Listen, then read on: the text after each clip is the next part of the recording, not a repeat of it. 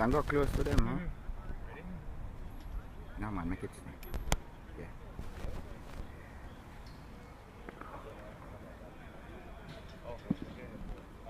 Oh, we're not here from Amir. 9:30.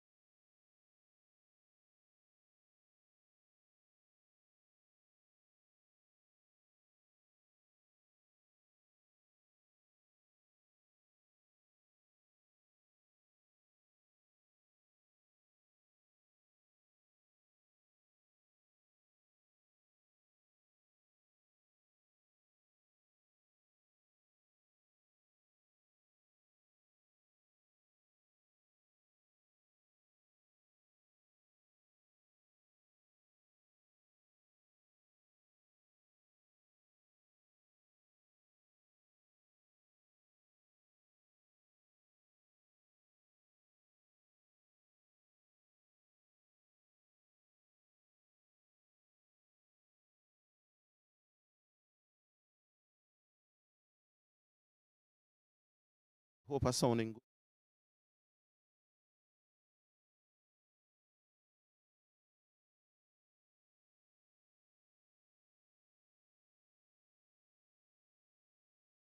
So, very good morning. Welcome to the final of the JCA All Island 50 Overs competition.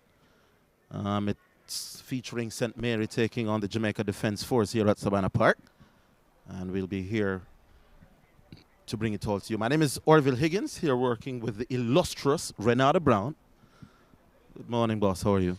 Morning, Orville. Good morning to the viewers. And probably some persons are in the kitchen still making breakfast and just listening into the broadcast. But good morning to them as well. And we expect an exciting contest between these two teams. If the semifinals are anything to go by, then we're in for a treat. The JDF team got by a stubborn Kingston side, winning off the last ball in that contest in the semifinal played at the JDF. Gilzine, who we expect, that 7 Gilzine, who we expect to once again figure for them, made 130 odd not out in that game, which was very important for them. But this St. Mary team, remember, they're the defending champions. They won the competition in 2019. It felt so long ago. That was played at Chedwin Park, and they won by 120 runs. And I believe that was played the Saturday, and then they went on to play in the SDC T20 competition the Sunday, and they won that as well. So this team, they've been playing together for about 8 years or so, a number of former national representative and, of course, current national representative in Alwyn Williams. But JDF, they're soldiers, they're army men, they're tough, they're rugged, and we do expect a pretty strong contest from them today. All right, so the toss was won by...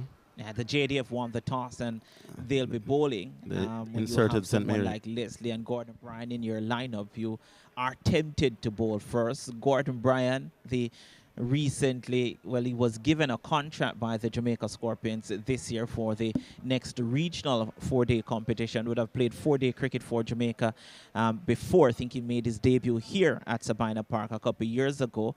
Nice, fluent bowler in his stride, gets the ball to nip around as well. Is not necessarily express pace, but quick enough, and when you get the ball to move, you can be dangerous. And he picked up 4 wickets in that semi-final against the Kingston team. And once again, on this Sabina Park track with some grass on it, the ball will bounce a little bit more, will carry a little bit more, that he could very much factor well in this one. All right, so the St. Mary openers are currently at the crease. And we're just awaiting the graphics to come up to tell us who is who, I suppose you could put it. Yeah. So it's usually Alwyn Williams who opens the batting. Chilumba and Orlando Lions. Orlando Lions, by the way, they play for the same local T20 team in Boscobel. They have a quarterfinal in a week or so in the local T20 competition, the SDC T20 competition. And these two, they're pretty solid at the top and would have had a number of partnerships over 100 throughout their playing years. And Lions is actually the captain of the Boscobel team. So it shows his worth. Alwyn Williams, the left-handed batsman, will be facing first up, and a Jamaica Scorpions batsman to that. All right, so is that Brian who will be opening the attack? No, it looks to be Leslie who will open the attack from this George Headley end, or the Michael Holding end. Right. I feel a regulation feel at the moment. Looks to be 2 slips, somebody at point, cover mid-off. And then there's a mid on a man just short at mid-wicket. Just back with a square and a wideish long leg. So there's lots of G'ing up. We're about to witness the first ball. Leslie seems to be doing some running repairs on the boots. And Alwyn Williams will take first strike. First 10 overs, only 2 people can be outside the mandatory circle. Here's the first ball. Oh, that's pulled away audaciously. What a way to start. Good morning, Mr. JDF opening bowler. Yeah, Lester there, going for the short ball first up. And as we said about Sabina Park, in general, it's quicker. We all know that. Has a lot more bounce. But it's important that they don't allow that to get to their head and bowl short, because I'll tell you what, Alwyn Williams is a very attacking batsman, and you can't bowl short to him. That was pulled with disdain almost. It has already prompted a feeling change. A man has gone all the way back on the square leg boundary. That plus the long leg are the 2 people out. Here's Leslie again. And that one was much better in the channel left alone. And you talk about learning lessons, that they're learning a lesson pretty early. And as we look back at it, a short delivery and just quickly onto it was Alwyn Williams. They call him Chulumba, made 70 odd in that semi-finals against Kensington. That proved to be pivotal and leading his team home to victory. How Leslie will respond. Second delivery was quite good. And again, not forcing Alwyn Williams into a shot. Seems to have found his radar after that opening short delivery. Much better line there. Probably better length as well. Yeah, this one pitched up a little bit more. And again, just outside the off stump, maybe round about 5th stump or 6th stump. And you saw the ball there after it passed Alwyn Williams just coming back. So he wants to pull that length back, try to get Alwyn Williams to drive through the cover region and maybe go through bat and pad. Oh, that definitely some movement on that. Tennis ball bounced through to the keeper, but you could definitely see the ball shaping away. And there's a genuine away movement from the left-hander. Yeah, back of a length. This time, just as I said before, just pulling his length back here. Leighton Leslie, and again beating Alwyn Williams. But you got a boundary from the first delivery. No need to really push the scoring just yet. You have to see what is happening, see what it is that the JDF have on offer. Here's Leslie again. And again, genuine movement. The pitch doesn't appear to be particularly quick at the moment, which is probably why Leslie could reel off that audacious pull shot. I'm a bit surprised looking at the field setting, umpire Chris Taylor there from this Michael Holting end, because they have deep backward square. Maybe that's for the short ball. There's a fine leg in place as well, but there's only a slip and a gully. Oh, he played at that. He probably wanted to tell you that he kept his bat just in line, but genuine movement away and a few words being exchanged. Friendly, we hope, between Leslie and Alwyn Williams. End of the first over. Here it is, Renato, touching down and genuinely angling away. He may have just kept his bat in line and didn't attempt to play, but that was a good delivery. It was a good delivery to end the over, having conceded the boundary of the first ball. But again, you saw that delivery there, pitched round about middle and off and moving across the left-handed Alwyn Williams. But with one slip and a gully, you're now looking, if he does get that outside edge, the ball could go in between that gap and get to the boundary for 4. If Leslie's going to operate round about that length and that line, at least you can give him a second slip. Especially when he's genuinely getting the ball to angle away from the left-handed batsman. Yeah, a little surprising, I agree. It is surprising. I don't think they'll be making the same mistake this time because they've gone with 2 slip here to the bowler coming from the Courtney Walsh end. But we'll see what will happen. Yeah. 2 slips, gully point, cover mid-off. And the two.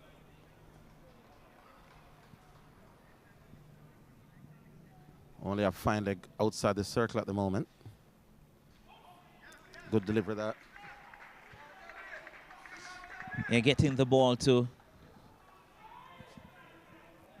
nip back there. Left arm seamer from over the wicket. As we look back at it, as his run is kind of deceiving. He starts wide, then angles into the stumps. And when you have a left arm seamer bowling that way, you can get the ball to pitch roundabout off stump and then come back to the right-hander. So Orlando Lions have to be careful here.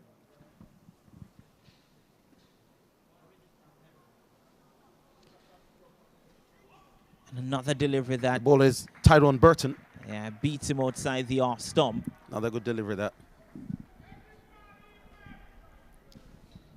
Pitch does seem to be offering some kind of sideways movement. And this knows that, well, I won't say strange because I may understand the thinking here that he will try to go a little bit fuller as opposed to Leighton Leslie from this end. But the 2 deliveries so far angling into the right-handed batsman now looks as if he's going to try to push it across him. down the leg side, wide signaled. And that makes the total 5 without loss in over number 2. 5 without loss after 1.2. But again, I'm not understanding this from Burton, because you're getting the ball to angle into the right-handed batsman. If you're going to go over the wicket, you'll have to start that delivery from outside the off stump. Burton to try again. Left arm over. That's a heavy sound on bat no ball signaled as well. So the bowling team for the moment not getting it quite right. The previous one down the leg side. This time he overstepped. And there's the umpire signaling no ball. And it's going to be a free hit. Yeah, so a free hit here. Orlando Lions would be pretty pleased. It would be a nice way to get off the mark, a free hit here. And remember, the field can't change. So they remain with a 2 slip, mid on, mid off. Will be looking to go straight here. Well, he whacks that over straight mid-wicket. That will go all the way. Almost as if he was expecting that to be a short ball. He set himself and really just slapped that over straightish mid-wicket. And it went into the boundary. Good-looking shot from Orlando Lions. As you said, looked as if he expected it, because he was waiting on the delivery. I certainly thought that Burton would have gone full, but maybe deciding that he's gone full in this over, that he will go short with this delivery. But the 2 boundaries that have been conceded as the ball is retrieved have been conceded from short deliveries. Indeed. I think the umpire was having a quiet word with Tyrone Burton. There he is, about running on 2 straight down the track. Let's see if Burton, as a result, will go a little bit wider in his follow-through. Here is he again. This time it's driven up the road for a single. And that takes it to 10 without loss. And over number 2. Missed out there. Orlando Lions, well, it was a full toss. And maybe didn't want to play across the line, but didn't have any power behind the shot. And ended up just getting a single. And a quick single in there. And as it's fielded. So now the left-handed Alvin Williams comes on strike. And no discernible change in field. Still a 6-3 offside field. 2 slips and a gully. Point cover mid-off. And the only man outside the circle at the moment is the man at fine leg. So with a 6-3 offside field, you expect him to be hitting a length just outside off, which he does there. And good deliver that through to the keeper. Would probably be a bit more inclined to bowl into the left-handed Alvin Williams as opposed to the right-handed Orlando Lions, because of the shape that he's getting from the delivery. It's just for him now to maybe pitch that round about middle and off or off stump, and to get it to move away from Alvin Williams to get those 2 slips in play. Burton with some stutter steps at the top of his mark. And Alvin pulls that round, should be coming back for the second. And again, Renata Brown, almost all the scoring shots have been coming from pulled shots from both the left and the right-handed batsman. End of over number 2. Make that, what's 13. That, 12? 13, yeah, 13 without loss. But again, as you said, the 3 scoring shots that we've seen so far, well, 4 scoring shots, but 3 of the 4, they've been played off the back foot. And Alvin Williams there just trying to pull that one wide off mid-on.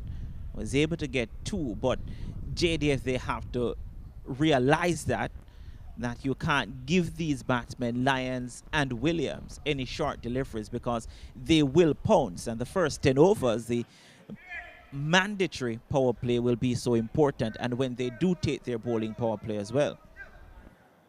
Yeah, that one wasn't all that short. Wasn't a long hop by any means, but Alvin Williams is almost waiting on anything short. And Leslie will continue to. Lions. Yeah. two steps gully. Third man back.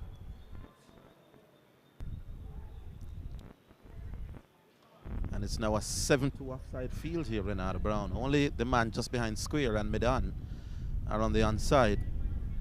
So Leslie, well, the umpire now is just coming up. I'm not sure why. I'm not sure if there's some issues with the pitch there. He's just, well, I think what is happening is that Orlando Lions is actually batting outside of his crease. So the umpire is saying that if it is that you do come on your front foot because of the distance, that you might very much be in that danger area. Is an umpire allowed to tell you that you can't bat in your crease? Saw something like that in an Indian game. But let's just watch this delivery. Leslie to Lions. Can't bowl there. Shot in the air.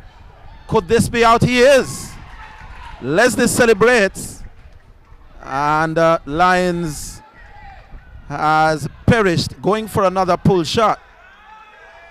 And for a minute, I thought that it would have been dispatched.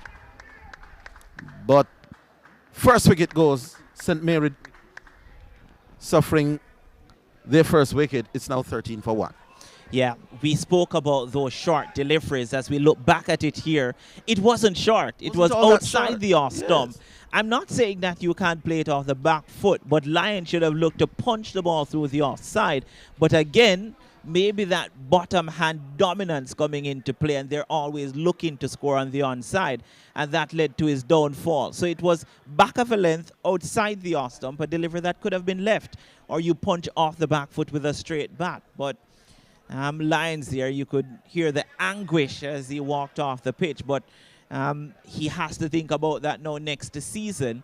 Failing here in this contest, it look as if it's Daly who will be coming in, another left-handed batsman.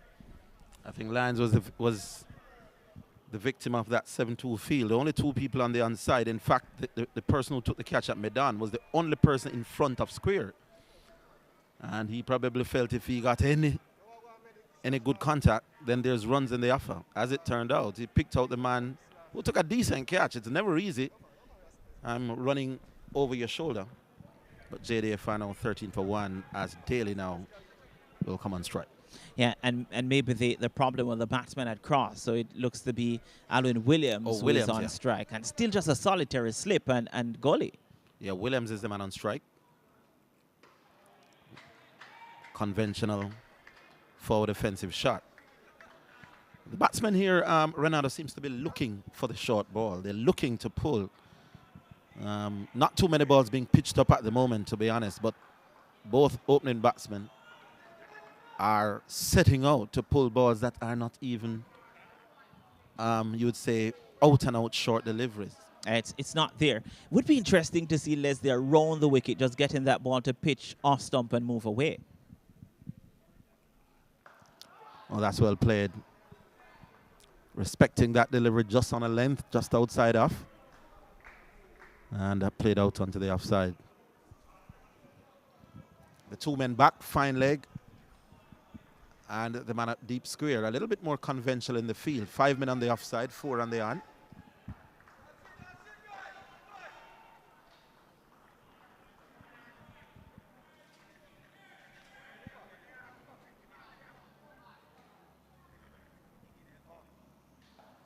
He cuts that.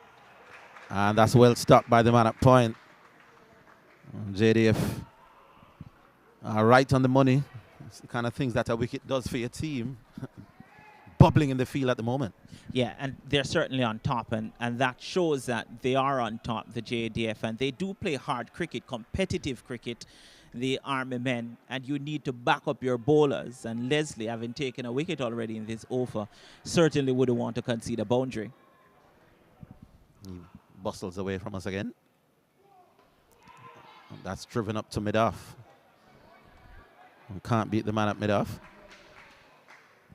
I think I saw some little movement in the air. Would love to see that one again. One was pitched right up as opposed to some others that we've seen before. The drive was on. Well, that was the that was the previous delivery.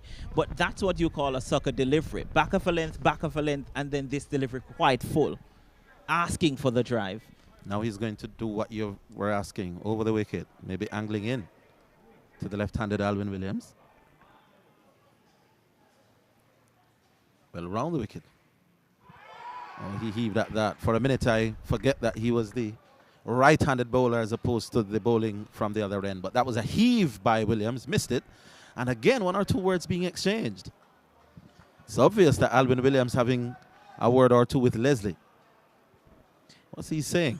Yeah, front foot went nowhere. And Leslie now walking up towards Alwyn Williams and will go past. Has a real touch there and a few words to Daly as well, Tyrone Daly. But again, trying to get into the head of Alwyn Williams because they know how important this wicket is. If they pick up Alwyn Williams early, then certainly they will feel like they are in this contest. Alwyn Williams is the top run scorer for this St. Mary team, having already scored over 578 runs, averaging 82 coming into this final. So his wicket is very important. All right, so the left arm Burton will continue from that north stand end. And this time we are seeing a man right out at mid-wicket and a fine leg. These are the 2 people back, so it wouldn't be unexpected here, Renato, to see another short ball coming. Yeah, the St. Mary team, they think this is the partnership, by the way. They've changed. Looks to be Levy, who is the new bowler. This is Levy. definitely not Burton. No, this is right-handed, so this is Levy from round the wicket. Oh, that's a horrible delivery. 4 wides, I think, will be signaled. Did he get a bat on it? Yes, he did. Umpire signaling for 4 runs down the leg side. And when you're a batsman and you get that to get off the mark, you thank your lucky stars. This was just a very, very ordinary delivery. Yes, he did get some bats on it. Yeah, and as I said before, that St. Mary, they would feel that this is the partnership. They're looking at their top 2 run scorers this season. Together, they've contributed over 800 runs. So this partnership could very much do it for them. Daly's on 4. And total... you think the total, Ronaldo? We'll give you that in a while. Levy to Daly. Oh, that was high quality. Good bounce, good carry. And Daly knew very little about that one. Could deliver this. Yeah, the score should be round about 17 for the loss of 1 following that boundary. But again, has to be consistent. It was a wayward delivery. I'm a little bit surprised that Burton didn't get an additional over. The left arm seamer getting the ball to move, but maybe they're thinking because it's 2 left-handed batsmen that they haven't gone for the left arm seamer. I'm not sure.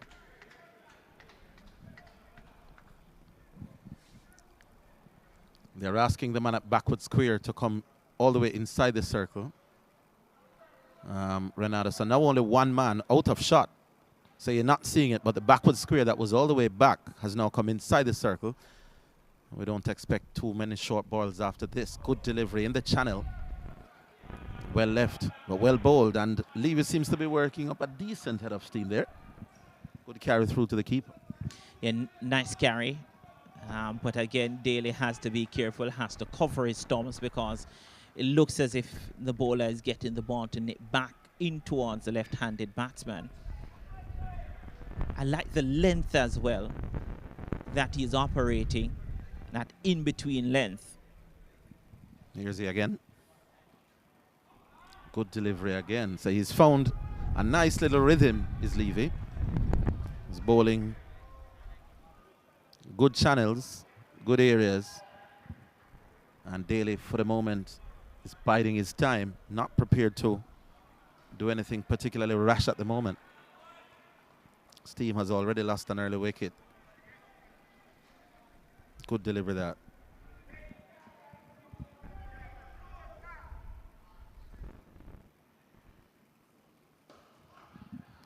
Nice little pleasant push up towards mid-off. And Daly held the pose as if to say, I am very confident in behind this one. Is to leave it. Came right out of the middle, and as a batsman, when you can stroke it up to mid-off this early on and holding the pose, you're feeling pretty good about life at the moment. Levy again. Pleasantly driven out towards just forward of point. Takes a single. And Daly looking quite good at the moment. Yeah, I wouldn't be displeased with that over from Levy, because what you want to do is that you want to get the batsmen playing. You don't want them to be leaving deliveries outside the off stump. And that over had Daly playing more often than not. And you look at that previous delivery that Daly drove, got the outer portion of the bat, and his front foot didn't exactly come over to cover the delivery with 2 slips in place. If I were Leslie, I'd be pretty pleased with that. Leslie on 5. Williams on 6. Well, not Leslie. Daly on 5. Alvin Williams on 6. And it is Daly who will take strike. And Leslie it is who will continue. 1 slip, gully. Point, cover mid-off. The fine leg and the backward square, the 2 people out. And that was pitched right up and stroked out towards mid-off. And again, Leslie just having a few words.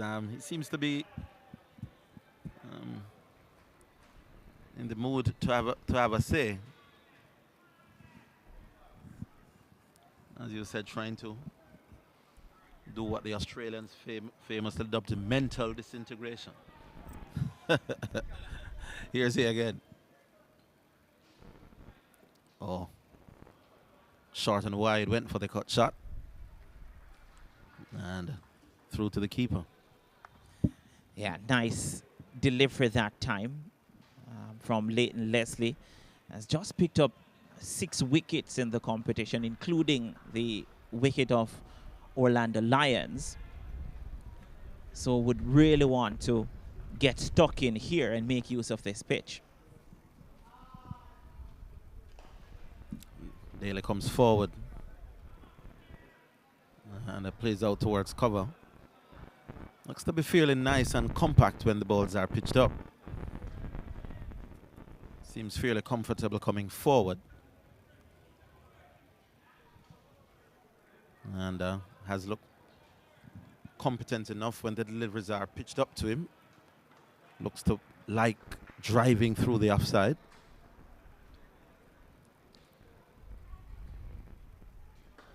Oh, this could be tight. In the end, they take it. Yeah. And another run for Daly, another run to St. Mary. Almost weighed the ball there, the fielder coming in. As he looked back at it, pushed into the cover region. I think Alwyn Williams was late in getting off, and the fielder just wasn't reacting quick enough to effect a run out, and then they get an easy single. There was a chance for maybe a second run, but by that time Alwyn Williams was in the dressing room at the north stand. Momentum had taken him well past the stumps. And that the total now.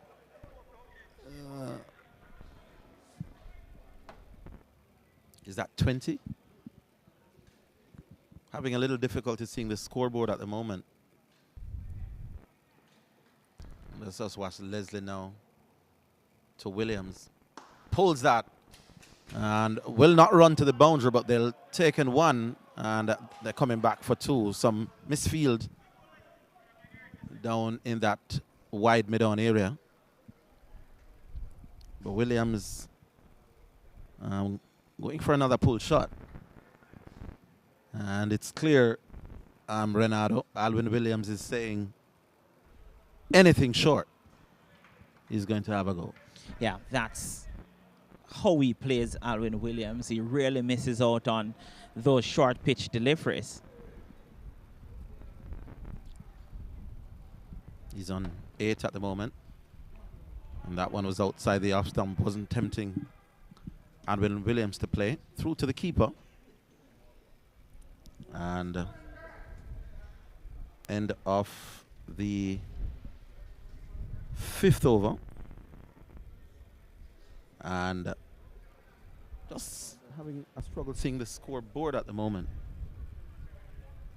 But we make that within the vicinity of maybe 21 runs from 5 overs. St. Mary after being asked to bat.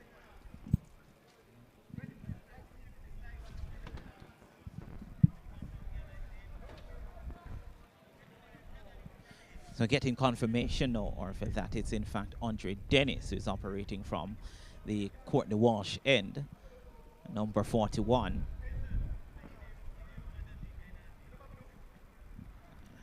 So this is Dennis. Okay. Daly on strike. And works that nicely out forward of square. And should be coming back for the second. Does that quite easily in the end. Moves up to 8 with that. He seems fairly comfortable driving both sides of the wicket, Ronaldo, when it's pitched up. Yeah. Didn't try to overhit that, just coming down on it and just working it nicely. It does look comfortable, and don't mind the diminutive figure. He can't hit the ball a mile. Dennis. Oh, that had to be a wide. That maybe should have been 2 wides. And keeper had to gather well in front of second slip. Yeah, I don't think any of his 16 wickets in the competition so far came from a delivery like that.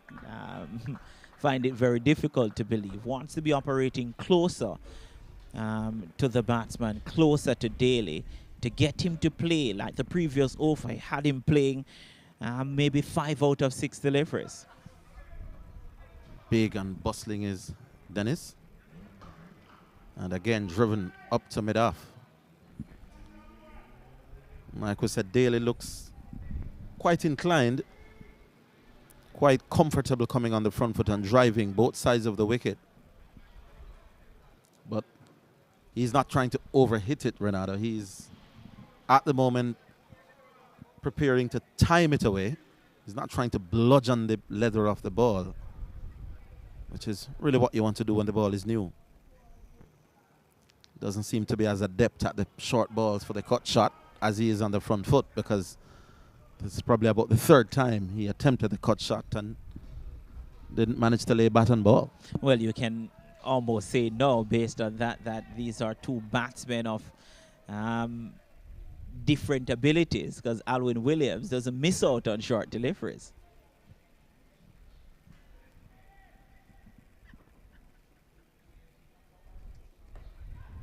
Works out towards mid-wicket. And like I said, when it's pitched up, he looks fairly competent. Both sides of the wicket. He goes to 9 with that. And still struggling to see the overall score from where we are.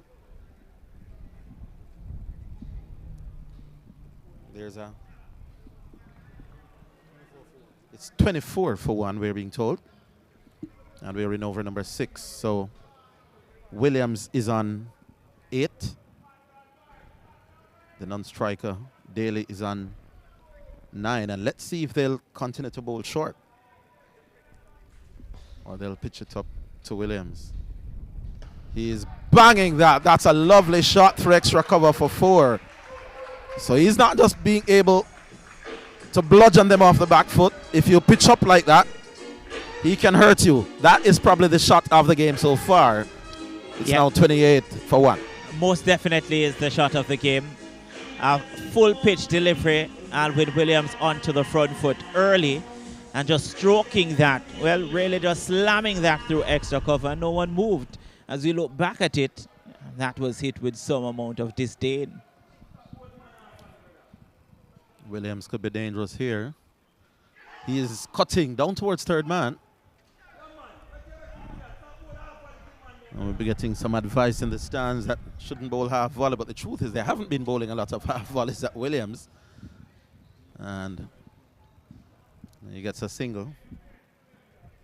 Takes him up to 14 with that. And we make that, what, 29? It's up to 13. Yeah.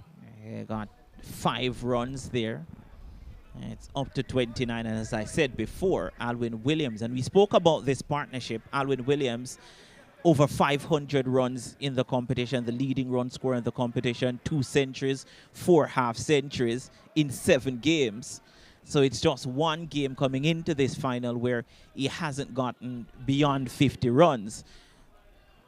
Daly, the 2nd run scorer in this team, you look at the disparity, 260 odd runs, and being the 2nd run scorer, highest run scorer in this team. So over 800 runs between these two in the competition. So again, a good total hinges on this pair. And they've started well. They just need to carry on now. Spin for the first time here, Ronaldo. The batsmen have disposed of the helmets.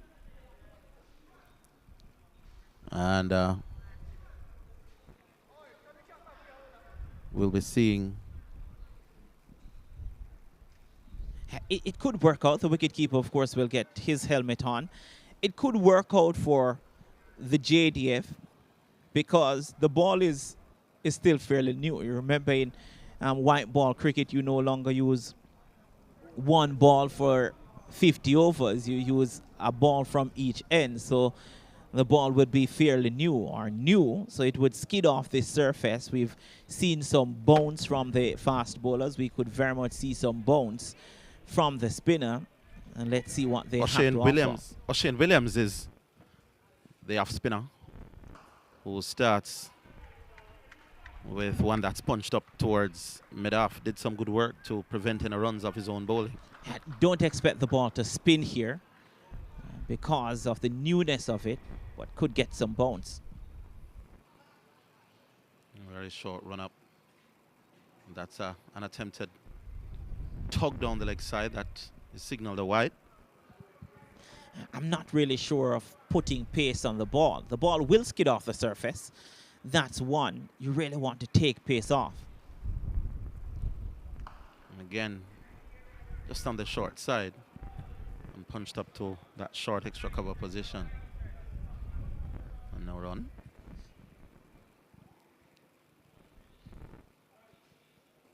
And Williams taps away. Forward. And now they've scampered through for a fairly comfortable single in the end. And that delivery there, Orville had the batsman on the front foot. It was a bit slower, had the batsman on the front foot and got the inner portion of the bat. So that's what I'm saying. The ball is new. It will skid off this fairly hard surface. Daly on strike. And once a single, offered the single to Williams, who says no. And steered into the offside. O'Shane Williams, the off spinner, has been reasonably consistent this over. Hasn't bowled too many hittable deliveries as yet. That one is swept away. Lovely shot. That's 4. And that was played with some class by Daly. Sweeping expertly past the man at backward square.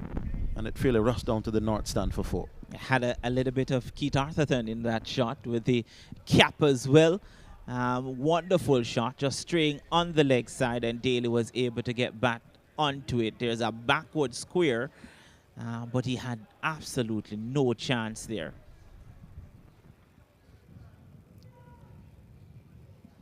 All right, what will O'Shane Williams do? Daly taps away. And he's bowled him! Wow! Daly seems to have got everything covered, but somehow the ball sneaked through those defenses. The stumps were clattered, and the JDF have struck again. St. Mary has lost their 2nd wicket, and Daly will have to make the long walk back to the pavilion, bowled for 30. Don't want to say I told you so, but I told you so. And the difference with that delivery, 31 now for the loss of 2, and it should be a bit more than 31, at least 33 for the loss of 2 now. But that delivery, flighted, didn't have a lot of pace on it. That's one. And because the ball is new, it didn't spin. I think maybe Daly there was playing for some turn from the delivery. It didn't come, just went on with the arm, went through his defense and bowled him. And the St. Mary, they lose their second wicket. And Daly goes for 13. As we look back at it, it was a flighted delivery. So I'm not sure what happened with Daly there, maybe trying to play for some spin, but just went on with the arm. So we make it 35 for 2. And music blaring on in the background. Yeah, the vibe building here at Sabina Park. Maybe building more so for the JDF than building for the St. Mary team here, the defending champions. And no, they really need to get a partnership going at 35 for the loss of 2. Still not saying that they're in a position that they need to be worried, but having lost their second highest run score in the competition, maybe it is cause for a little concern.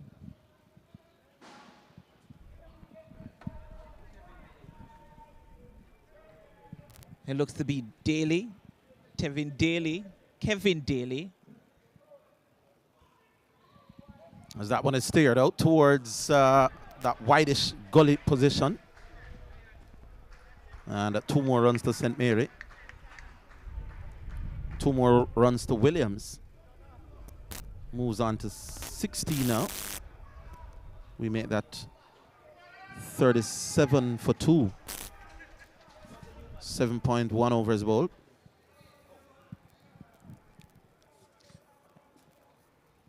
And they're appealing. I think that may have maybe just pitching outside leg, you think? Yeah, just maybe pitching outside left. And I tell you what, the bowler here was very exciting. By the way, Andre Creary is the new batsman, former youth and West Indies player. I think that was definitely pitched outside leg.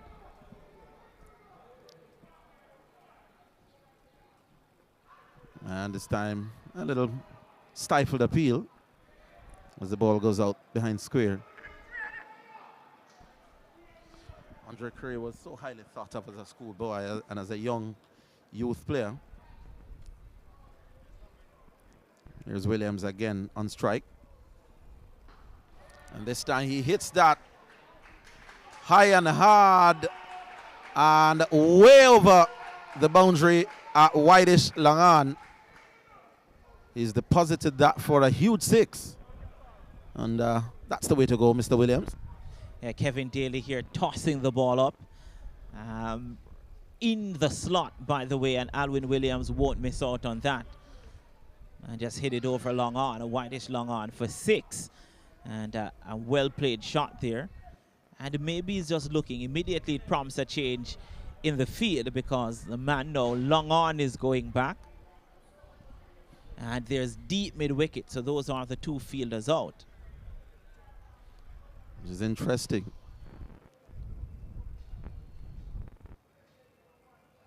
And he's trying to hit that down the ground. He gets an inside edge. It rushes out towards backward square. And they only can get a single. But usually, Renato, the off-spinner, spinning, bowling to the left-hander, you'd expect at least 1 fieldsman in the deep to be on the offside. But they expect Alvin Williams to drag leg side even though the ball is supposedly spinning away from him. And I say supposedly because you've mentioned from earlier that there may not be too much spin on it at this early stage of the game. Yeah, and I did say that the spinners could very much factor in this with the new ball because it is, it's just kissing off the surface and maybe undid Tyrone Daly there in his dismissal. Creary now to face his first delivery. Spoke to a couple of JCA officials. Here's his first ball. And a nice, pleasant drive, but can't beat the bowler. Yeah. End of the over. We make it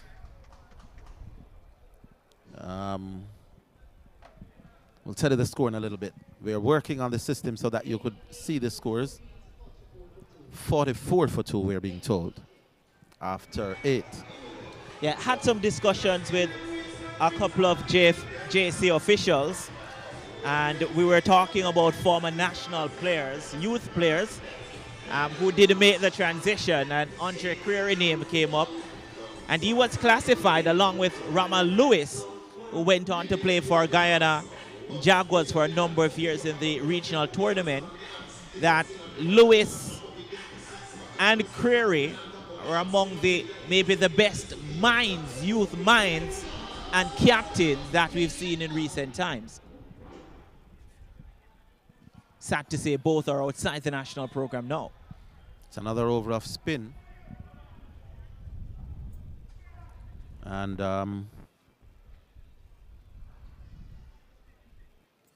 we'll tell you who that is in a little while. Shane Williams. It's O'Shane Williams. That's a good delivery. You could see Alwyn Williams winding up for the big drive and then having to check the shot. And there's him rehearsing that maybe he should have just came on the front foot and really just tongued it over mid-off. And that was a good delivery. Forcing Williams to be quiet off the back foot, but can't beat the man at that straight mid-wicket. And you can see Williams just waiting on anything over pitch. There's a long off, so he has to be careful in hitting down the ground. But we've seen him more inclined to hit towards long on. And that one, he's worked that out towards short fine leg. They take one, and that's all they'll get. Let's see the signal. And the umpire signaling leg by. Just angling down the leg side. And again, Williams here just not looking to spin the ball. Here it is. Always going down the leg side. Just came off the outer portion of the pads there. Williams remains on 23. Andre Creary now to face his first delivery. Very stylish.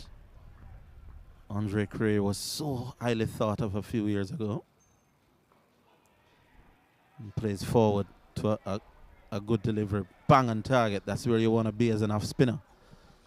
He had an injury and was out of cricket for an extended period.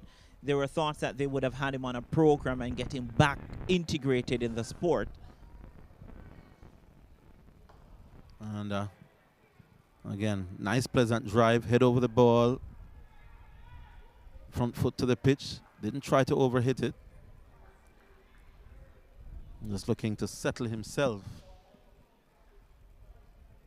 And he's off the back foot. Looking for his first run. It's not there. And it's the end of over number 9. And it's 45 for 2. Yeah, a quiet over, given what has happened. A couple of deliveries to Andre Creary, who is yet to get off the mark since getting to the crease. And one thing I can tell you about having spinners bowl, especially in the power play and early in the contest, that before you know it, you've completed 20 overs, and you're thinking, then where did all those deliveries go? So the JDF may be trying to sneak in a couple of different deliveries here. By the way, they have their second and third best bowlers in terms of wickets this season operating from either end. So they do see the importance in picking up another wicket here.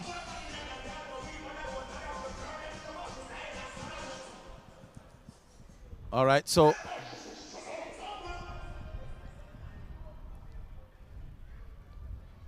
it's going to be spin again.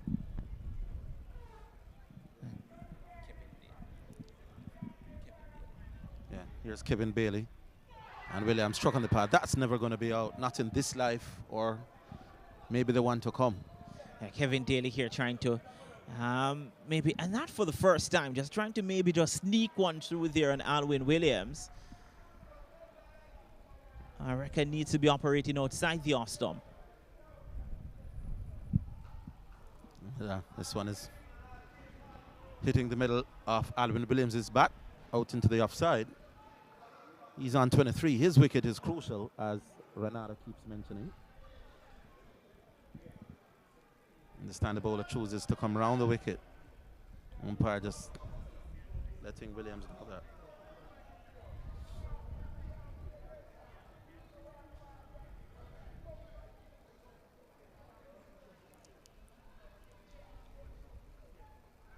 Williams confidently forward. Yeah, I'm not opposed to this strategy from Daly here, from around the wicket. Of course, the angle, we're bowling with a round arm, will certainly take the ball in towards Alwyn Williams. That's punched nicely out towards cover. And no run there.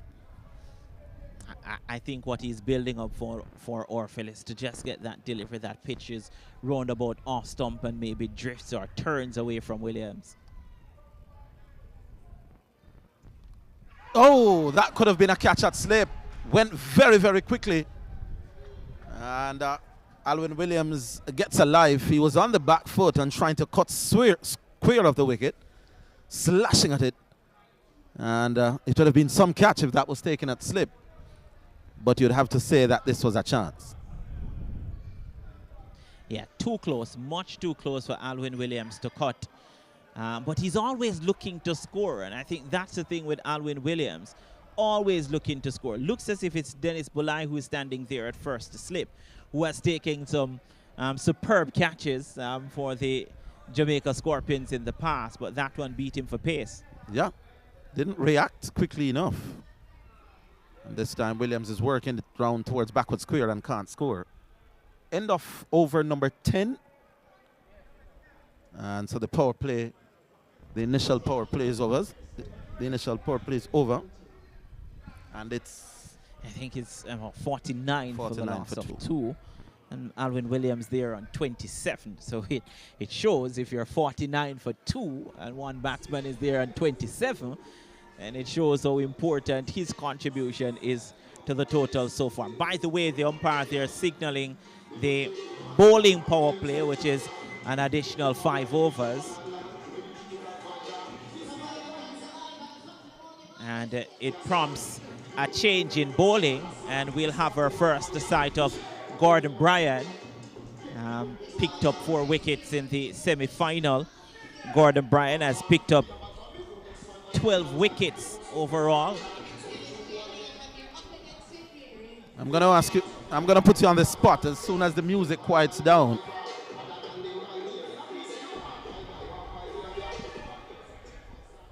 All right, so my opportunity now to put you on the spot. 49 for 2 after 10.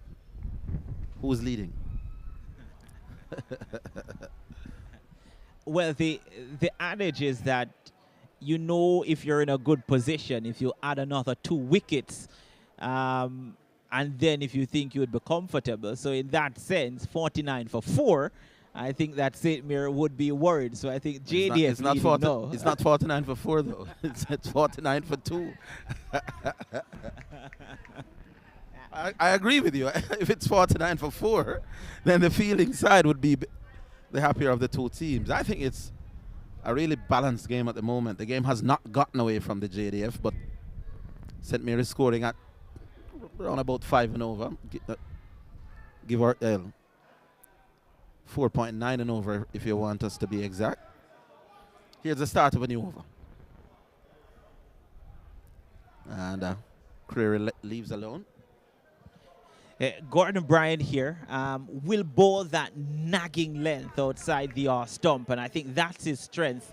Does get the ball to move around, can move the ball both ways, Gordon Bryan, but I just think it's the fact that he generally keeps the ball in or round about that good length area outside the stump that plays on the mind of the batsman, and he's a patient bowler, and I think he can probably develop in one of our better bowlers in first-class cricket.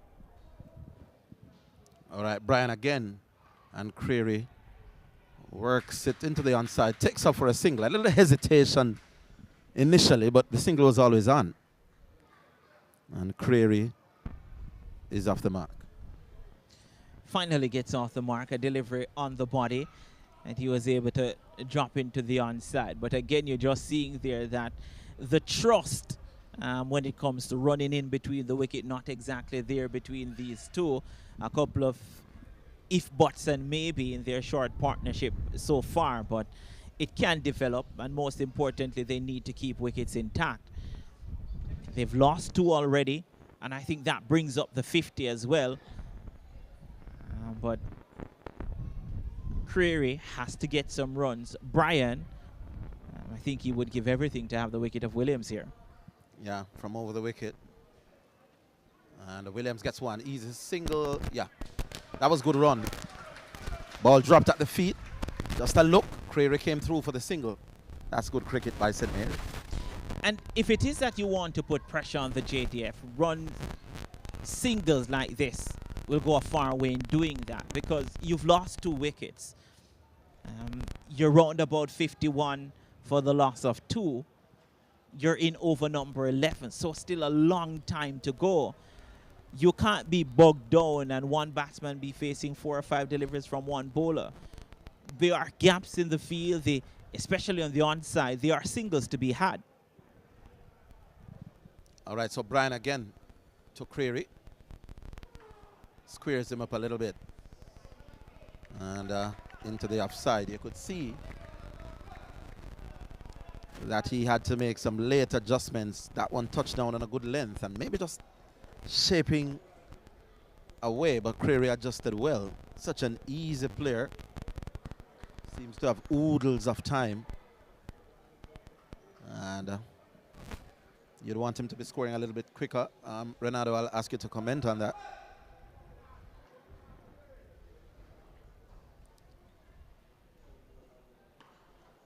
Again, another easy single. Well, if you can't get boundaries, that's the way to go. And I think that should be the mode of Andre Creary, because what you don't want to do as well, Orville, is that you don't want Alwyn Williams to be stuck at one end and not facing a number of deliveries. You want him to be there. You want him to be facing a lot of deliveries, because so far he's your top run scorer. Yes. You don't want him to be stuck in a mold where he's not facing deliveries, he's not sweating. So I really appreciate this from Andre Creary, trying to get the quick singles to get Williams back on strike. All right, so Brian will continue.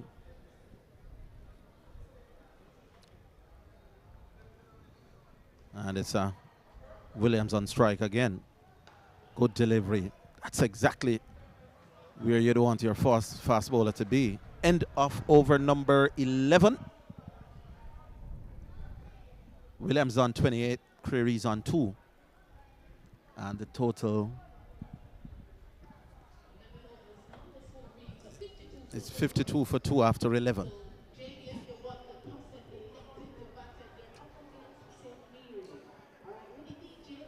So after 11 overs, 52 for 2.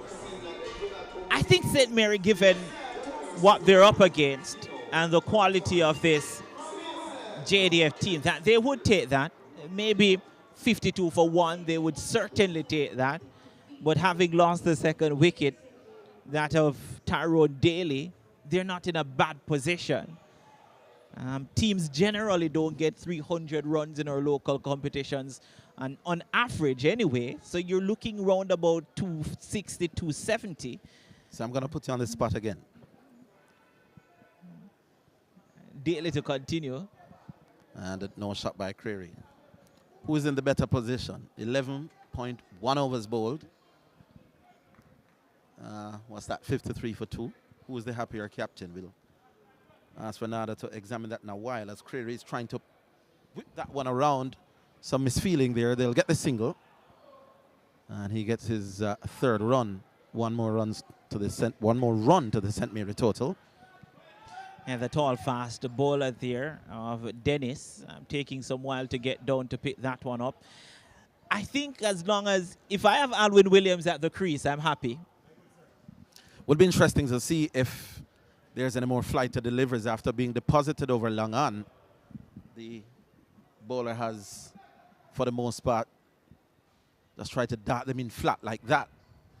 And Alwyn Williams having the presence of mind and the ability to work it away out towards mid-wicket for a single. No more flighted deliveries here, Renato. Is the bowler being just a little bit too cautious, or could he have gone, could he still be going for more flight? Disappointed because you do have long on and long off in place. Yeah. Creary back on strike. And punches out towards cover, can't score. With long on and long off in place, you are thinking that certainly give the ball some air. If you've been taken for a boundary, Creary is respectfully playing that back along the ground. yeah. So if you've been taken for a boundary, I don't think you would be displeased with that because you're looking for the wicket. Especially Alwyn Williams' wicket. He's crucial to the cause. So an extra risk or two wouldn't go amiss. Creary on strike and leaves alone outside off, doesn't attempt a shot. End of over number 12. We make it 53 for 2. So in that sense,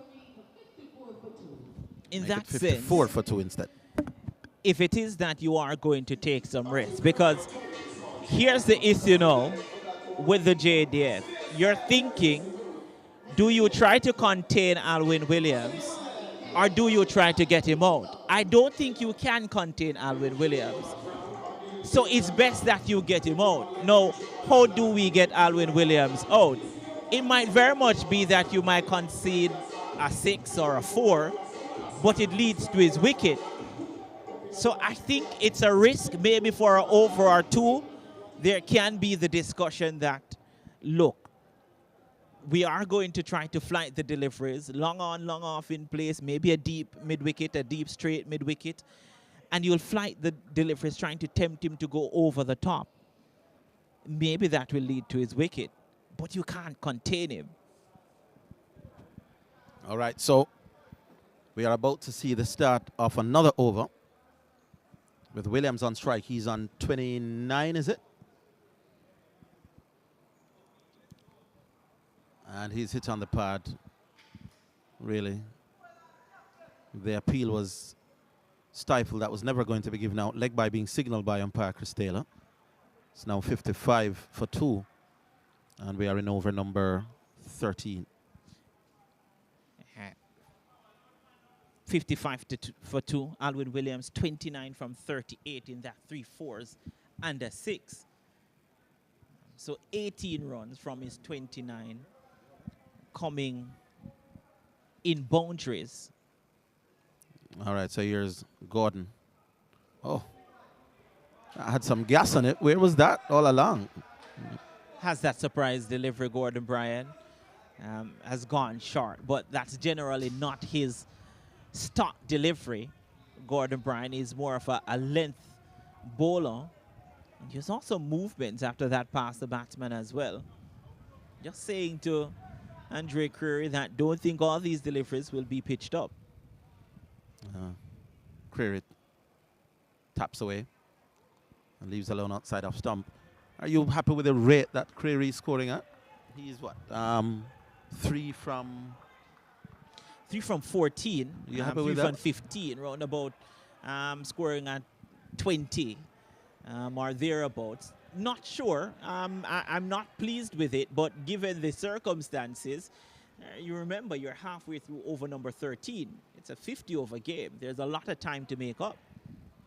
Gordon Bryan again will bustle in. And again, Creary just content in just leaving the ball alone. He bats with the air of a man who is almost bored at the proceedings, as if I'm here, but I'm not overly impressed by anything that you're doing, Mr. Bryan. He just leaves alone with the ear of somebody who is saying, is that the best you have on offer? I like that from Andre Creary, though, because Gordon Bryan, as I said before, will play on your patience outside the off stump. So he has to play within himself and not really go off those deliveries outside off stump. And again, almost carbon copy of what happened before, with Creary saying, if that's where you're bowling, this is what I'm going to be doing. And Gordon Bryan saying, if that's the way you're going to be playing, that's what I'm going to be bowling. It's classic stalemate. By the way, these aren't driving length deliveries, by the way. That is true. So I think it's a smart thing here from Andre Creary to just leave those deliveries alone. Alwyn Williams there may be demonstrating what Andre Creary should be doing, chipping down the wicket. I don't think Andre Creary is going to be chipping on the wicket. He backs away. Alwyn Williams at the other end, almost itching, you think, for an opportunity to get back on strike. And there's he just essaying and shadowing a few shots himself. But Creary's content at the moment not to force the pace. He's content to only go for opportunities when they are presented, not trying to fetch, not seeking scoring opportunities unless they are presented. Here's he again. No ball. You could hear the call from here. And that was the ball that was intended to knock the off pole over after those wideish deliveries. Free hit being signaled. And maybe now Creary can go down the wicket and have a go. Yeah, I think if Creary gets a boundary here, he'll walk down to Gordon Bryan and say, got you. Gordon Bryan blinking first here. But I remember watching, I think, Pakistan playing against Australia in that test series in Pakistan recently. Well, you'll tell us that story. Here's the free hit. Where will Creary look to hit this? He's back away. He was going for the pull shot to the short ball. Didn't make contact, didn't make use of that free hit. End of over number 13, and it's 56 for 2. Yeah, as I was saying, that in that series, there's a board in the Pakistan training room, dressing room, that says, be positive, be confident, and all those things were listed. And I say that to say, just looking, I think body language was also on that board. And I say that to say this, just looking at Andre Creary and even the attempted pull shot just now, intent in his body language. And that comes off where you might get some full deliveries, some half volleys, and you only get a single. You look at Alwyn Williams, and he's positive from ball one. His attitude is right. He's always looking to score. You don't get that feeling from Andre Creary. Yeah. Seems a touch casual for me. And it's going to be the start of another over with Alwyn Williams on strike. He's on 29, 56 for 2.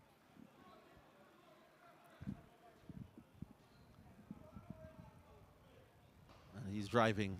Lovely shot.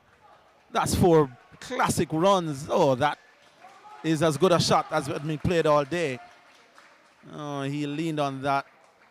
And that's a classic shot anywhere, anytime, any day of the week. Look at this. Oh, that was class. It looks even better on the replay. I'll tell you that much. Full delivery. And that's what I'm talking about. Because of the positive approach from Alwyn Williams, the bowlers are generally thinking, I can't bowl this delivery, I can't bowl that delivery because he will score. And you're now putting something in the bowler's mind at 61 for 2.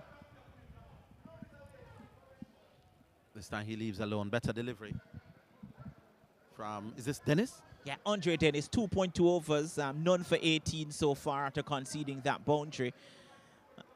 But again, it's just a positive frame of mind, the positive mindset. I'm not so sure about the field set because there's a backward point, there's a short extra cover, but there is no cover, there's no real force. No, they're reinforcing the offside now. Now it's 7-2 on the offside. So the line clearly is outside off. Can't afford to be too straight. So Dennis now must pitch outside off. Well, he went for the Yorker. That was well bowled. You'd have to say well played as well. A good response from Dennis. Well played from Alwyn Williams. And that Yorker, I don't think he expected it. And it is roundabout off stump. And the bat came down in time. Now Dennis now coming from around the wicket to the left-hander can't afford to stray now on the body because mid-wicket is vacant, and that's runs all day for Alwyn Williams. Yeah, there's only a mid-on and a long leg, so there's acres of real estate between those two positions. Alwyn Williams drives up towards extra cover. I think he probably got hold of that. Another Yorker length delivery though. And Andre Dennis showing that he could nail those Yorkers. Not a bad delivery in any form of cricket anytime. Maybe broke his bat. Alwyn Williams there doing some checks to ensure that the bat that has served him so well so far is still intact. Dennis again. And that's driven up towards the man at that shortish mid-off position. He knocks it down well. And prevented Williams from getting a single. Like the line from Dennis, this delivery again roundabout off stump, middle and off. And with a packed offside field, you're really asking Alwyn Williams to thread that needle.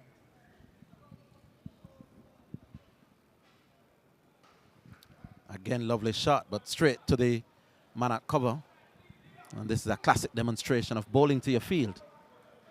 And end of 14 overs. It's 60 for 2. And Williams on 33 and Creary on 3.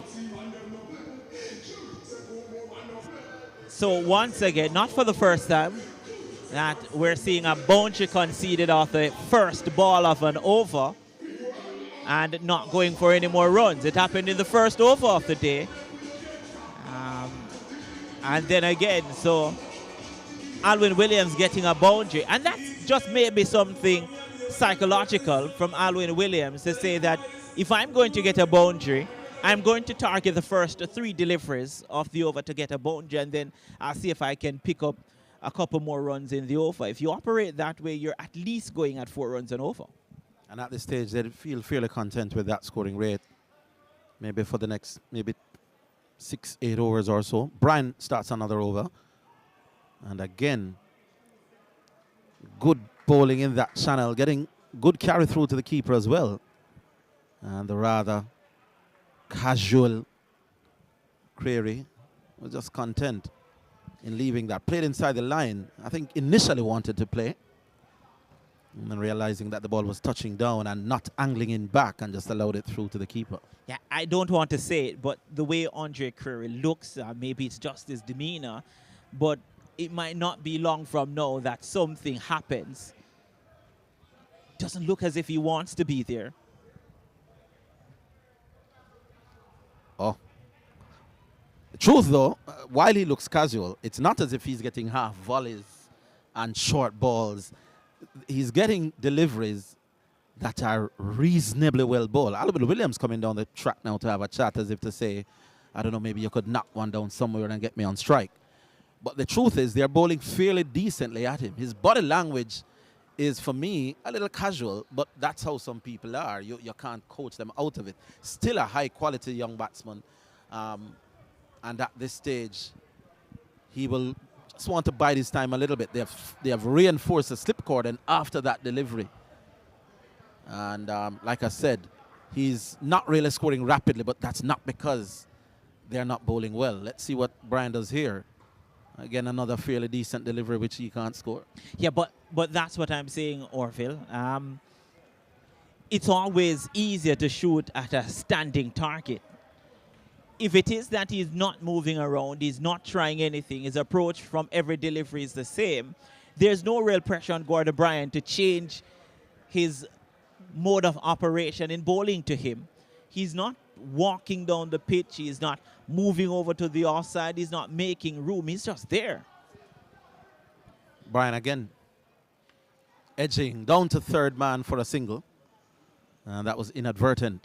Gets him off strike, but you'd have to say the bowler there would have won the psychological battle. Rather tortured innings of Andre Creary continue.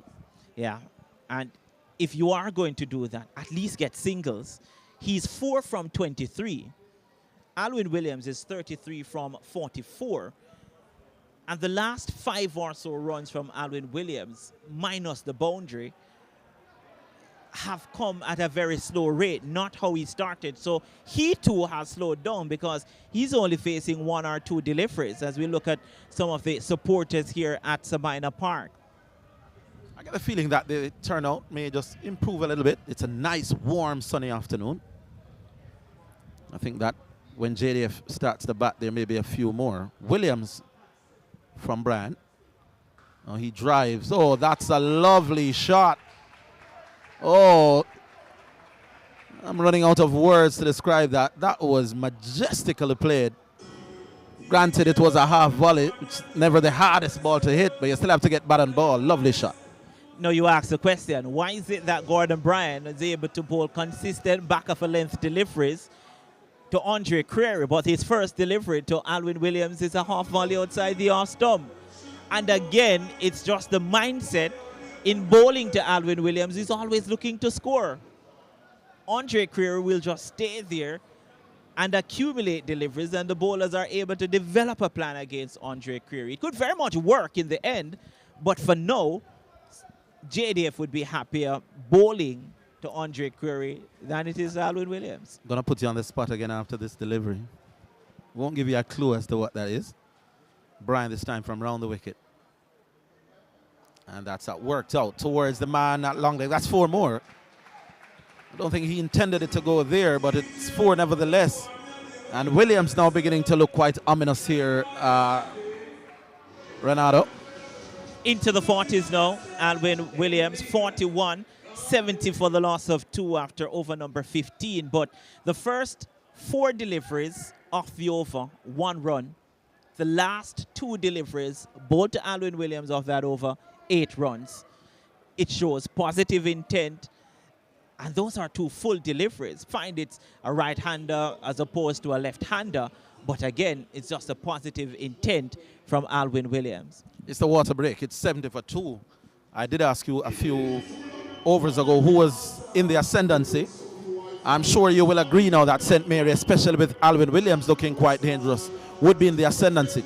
But the other question is, with Alwyn scoring fairly freely, and could the game plan be for Creary to just stay with him?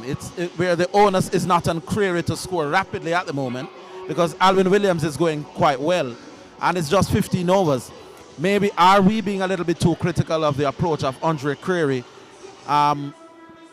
looking at the context of the game where his partner is on 41 at the moment, going pretty well, and they probably will want this partnership to go till maybe 30 overs. Are we being a little bit too harsh on Creary and his scoring rate? I'll put it this way. Andre Creary is 4 from 23 deliveries. So it's basically 4 from 3.5 overs. You don't get 3.5 overs back. That's 4 runs. Now, I'm saying to St. Mary, are you happy going for 3.5 overs and making just 4 runs? You're basically going at a run and over from Andre Creary's position. Fine, Alwyn Williams has made up for it somehow by scoring 3 boundaries in his last 4 deliveries. Or his last 8 deliveries, 3 boundaries, the over previously, and then 2 from the Gordon Bryan over. I think you're putting pressure on Alwyn Williams. Andre Creary just has to get singles. All right, so it's 70 for 2. It's the first water break, and we will be resuming when the action resumes in a few minutes or so.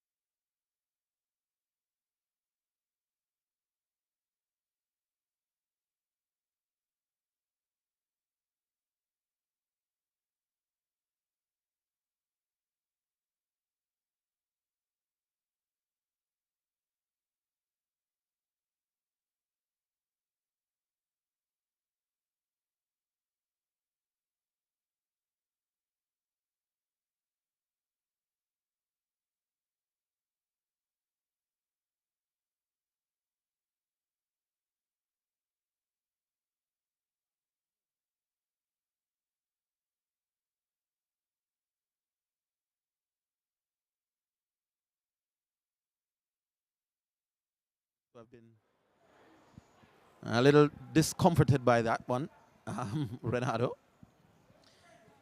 Yeah, a good delivery there. Andre Creary being tucked up, not given any room. I know this is another spell because things generally happen shortly after a drinks break or shortly after an interval. So he has to reset, get his mind together, Andre Creary. Creary really just steers this one nicely out towards third man. He seems to do everything with so little effort. Makes batting look ridiculously easy. And that's one more run to the total. Makes it now 71 for 2 from 15.2. And he might tell you that once he's there, that he has the ability to make runs. You can't make runs in the dressing room. So he just needs to weather this early storm from the JDF bowlers and then kick on towards the end. Alwyn Williams there, 41. Remember, 4 half centuries, 2 centuries, 7 games. Here's Williams on strike. It's a good delivery, good single. And that's they could come back for the second. And that's one of the things that you have to give Andre Creary some credit for. He was responsible for calling Williams through. Might not be scoring rapidly, but he's not refused to take the quick singles whenever they are an offer. And he's helping Williams to go along. Williams goes up to 43 with that. And another half century certainly on the cards. Yeah, positive running, quick call, early call, and that led to an additional run as Dennis there is kicking the ball away. What will he serve up? Oh, he's trying to, really just trying to bludgeon that through the covers. Gets an inside half. And again, Andre Creary called him through for another relatively easy single. And Creary comes back on strike. So a slip still in place. And the infielders are pretty close. Couldn't work the ball into the gap. Still hasn't played a shot in anger, has Andre Creary. He's still going along his own merry way, but his team is not in a bad position. Maybe they know something about the depth of the St. Mary batting that I don't know. Maybe he feels his presence is crucial. But I'm not seeing Alwyn Williams. I'm not hearing the St. Mary people urging him on. So they seem to be fairly satisfied with how he's going at the moment. He drives down towards Medan. This could be tight now. Easy single in the end. Looks to be a good judge of a single, Andre Creary. And now since that interval has looked a little bit more positive. It's if even in his running, so maybe he was just waiting for that 15 over period, because you don't know what the plan is for St. Mary. Maybe they're saying that we want to be round about 70, 80 after 15 overs. Then we reassess. We want to be maybe 150, 160 after 30 overs, and then we can push on from there. So it's maybe a plan, but we'll have to see it for the next couple of overs if this continues.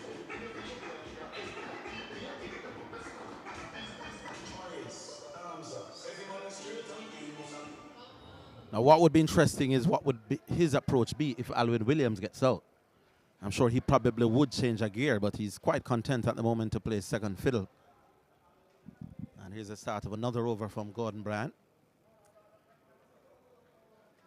to the rather obdurate Creary. And again, takes a single. But you're right, since the water break, he's not being aggressive by any means, but it's looking to be a little bit busier. Or is it that they're now bowling a lot straighter to him as opposed to that channel where he was leaving it? Could be a little bit of both.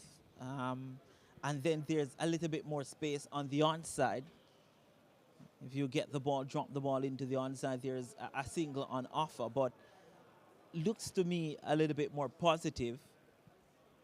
And now the offside being stacked here for the next delivery to Alwyn Williams from Gordon Bryan. It's a 6-3 offside field.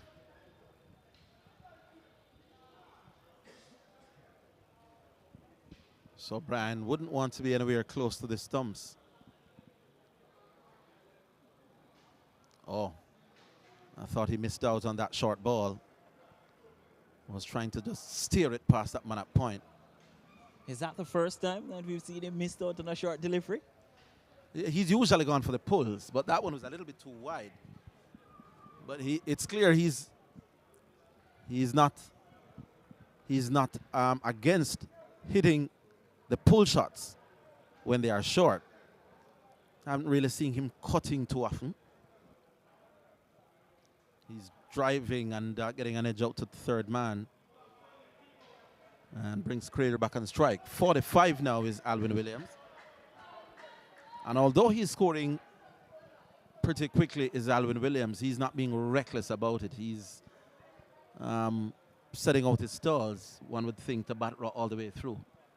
So he's scoring quickly, but you would say relatively safely at the moment as well. And 45 from 50 deliveries, so he's going at 95 runs without appearing to be taking undue risks. Yeah. Which is what good batsmen do. They score quickly without appearing. Quality player, Alwyn Williams. Certainly at this level he is. Here's Creary. And again, just dropping and running. And I think at some stage, the fielding team has got to say, listen, no more easy singles on offer. I think they're missing a trick. Creary is not going to be bludgeoning anything. There was a man at wideish cover while he was facing. I think when Creary is on strike, certainly you've got to prevent those drop and runs within the circle. Before the drinks break, we spoke about Andre Creary at least rotating the strike, and he's certainly done that. In my account, 4 singles since then. Brings Alwyn Williams back on strike on 45. It's Bryan, who is on the way. Oh, that's wide, down the leg side. There was a yelp from Bryan, who was disappointed with himself. And he has a right to be. That was really badly lined. So he was 4 from 23. He's now 8 from 29. So he's doubled his score in 6 deliveries since that drinks break. Maybe he needed some fluids to get him going. Here's Bryan again. Good delivery. What you'd call proper test match length. And that's my point about Bryan. He's not going fetching for deliveries. He's scoring quickly, but he's prepared to block out the deliveries that he's not comfortable with. But once he decides to go aggressive, he's giving it everything. But you get the feeling that he's still playing well within himself. Yeah. On form, certainly the top batsman in our local league, Alwyn Williams. Oh, he's whipping this one out towards fine leg, or towards long leg, really. I'm not convinced that that is where he intended it to go. But that's the end of another over. And after 17, it's 80 for 2. 80 for 2 there, as we will see the reintroduction of spin. The first time since we've had that drinks break. And now JDF certainly, I think, now trying to pick up another wicket here. A long mid-pitch conference between Williams and Creary. God alone knows what they could be discussing at this point in time.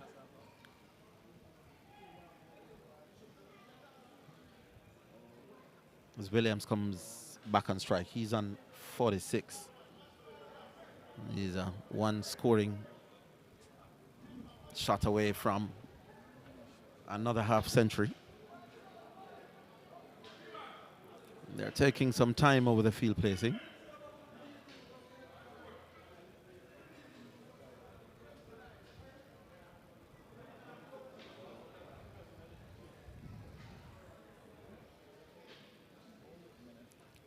So Alwyn Williams on 46 will whip that one out towards mid-wicket. Easy single.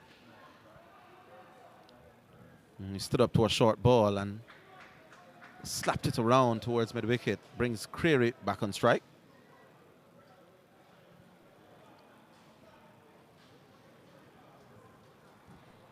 He goes to 47 with that. Creary on 8. Gets back on strike.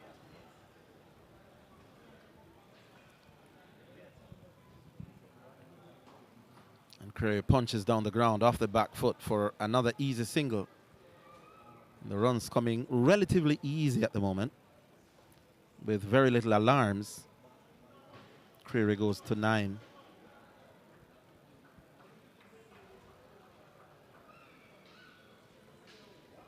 Williams back on strike. Can't beat the man at that short mid-wicket position as he was on the back foot. He was trying to just work it a little bit squarer than that. This time he's forward and that can't score.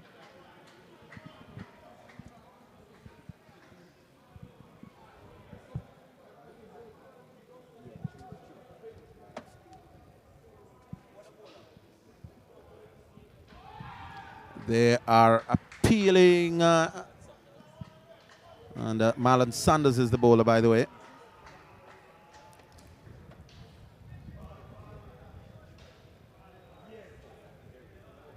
Marlon Sanders, we've seen quite a few off spinners in this JDF team. He makes about the 3rd one.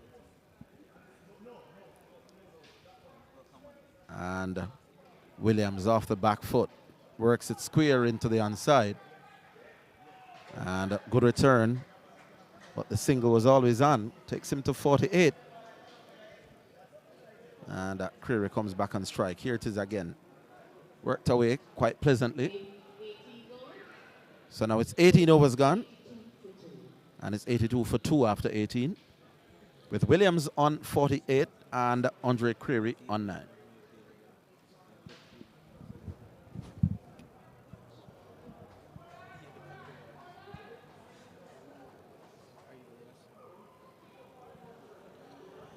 So Dennis Bulai seems as if he'll be operating. First time we're going to see Dennis Bulai in this contest. But Saunders, another one of those players. I remember Saunders from the University of Technology, playing in the intercol competition there at UTech, a pretty handy batsman as well. And now we're seeing the 4th spinner being used now by the JDF in their innings, and that's amazing because we've completed 18 overs. We've seen 3 seam bowlers in Burton, Dennis and Leslie. Well, 4 because we've seen Gordon as well. Indeed. Well, let's watch Dennis Bulai's first delivery, and it's stroked pleasantly up towards cover for an easy single. Williams is now 49, and the 50 seems to be there for the taking. Andre Creary comes back on strike. So we've seen 8 bowlers being used, 4 seam bowlers, 4 spinners. It speaks about the depth and the quality of this JDF team. Now let me see if the captain of the JDF team will allow those drop and runs from Creary again. Certainly somebody should be coming in tighter, especially on the onside. And talking about bowlers, we could very much see a 9th because Deathmar Anderson can bowl as well. Well, that one went to backward square. And there was no run there. Why would you have a man at deep mid-wicket for Andre Creary at this point in time? Maybe can you explain that? And a man on the sweeper boundary. It's also long on in place. Why on earth is that happening? He has not played a shot in anger all day. And he's batting with mid-wicket all the way back, long on back, deep cover. Maybe I'm not seeing something. He would have to start hitting for that to happen, or that's the one that goes the other way. He was coming back, expecting the ball to spin back to him to bash it over maybe mid-wicket, but the left-hander's googler that spins away. But explain that one to me, Renata Brown. This is a quick single. And even that, I think they should have been a little bit tighter on that. But why on earth do you have deep mid-wicket, deep cover, long off, long on to a man who has not played one shot in anger in all the time he's been there? By the way, he's yet to run a double. All his runs so far, all 10, been singles. That's exactly my point.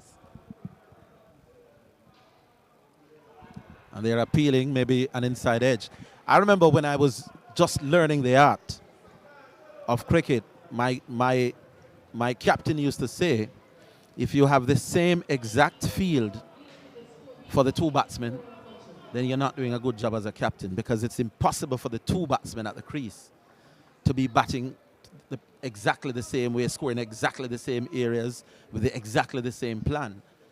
And when Williams on strike, in terms of field placing, there's very little difference from when Creary's on strike. And Yeah, that's puzzling for me. Yeah, and most definitely. You saw also the flag fluttering in the wind there, and that wind is actually coming across the strip. So it's coming from South Camp Road across towards the right wing of the north stand. And that's an area that's empty that maybe Creary can target. He's driving out towards Langan. Certainly Langan should be at mid-on. That wouldn't have been a single, but with Long on the ropes, that's an easy single for Creary. He has, I don't get it. I mean, this is just not on.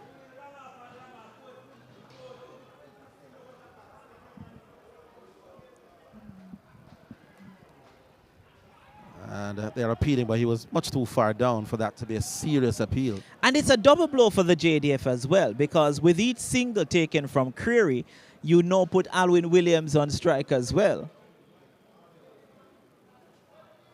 Williams punches out towards Medan, and that's his 50. Has been a very responsible innings. He's had one half a chance, but good knock from Alwyn Williams. Yeah, a superb half century from Alwyn Williams, his 5th so far this season, and his 50 comes up of 61 deliveries, 6 fours and a 6. So he's striking at 81.97, and a well-needed half century from his team. Creary's forward. And no run.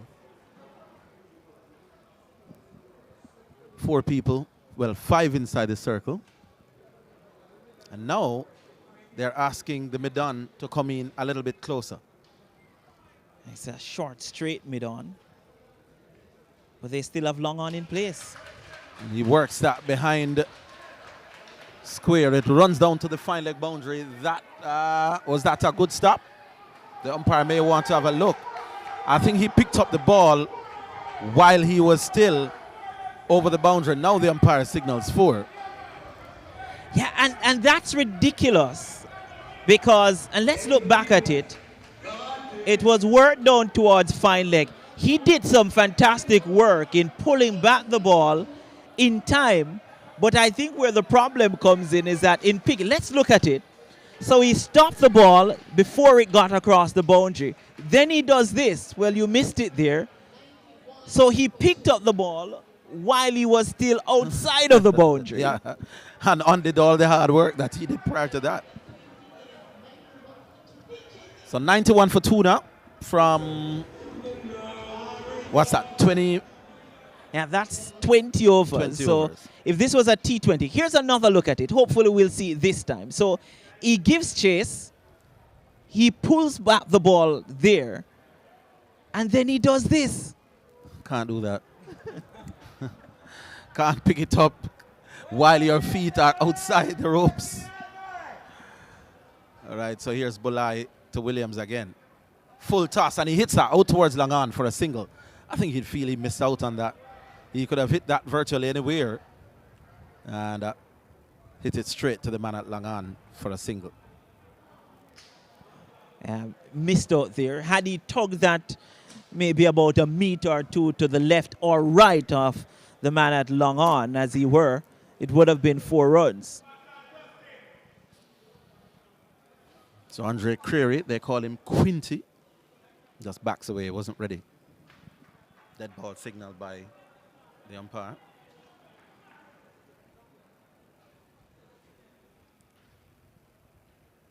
Works that nicely out towards long on. Just irks me to see these easy singles on offer as if the JDF is content. He will have to start going over the top. If he tongues you over the top 2 or 3 times, then fine. But I'm not giving those easy singles. So the JDF might think that the singles aren't hurting them. Well, we'll talk about that after this delivery. Punched out to short cover, no run. But given the boundary from the last ball of the previous over and 2 singles from the first 2 balls of this over, that's 6 runs in the last 4 deliveries. Williams respectfully forward.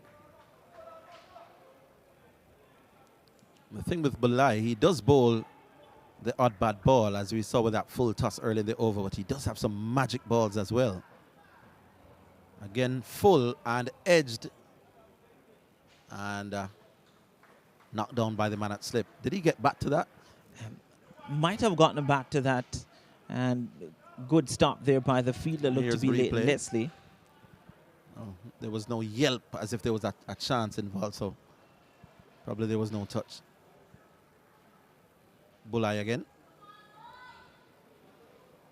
Oh, reverse sweep being pulled out. That's a clever shot. That's cheeky, but it's brilliant. Oh, Alwyn Williams now playing with utmost confidence. Pulled out the reverse sweep. And that was cleverly played, expertly played, and takes his total now up to 55. Yeah. 55 years. By the way, Andre Creary is 16. So in the last 6 overs, he's added 12 runs. And those 12 runs have come from 16 deliveries. So it's almost going a run a ball since the water break. Yeah. And it's been mostly in singles. Except for that tickle down to fine leg for 4. He's not really done anything dramatic down the ground.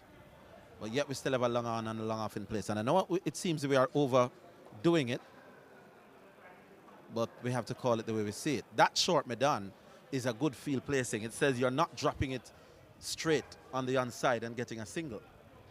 They are adjusting long on to come a little bit finer. Saunders trying to get his field right, just taking long on to a more straighter position. Creary's on the back foot and pushing it back to the bowler.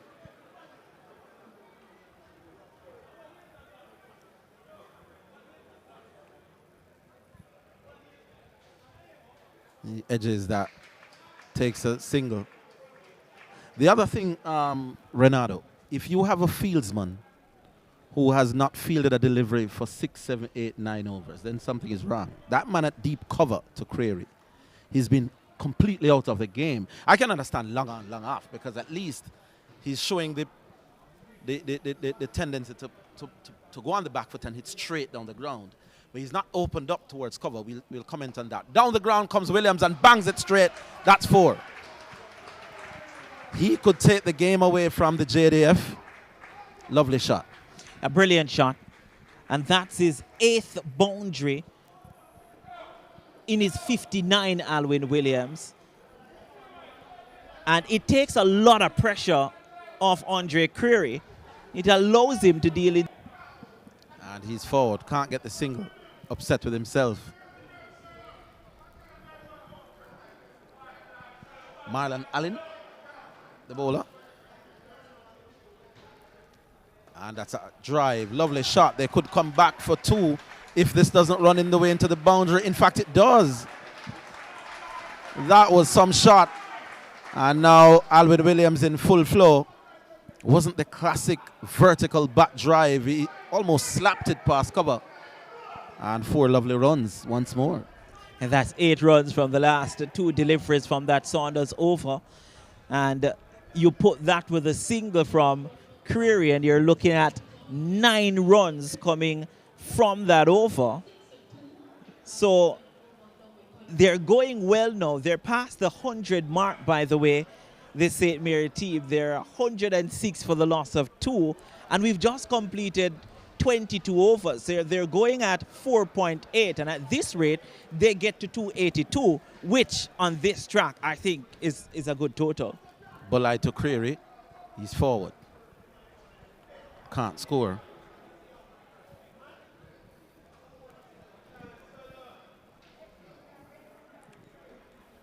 They're coming a little bit tighter to Creary. They are walking in a little bit tighter. The man at short mid-wicket and the man at short cover are just closing in at the point of delivery, so they are aware that Creary is just, at the moment, looking to knock one. But certainly the man at deep cover, I think, should be in the circle as well. Yeah, I agree, especially with Bulai spinning the ball in towards Creary. But maybe they're giving him that space to look and think that, well, this could very much be a scoring area, and the ball spin back through the gate. Well, he's working that down towards third man. Could this go all the way? It will not. He'll come back for the second. And he's looking a lot more fluent, is Andre Creary. He's just nurdling and nudging around, down behind fine leg, down to the right of the man at slip. Talk about intent. Yeah. He looks to be a different customer since the water break. Even when he gets a full toss like that, still no real anger to the shot. Just prepared at the moment to just work it around and allow the more aggressive Alvin Williams back on strike.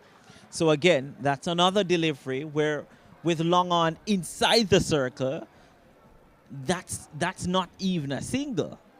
So I just can't understand the plan from the JDF. Bulai bowls and Williams is forward. And that drops it down short on the onside. Doesn't score. 1 or 2 more spectators trickling in. And it's Bulai again. Full toss.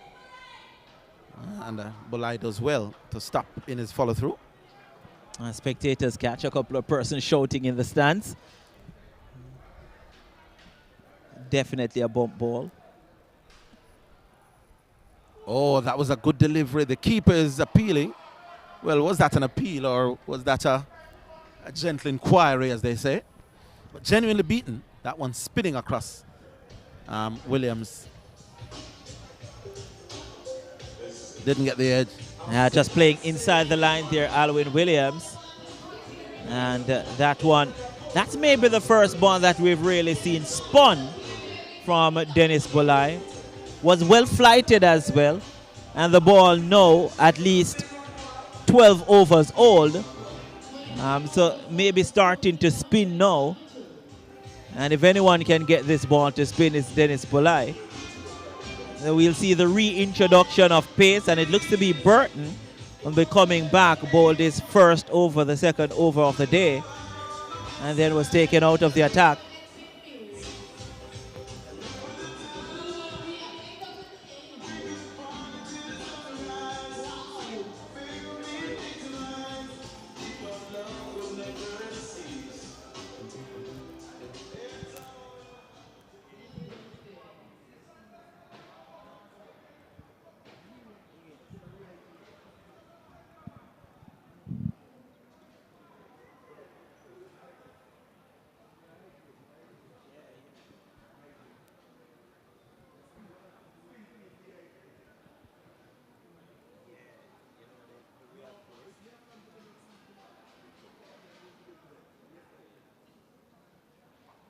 All right, so the start of a new over and another scampered single.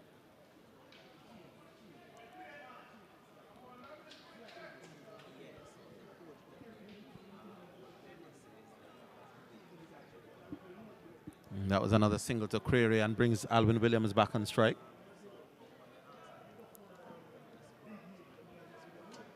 Williams, who is going well at the moment, on 63.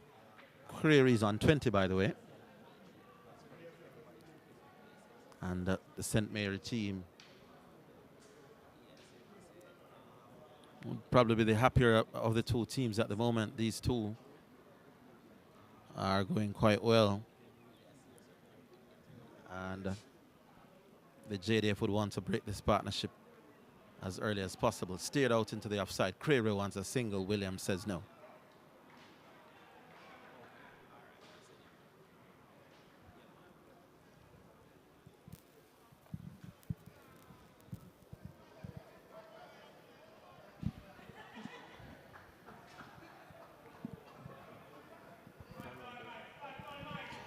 Tyrone Burtney here, coming back for his second over. His first over, I think, went for 9.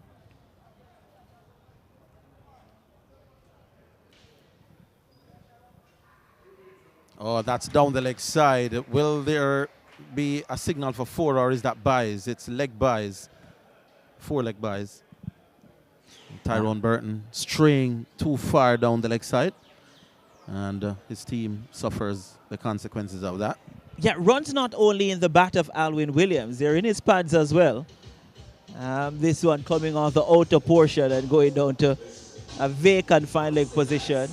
And again, since that drinks break, the tide has certainly shifted.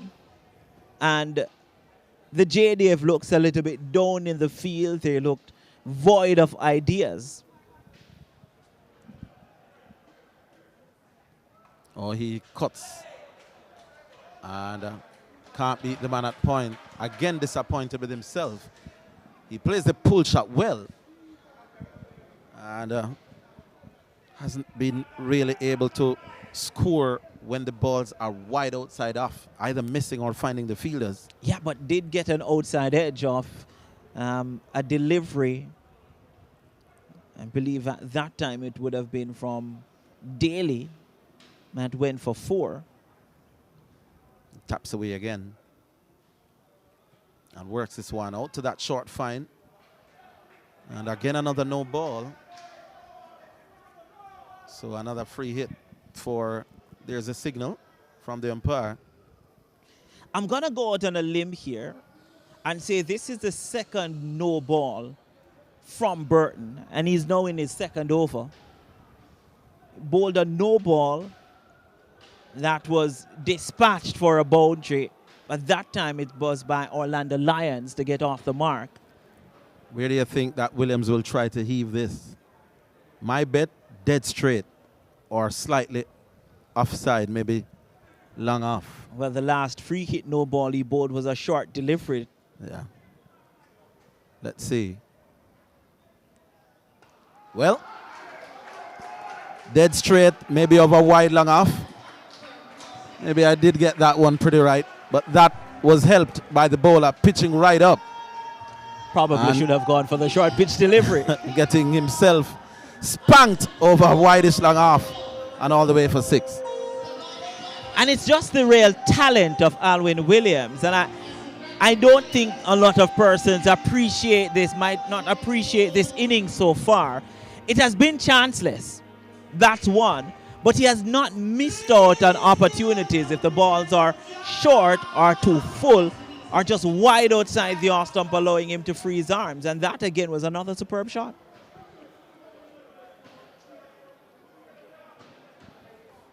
So Williams continues to create some problems here for the JDF. He's on 69 at the moment. Here's Burton, and he's driving. And knocked down by the bowler in his follow-through. End of over number 24, is it? It's 121 for 2. It's an interesting over. A couple of runs coming from that over. And we might very much see Burton being taken out again. As I said before, 8 bowlers used by the JDF. And Dietmar Anderson can bowl a little bit of seam. He's not express, but has enough pace. Generally bowls a lot of short deliveries as well. So an abundance of riches when it comes to bowling for the JDF team. But it's where do you bowl them? Because you get Gordon Bryan. You might not want to bowl Gordon Bryan for another over just yet. Bulai starts a new over with Creary coming forward. And I'm counting the amount of deliveries or the amount of overs here, Renata Brown, where deep cover is brought into play. I'm making it now maybe about 15 overs, where he hasn't fielded one single delivery.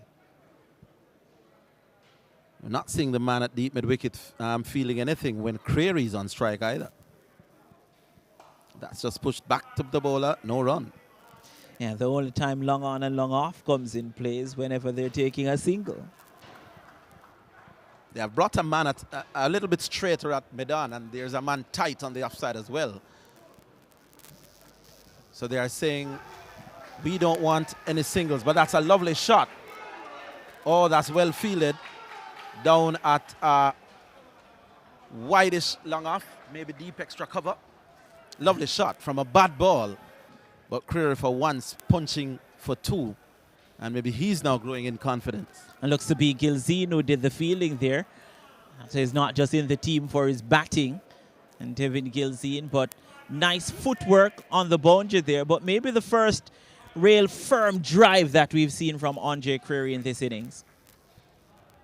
He gets a short ball and maybe thinking about pulling the ball, maybe just staying down a little bit.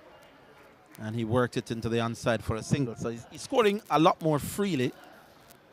He goes up to 24 and brings the dangerous Alwyn Williams back on strike.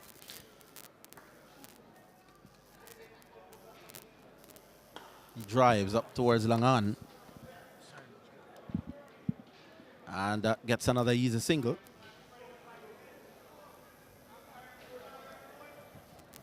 And the Creary comes back on strike.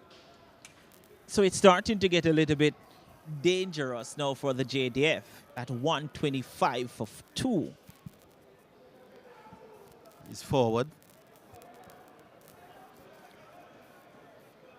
It's another over where deep cover, deep mid-wicket, not brought into play. I just think that this is rather ordinary captaincy, if the truth be told. But it is what it is after 25, so we've completed half the overs here, Renato. And it's 125 for 2. And even by my own shaky mathematics, that means we're going at exactly 5 and over at the moment. Good or bad from your estimation? Yeah, at 5 runs and over, I would take that if I'm St. Mary. I would definitely take that. Another 125 runs from here takes you to 250, which I would think would be a very challenging total for this JDF team. But with Alwyn Williams there, if he stays there for the last 5 over or 10 overs, you're also looking at 300 runs. Yeah, they're looking to up the ante. I think that the last 25, once they have wickets in hand, they'll probably score quicker than the first 25. Yeah. Williams comes back. And he runs down the track, hits down towards Langan. And could we be seeing Alwyn playing with a little bit more aggression in the last half of the St. Mary innings? He moves up to 70 now. And Creary comes back on strike. 71 actually. And Creary comes back on strike. A little mid-pitch conference. You want to guess what that conversation could be about? Get me on strike, Creary. Nick 120 and get me back on. Wouldn't be bad advice at all. So let's see. Yeah, he gets one. Well, he probably will get more than one. In fact, it's an easy 2. A really good shot there from Andre Creary. Didn't try to overhit the ball because had he done so, it would have only been 1. Well, he never tries to overhit any ball, really. So yeah, you're not telling us anything new. But I get the point you're making. He's such an easy stroke player. And while we were a little bit critical of him earlier, he is batting with a lot more intent. Here is he. This one's a good one. Can't score. Quicker, flatter outside the off stump. By the way, in case you're just joining us, the Jamaica Defence Force would have won the toss and decided to bowl. Orlando Lyons was the first to be dismissed. He was caught Gordon Bryan, and that came off the bowling of Leighton Leslie, made 5. And then Tyrone Daly was bowled by O'Shane Williams for 13. So at that time, it was 36 for 2.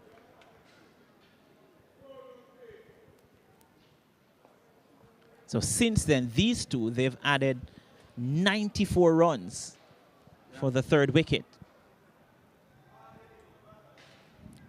And Creary forced to be respecting the last 3 deliveries. Unable to score. And maybe struck on the pad, but he was well outside off playing a shot. And the end of another over. And at the end of over number 26, it's 128 for 2. Again, Dan just impacting the pads outside the line of the off stump. And he knows what he's doing, Andre Creary. Remember, you're talking about a former national youth representative, represented the West Indies as well. So you're looking at someone who has experience. And as I said before, many persons felt that himself and Ramal Lewis, in most recent times, as far as captaincy and the knowledge of the game and being able to pick the right moments, are compared to someone like Tamar Lambert, who is by far our most successful captain at the regional level. As captain of the team that won 5 straight championships between 2008 and 2012. So that's the kind of realm that Andre Creary was considered in, and probably is still. Bulleye starts another over. Williams wants a single as it's peeling off towards that square leg position. And there's no run in that. And I understand was very good friends with Jermaine Blackwood, Andre Creary. And the man called Shalumba. As Williams just works it out towards long on and takes off for another easy single. Moves on to 72. And these two continuing to make run scoring look rather easy. And JDF need a wicket. They don't want these two to be there in the last 10 overs when they are well set. Probably by then, Williams will have a century, maybe Creary will have a half century. You don't want these two to be batting at the death. Definitely not. And I don't think that they have a preference in the wicket that they would want at this point. I think they would even take the wicket of Andre Creary at this point. As Chulumba, that's Alwyn Williams, does some repair work on his inner garment. Bulleye punched off the back foot straight back at the bowler. Again, maybe a little quiet word exchanged, but he wanted to be a little bit more aggressive with that shot, was Creary. A lot more business-like off the back foot. And he's pulling in the air, caught. Oh, that was a giving away of a wicket, if ever there was one. That was soft. Hitting it straight to the man at mid-on off the back foot. Creary, after all the hard work, gifts his wicket to the opposition, and St. Mary has lost their 3rd wicket. It's now 129 for 3. Yeah, maybe commentators curse Orville, but did say that JDF needed a wicket, and they would even take the wicket of Andre Creary. But I tell you what, had that been the previous over, it would have been 1 bounce to long on for a single. So they've replaced long on, they've taken him into the circle, and that led to the wicket of Andre Creary, because now what happened, you can no longer push the ball to long on for a single, you'd have to go over the top to get a single. And I think the JDF missed a trick early on and allowed him to get some runs, and the partnership just falling 5 runs short of a century stand, but a good partnership nonetheless. Yes, it was. And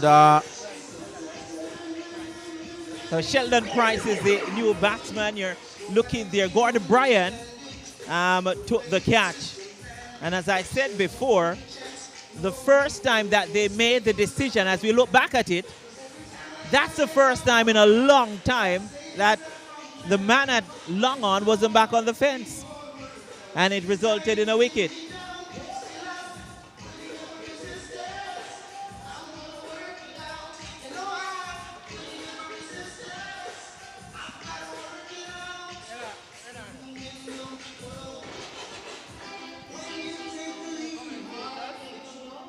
So it's a new batsman at the crease. Who do we have? Sheldon Price. Sheldon Price, the new batsman. And there's at least one supporter for the JDF saying run through the tail. He's not just the supporter, he's also the scorer. Oh, it's the scorer for JDF. He says run through the tail. That's an easy single up to mid-off. So Price is off the mark. Powerfully built, Price. Looks as if he can hit the ball maybe somewhere in the region of Kingston College. So a very even contest at the moment. You would think that St. Mary would have thought they were in the driver's seat, but that wicket of Creary has certainly evened up proceedings a little bit. Bulai bowls and Williams off the back foot and can't beat the man at point coming in.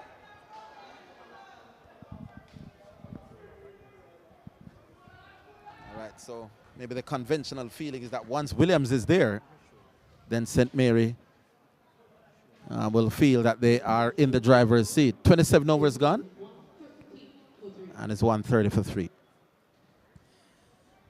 So Williams will continue, and over there that the wicket of Andre Creary and Dennis Bulai, being the senior pro that he is, would definitely feel as if he should be getting a couple more wickets in this final. He has to show up. As Williams will continue from the Courtney Walsh end and picked up the wicket of Tyrone Daly, was bowled, and that went through bat and pad.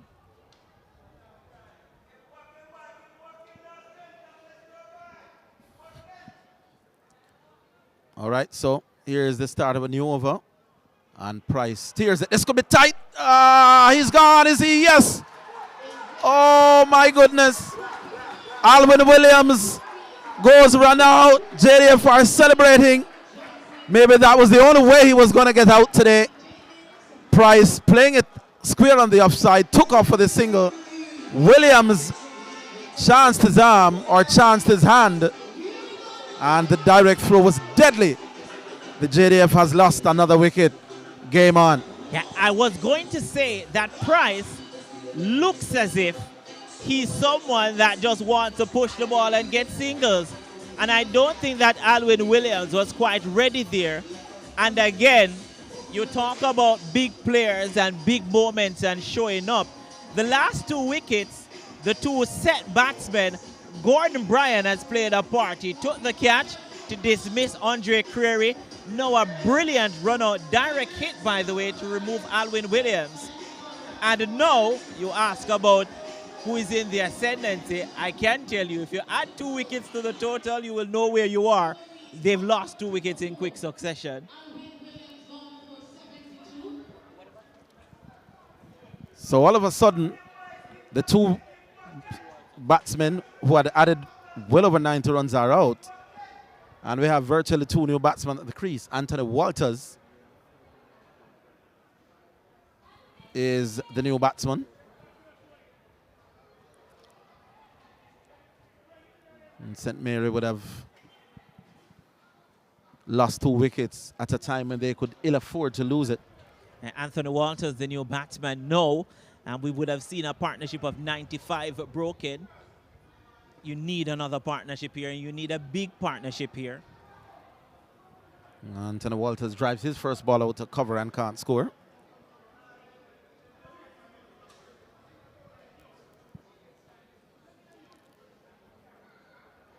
He's forward and they're appealing, and no. And by the way, you talk about the importance of Alwyn Williams. There was a game earlier this season where Alwyn Williams, in one of his 2 centuries, scored 102 as we look back at it. That went through bat and pad. There was no edge on that. And no edge on it. Where Alwyn Williams made 102 and St. Mary, they were bowled out for 204. Literally half the score. Here's Walters.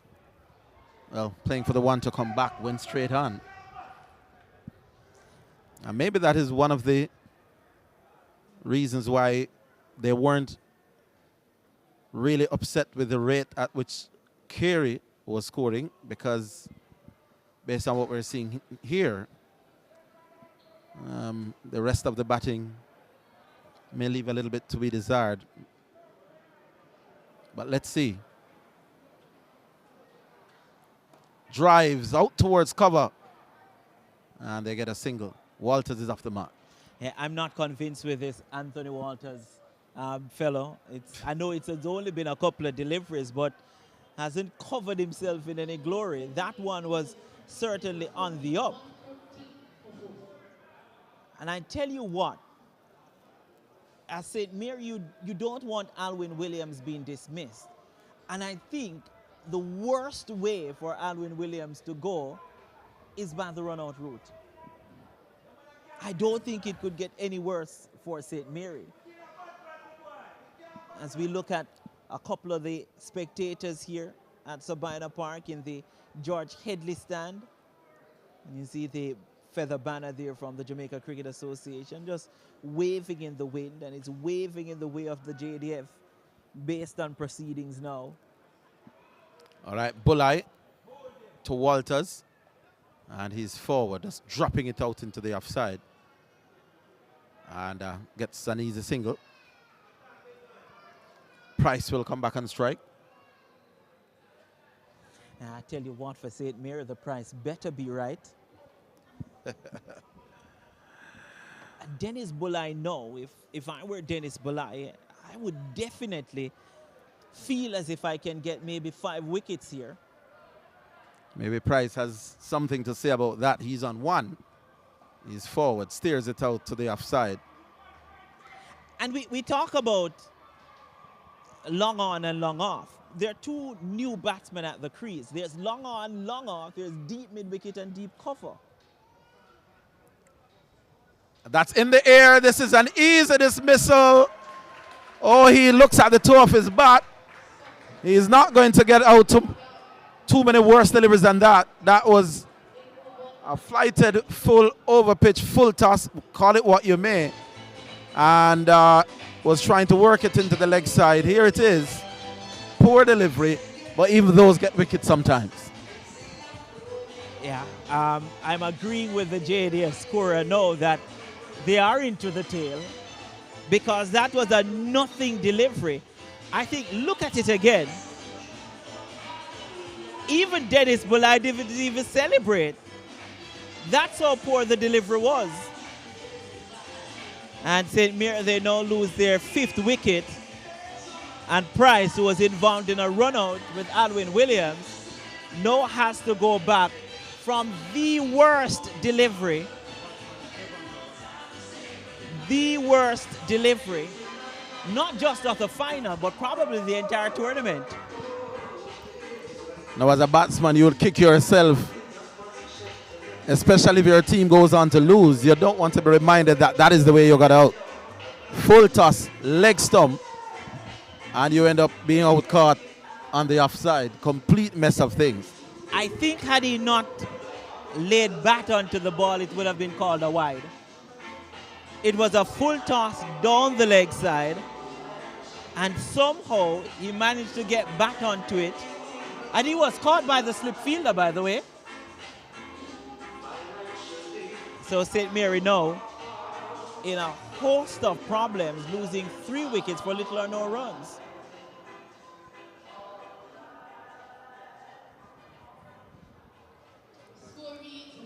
So it's 132 now for 5.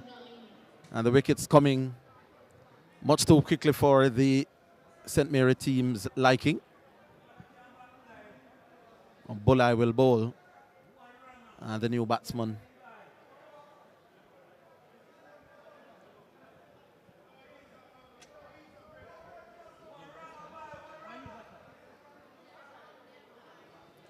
Nemad is the new batsman. And he's off the back foot and cutting. Well, gets off the mark. Misfield at point. So Nemad is off the mark.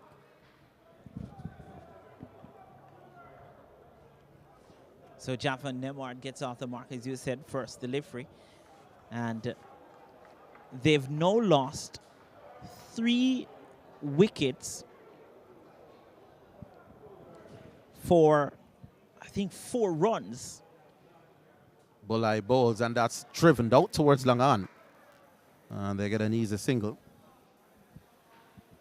And that's Anthony Walters there. Walters with that single. Brings Nemad on strike. Facing up to Bulai. He's forward, respectfully pushing out into the offside. Well, he shapes up to the ball a little bit better than both Walters and Price, who was dismissed a couple of deliveries ago. But the over comes to an end. 30 completed. Well, 29 completed. 134 for the loss of 5. Conventional wisdom says you double your score after 30, providing you have wickets in hand. So if JDF, if St. Mary were, say, 2 wickets less down, they could be thinking 260 maybe. But what do you think? Score, that's 268. Yeah, double the score because it's 134, right? But what's realistic for them now with 5 wickets down? Maybe 230? I think 200, based on what I'm seeing from Anthony Walters. So you're saying 200 from here would be what they would be aiming for? Yeah. Well, I think it's what they will get. Interesting. Let's see how much of the fortune teller you are. Playing out towards cover and no run. And that's on the higher side of the spectrum for me. And the JDF, they need to squeeze these 2 new batsmen. I'm not necessarily liking the field. Oh, that's it on the pad, playing across the line. He's gone. No surprise there. And another wicket goes down. And that one was fairly straight, Renato. And Walters was trying to whip it across the line. We're not directly behind the bowler's arm, but that looked fairly adjacent. Another wicket goes down. Yeah, I did say that the new batsman, Javan Nemard, looked a little bit more competent than Walters and Price. Both Walters and Price are now out.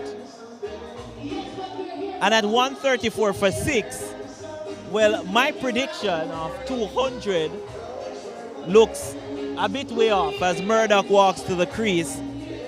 And with 4 deliveries left to complete over number 30, and the players have another drink.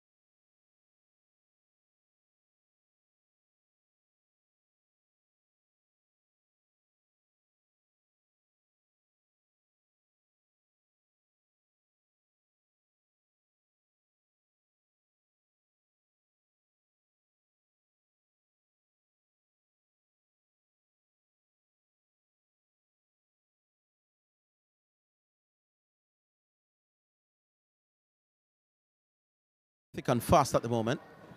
Bernard is on strike and hits that out towards that square position on the offside, just in front of point, and can't score.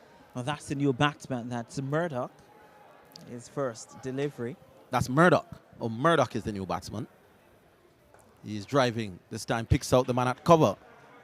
So 2 nice drives, but picking out the fielder on both occasions. And I tell you what, cricket is such a strange thing. And I tell you why. Both Walters and Price have scored over 150 runs in the competition so far. Off the back foot. They've scored more than Murdoch and Nemhard. And based on the eye test, both Murdoch and Nemhard looks to shape up better behind the ball than Price. This is Murdoch, who is hitting back to the bowler, can't score. And I'm beginning to agree with you, Renato, that 200 mark starting to looking more and more difficult to attain.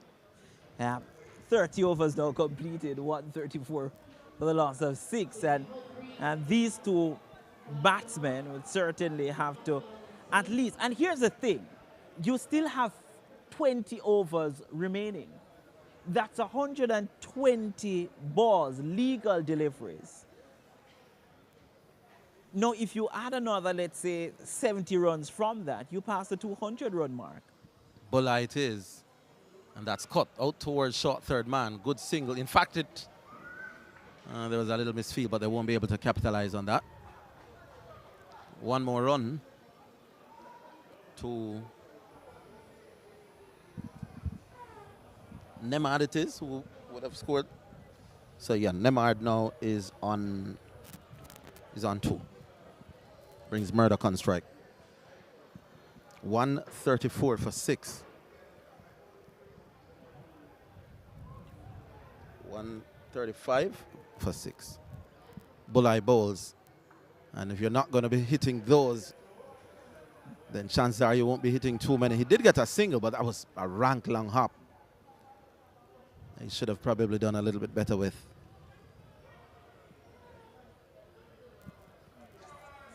136 now. And Bulai, with all his experience, must look to wrap up this innings quickly for his team. Batsman can't get a touch. These two probably should just think of batting till the 50th over. Maybe not try to do anything overly extravagant unless they get balls like that. And even then, he gets a full toss that he hits to straight mid-wicket. We've seen full toss being really botched. They're getting wickets. Bulai bowls driven. That's a pleasant enough shot down to long off. And an easy single taken.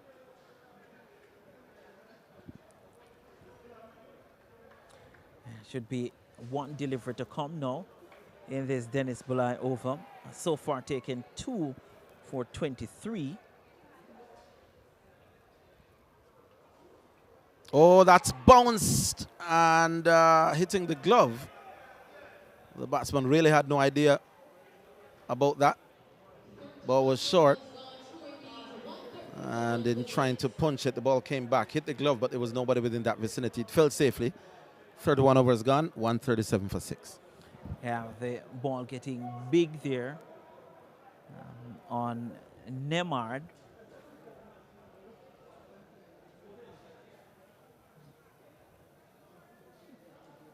So the JDF Williams will continue for his team. He has picked up 2 for 10 and from 5 overs. So has gone quietly about his business, O'Shane Williams.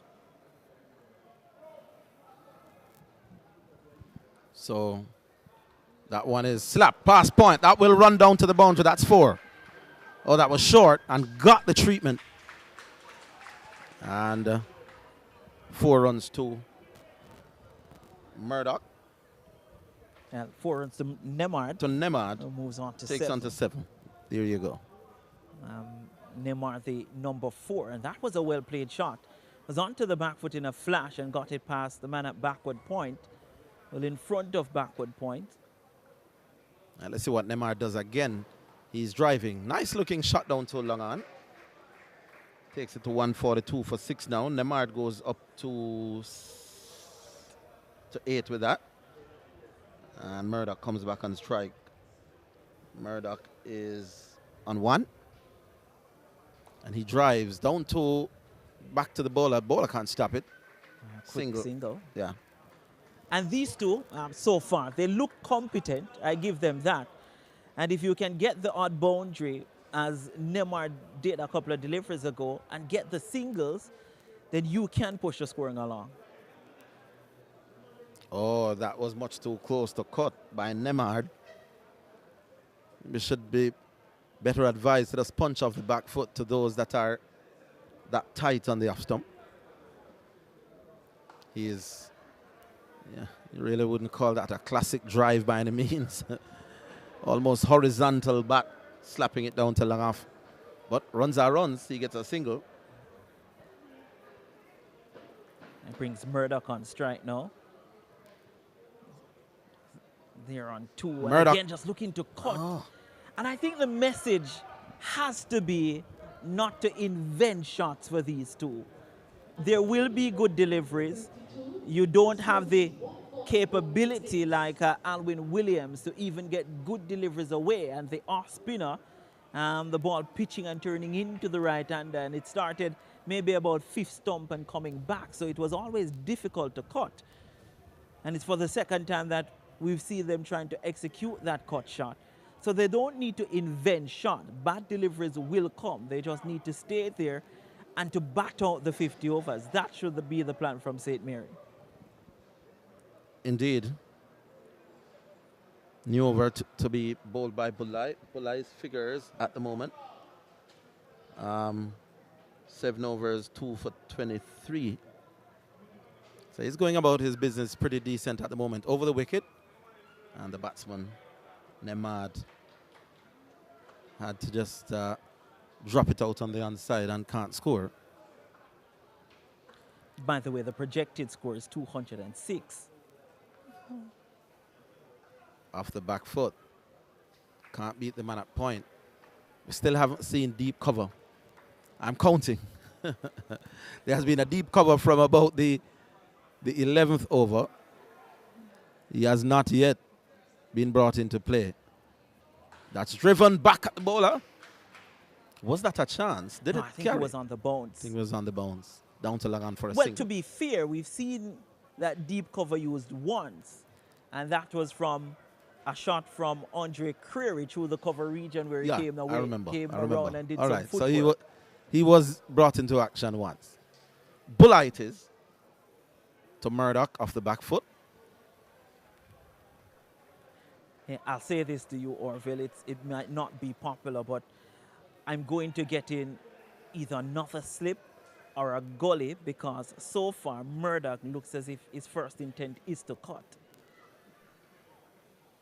Well, he was trying there, getting the one that goes the other way, spinning across him.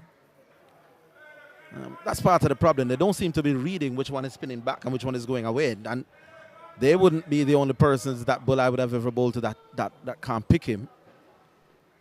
And what will the umpire signal here? And what's the signal? Leg buys. They come back for 2. They all count. Started 2 straight Bulai, and then the ball spinning down the leg side. But again, you have to, I think as a captain, you have to sum up the batsman. You have to sum up conditions. As we look back at this one, was pulled back just before the ropes. You have to come up with plans based on what it is that the batsmen are doing. And so far, especially Murdoch, is looking to back away and to use that backward point gully region to get runs. He's not willing to push out and drive the ball through the cover region. All right, new over. And Nemard is respectfully forward. The bowler is O'Shane Williams. And after 6 overs, he's gone 2 for, is that 11? 17. 2 for 17. You're forgiven. Small phone. There you go. Driven out towards long off for a single.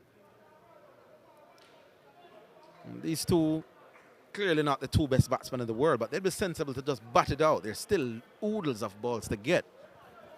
And the 200 mark should be the very least that they're aiming at. I'm not sure of this from O'Shane Williams here, coming around the wicket to the right-handed batsman. By the way, there's no fine leg in play, so it has to be outside the off stump. Well, that went through everything. How that missed the stumps, you'll never know, but he was completely at sea, was Murdoch. You need another catcher behind the stumps. And he's defending that. O'Shane Williams fast and flat. No loop, no flight. He's realizing that these two are unable to get him away when he's that flat, and he's almost like a medium pacer that time around. Out towards cover. Again, no run. For this delivery, I'm asking long on inside the circle, and I'm going to flight it. Still no flight. Still no score. That's the narrative for this over, which comes to an end. Decent over for Williams. 34th gone, and it's 148 for 6.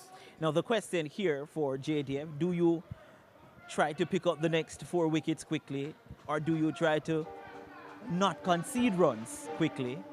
And it seems as if Walters is concerned with not conceding runs quickly, bowling quick, bowling flat. You really want to flight these deliveries. Bulleye continues, and this is pushed out into the offside. He's a single. The ball going between that man at point and that man at cover. And he's a single. Takes it to 149 for 6. Brings Murdoch back on strike. 12 for Nemad. And let's see what Murdoch has in the offering. They're appealing. He's given him. LBW. Another wicket goes down. Murdoch stands his ground and looks at the umpire for a long while. But that was, from this vantage point, looked fairly straight. Murdoch is not happy, but it's another wicket down. Here it is. What's your thoughts, Renato? Yeah, that one looks close. If anything, it could be sliding down the leg side because he got a big stride in. But from our vantage point, that looks pretty much adjacent. But again, what's the difference between Dennis Bulleye and O'Shane Williams? Dennis Bulleye had some flight on that delivery. Williams didn't. He's trying to bowl flat, trying to bowl fast, and he's being played like a medium pacer. Dennis Bulleye, with the experience, with the guile, deciding to flight the ball, get it to turn, and picks up his 3rd wicket. He's now 3 for 25 from 8.2. And it looks like Chisholm will be the new batsman.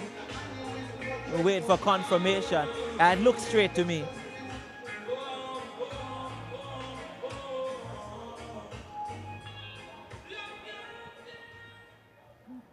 That looked straight to me. The new batsman walks to the crease. It looks to me that that is Chisholm, the big, burly, fast bowler. We'll pick up the last wicket in that semi-final against Kensington, and was off to the races, hurdling chairs and sticks and debris as they celebrated. Not celebrating now. Well, Bulleye will continue. He's now picked up his 3rd wicket. He was always going to be a trump card for this JDF team, and he's proving his worth. And they are sending a man in between mid-wicket and long on. So long on is back. There's a straight mid-wicket that's back. Mid-wicket is all the way back. So maybe they are expecting Mr. Chisholm to apply the long handle here. He can hit them a long way. Let's see. Well, you couldn't tell by that. It was a rather tentative defensive push. Yeah, another one of those players who has had reasonable success in the SDC T20 competition. His team, Days Mountain, also through to the quarterfinals. Here's Bulleye. Well, he's not going to get too many marks for aesthetics. is Chisholm. But those big, broad shoulders, I wouldn't be surprised if he attempts to send one over the George Headley stand. Flight it, Mr. Bulai. Let's see what he's got. He's not going to score too many from those. I was going to tell you that this, for me, should be the wrong one. Flighted outside the off stump. And I think Dennis Bulai now could very much bowl more of the wrong one that turns away from Chisholm. Again, not sure he got back to ball there. Let's see what Chris Taylor will signal. He's now signaling that it was a wide. Interesting. So 2 runs added. Dennis Bulai to Chisholm. I'm thinking about going around the wicket, the wrong on, pitching maybe about off stump or mid and off and get it to spin away from the batsman. By the way, the 150 comes up there, 151 for 7. Nemad on strike. And is he out? Caught at slip? He is. Oh, that was clever. That was flighted. A rather tentative push by Nemad. Edge taken, no mistake at slip. And the St. Mary Wickets continues to tumble. I tell you what, I won't let this slide by Orville Higgins as we look back at it. I did say a couple of overs ago that Dennis Bulai should be looking to take 5. He's gotten 4. I did say a couple of overs ago that the JDF bowler should look to flight the ball to these batsmen. Dennis Bulai has flighted 2 and gotten 2 wickets. So St. Mary well and truly on the back foot, and now my prediction of 200 looks way off. Well, you did say they shouldn't get past 200, to your credit. So if they get bowled out for, say, 160, you'd still be well within your rights to have a few bragging points. But let me ask you this, Ronaldo Brown. It is obvious that the lower half of the St. Mary batting is not too adept. Should they be deciding, you know what, this pushing around thing not going to work, and just do what tailenders do when they can't find the middle, and just go for a few blows? I think Chisholm is right on cue here with what you're saying. To the off spinner, they have a long on, they have a deep straight mid wicket, and they have a regulation deep mid wicket in front of the Kingston Cricket Club as well. I see Chisholm trying to tee off against the off spinner here. They also have a long off as well, but I know you were describing those on the leg side. But I think, listen, the pushing and prodding is not getting us anywhere. If I were the St. Mary captain, I'd say go for it. He's cutting and missing. Tells you he's not adept at square cutting a ball. That's maybe a little bit above his range. Flight one. And let's see what he'll do. Well, he works it into the onside. He does get a single. I just don't understand from Williams here not flighting the ball. I understand you may not want to go for runs, but you still need to wrap up this innings as quickly as possible. He's seen Dennis Bulai do it from the other end, flighting the deliveries. That's driven. That's a lovely looking shot. That's played nicely. And number 4 in the top order wouldn't do it much different from that. And nice shot there from Dwayne Hamilton, who gets off the mark his first delivery. But again, regardless of who the batsman is, the field hasn't changed. Still just 4, including the slip on the offside. Still no flighted deliveries to Chisholm. You have long off, you have long on, mid-wicket back. Well, he's applying the long handle. Yeah, but he's dangerous. Where was he trying to hit that? I don't know. It's dangerous because Chisholm will look to hit straight. If it gets the outside edge, it could go down to third man. Now he's heaving it down towards that man at straight mid-wicket. 1 bounce. That is, I think, the area that the bowlers should be bowling at. A little flighted, maybe a little bit outside have to allow him to drag it. And that was the first attempt at that. But he does get a single. The field has to change for me to the new batsman. Dwayne Hamilton. It's just lazy captaincy when that's not the case. Hamilton it is. Oh, steering that one out towards that short third man. They take one. They're coming back for the second. And Renata about to tear his hair out. Yeah, because it's naivety from the JDF team. There's no way that Dwayne Hamilton is going to look to drag the ball with that much power to the onside as Chisholm would. He looks as if he's able to nudge the ball into the different gaps on the offside, and you're just giving away careless runs here. And if I was the coach of the JDF, I would be very annoyed as Bulai will continue. This is his final over, by the way. 9 overs, no maidens, 4 for 27. So going at 3 runs and over, 4 wickets as well. So yeah, the fifer is on the cards. And it is Chisholm on strike. And again, those 3 people deep in the leg side. Long on, straight mid-wicket, plus the regulation mid-wicket. They expect him to bludgeon it. Wide. And they have that field, and yet they're not bowling the kind of deliveries that will encourage him hitting in the deep on the leg side. He gets 1. I just don't understand it. So the field for me is okay based on the reputation of Chisholm, but the bowling is a bit off.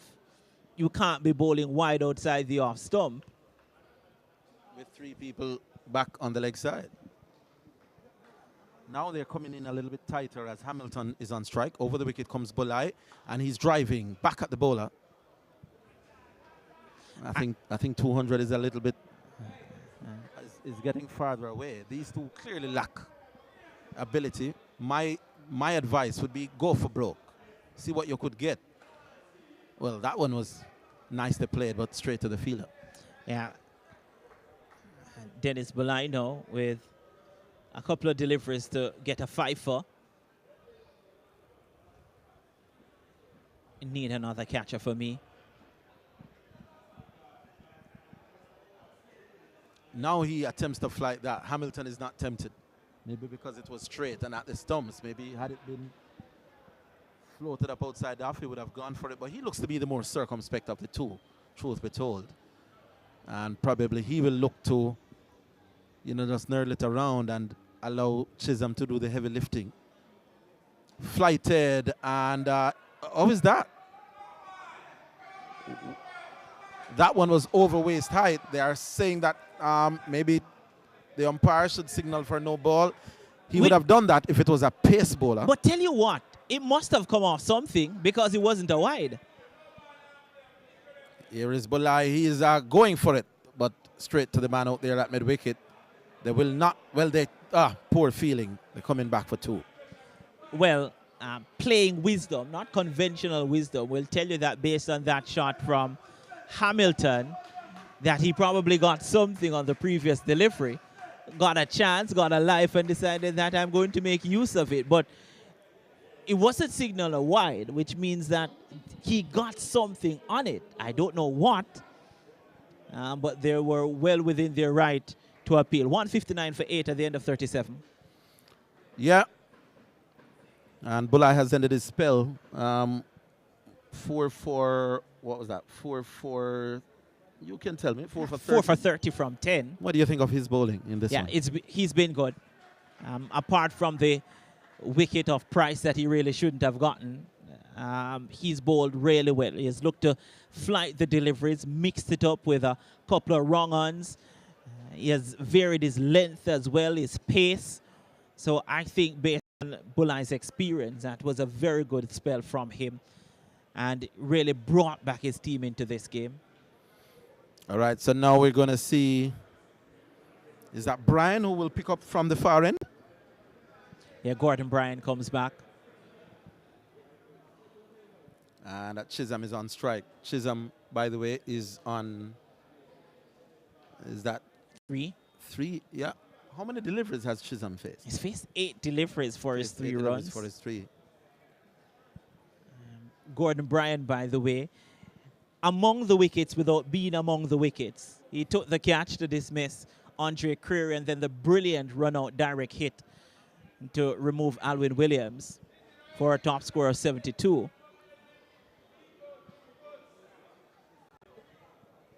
So Brian comes back, and Brian's figures, Renata will give us after, Yeah, so far he has bowled 4 overs, none for 18. 4 overs for 18. Here is Gordon Bryan to Chisholm. That's a full ball that he hits up. This could be tight. He's gone. Wow. These JDF cricketers must have been stoning a lot of mangoes in their prime as youth, because they're not missing too many. They are hitting the stumps. That was a careless single. Where on earth was he going? Well, I'm tempted to say that was a careless half run, because there's no way there was a single there. The most he could have gotten was half, and based on our judgment, he didn't even get to halfway down the pitch. But wonderful work again. I was told a story once that back in the days, in order to get into the army, there was this huge mango tree at Up Park Camp where you had to throw over it, and if it is that you managed to clear that tree, you got into the army because it felt that you were strong. So maybe a little bit of that still going on at the JDF, but fantastic work in the field. And the 9th wicket goes down, and St. Mary in all sorts of problems now with 159 on the board. Well, they're proving that they're not just strong but very accurate as well. That was from side on, which is never the easiest place to hit the stumps from. And it's the second one where you're aiming at one stump. There you go. So the JDF are taking wickets rapidly now. St. Mary likely now to suffer the ignominy of being bowled out well before the 50th over, which is a cardinal sin. Here is Brian. And played out towards the leg side now. Yeah, brilliant work from Tevin Gilzine. His 131 not out is the reason the JDF are in the final as opposed to Kingston. And now, having been rested at deep cover for the entirety of the game, been called into action and delivering. Shouldn't have been in deep cover for so long. Brian again. And that's a waft. And out caught behind. Yes, he is. A waft at it. Almost anticlimactic. There was very little celebration. You almost for a minute would have missed the fact that he edged it. Renata Brown saw it straight away. And that's the end of the St. Mary innings. So they were well short of the 200 that we thought they would need to keep themselves in the contest. 159 represents a very disappointing score. They were well over 100 for 2 at one stage, but the last 8 wickets fell rather rapidly. Yeah, Renata Brown will tell us how he saw the entire inning. Yeah, I'm going to guess that they lost their last 8 wickets for round about 30 runs. The St. Mary team. They lost the early wicket of Orlando Lions for 5 when he was caught by Gordon Bryan. Then it was Leighton Leslie. Ron Daly had a couple of boundaries. He made 13 from 17, and then he was bowled by O'Shane Williams. Following that dismissal, there was a 95 partnership between Andre Creary, the captain, and Alwyn Williams. And then that partnership was finally broken by the dismissal of Creary, who was caught by Bryan off the bowling of Dennis Bulla. He made 26 from 58 deliveries and scored only 1 boundary. The partnership also saw Alwyn Williams bring up his 5th half-century of the competition to go with the 2 centuries.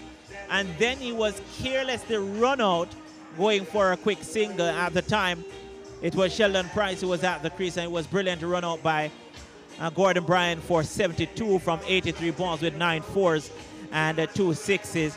At that point, it was 130 for the loss of 4. When Creary went, it was 129 for the 3rd wicket, which means that they lost their last 8 wickets for 30 runs. In that, Sheldon Price, he was dismissed for 1, Anthony Walters for 3, Nemard for 12, Murdoch for 2, and Jermaine Chisholm was run out by Tevin Gilsey for 3, and then the final wicket of Dwayne Hamilton for 5. So the innings coming to an end at 159 all out. And Dennis Bolai, the left arm wrist spinner for the JDF, ending with the figures of 10 overs, 4 for 30. Shane Williams picked up 2 for 23 from 8 overs, and Leighton Leslie had 1. So too Gordon Bryan, who picked up the last wicket. He took 1 for 18, and Leighton Leslie 1 for 7. So the JDF, they require 160 runs to be crowned the champions of the 2022 JCA All-Ireland 50-over competition. We take a break. When we come back, it will be the run chase of the Jamaica Defence Force.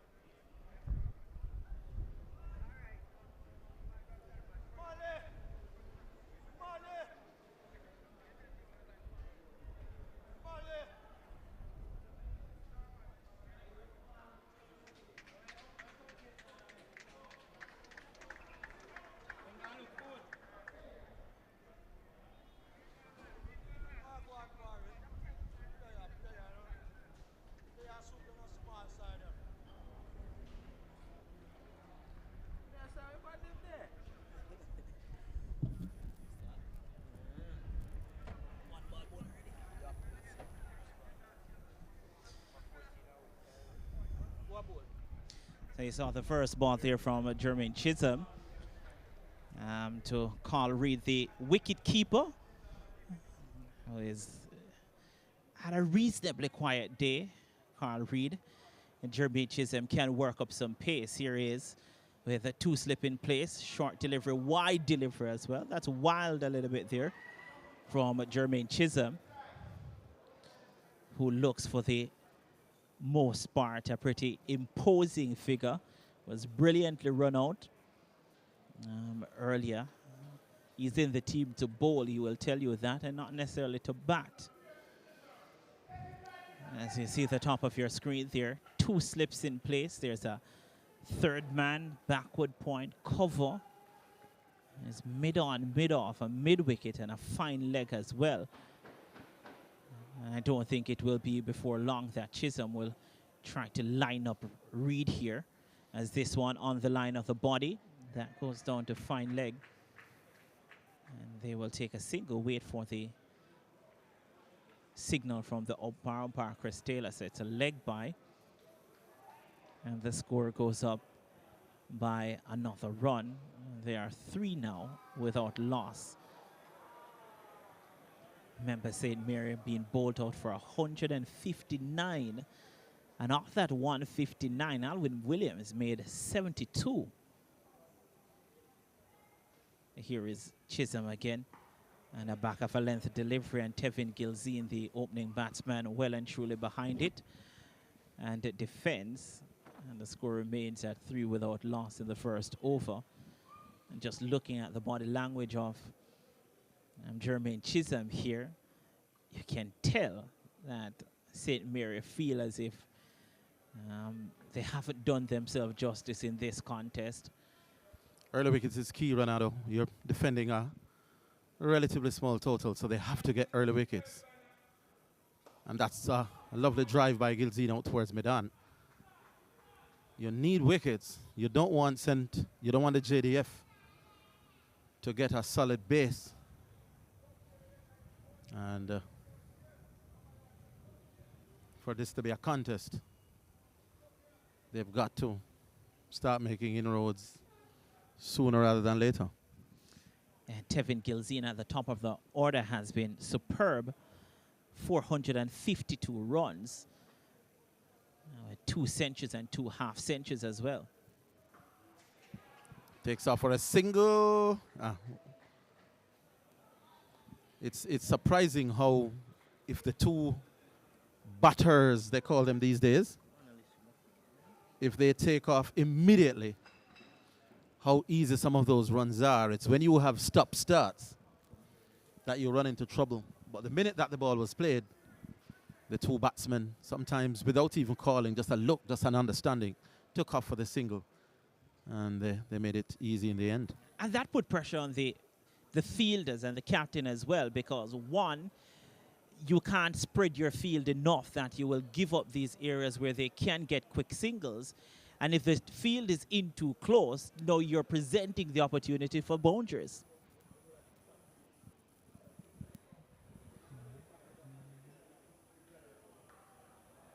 This time, they won't be able to get that single. As Carl Reed faced his first delivery, couldn't score. So after the first over, 4 without loss, they need less than 4 and over to win the game. So they are already well ahead of the required rate. I saw someone just know, I won't name the person, was just asking what was the score. I said 159, you might have an early day. And he looked towards a JDF player and said, is it possible for the game to end in 10 overs? I don't see it ending in 10 overs. I seriously doubt that. Was here for a couple of the T10 games. But that's asking too much. But St. Mary need wickets. The quicker, the better. Yeah, definitely. And Alwyn Williams, having done some work with the bat, I think at some point could very much do some work with the ball as well for this St. Mary team.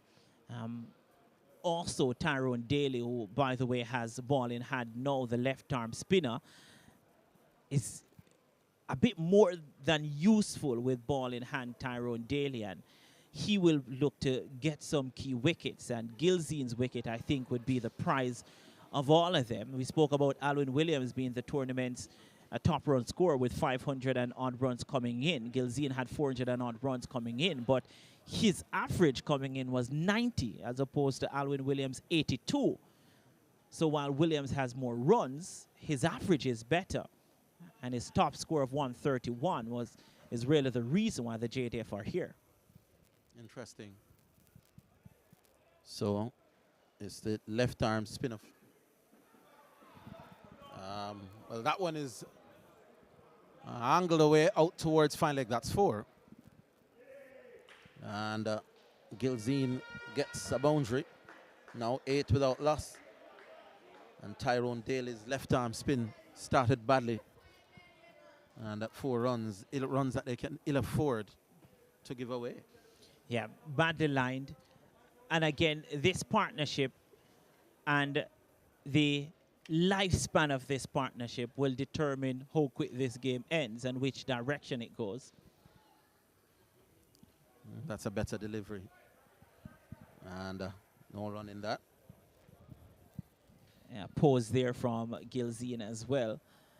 And that one almost played around it. In the end, his bat came down in time. There's an adjustment in the feet here. As you're looking at Alwyn Williams walking back, he's going into that first slip position. There's a short third man as well. He's inside the circle. Cover, extra cover. Backward point is pretty close in as well. 3 people on the leg side. The only person inside the circle is that man at backward square. So there's some real estate in front of the bat on the leg side. That one was the cut shot attempted by Gilzean and made no contact. They have left some space on the leg side for him to play across the ball and maybe looking for that gap. But so far, especially with that delivery, he's prepared to present a fairly straight bat. And you can take your time against Daly. Again, punches out into the extra cover region. That is one thing that batsmen tend to fall prey to. Look how much space there is on the leg side. Nobody at all in front of the wicket saving a single. But he's not playing across it, playing very disciplined. And when you're chasing on the 159, you can afford to bide your time. End of over number 2, 8 without loss. And that's what we spoke about in the St. Mary innings and the JDF bowlers and the field setting. So you see the plan from St. Mary here. They've left space on the onside, but at the same time, they're not willing to concede a boundary. So deep mid-wicket is all the way back on the fence. So they say you might get 2 if you put enough pace on the ball, or you might get a single if it's hit hard. But you have to play me through the offside, and it's a stacked offside, and they're asking the JDF batsmen to do that. And it's all about who blinks first, who makes the first mistake, because all it takes is a badly timed shot or wrong decision, and you're dismissed. And again, it's a 6-3 field. I used to fall for that trick quite often. I was a leg-sided player in my time, Renato. And when I see a spinner, we'll talk about that, as it is Chisholm who will bowl to Reed, left alone. When I see a spinner and vacant territory on the onside, I'm like, this is 3 runs. And I've been known to get quite a few, but I've been known to be plumb LBW going across the line as well. So I used to fancy my chances, and I would like to think that let's say I won more than I lost, but there were times when you were so upset. So it can be a ploy that plays on your mind. Here's Chisholm to Reed again. And that's dropped into the offside. You think the pitch is playing a little bit more true? The ball seems to be coming off a little bit more easily onto bat. We did see that towards the latter portions of St. Mary's innings as well, as we look back at Chisholm here. Can work up some pace. Jermaine Chisholm, that one back of a length. We definitely saw it towards the back end of St. Mary's innings. Yeah, the pitch seems to be a little bit more true as the sun bakes on it. Look at that pace and bounce. Wide signaled, but we didn't see too many of those when St. Mary was batting. Maybe we didn't see too many bowlers with that kind of shoulders and that kind of height. when when St. Mary was bowling, when JDF was bowling either. Yeah, but and it's similar, and here's the difference. He has a similar height to Leighton Leslie, but their delivery points are different. Leslie is more of a straight arm over the top, more slingy action from Chisholm. Again, hitting the bat hard, hitting the splice, getting the ball to get some bounce from a length.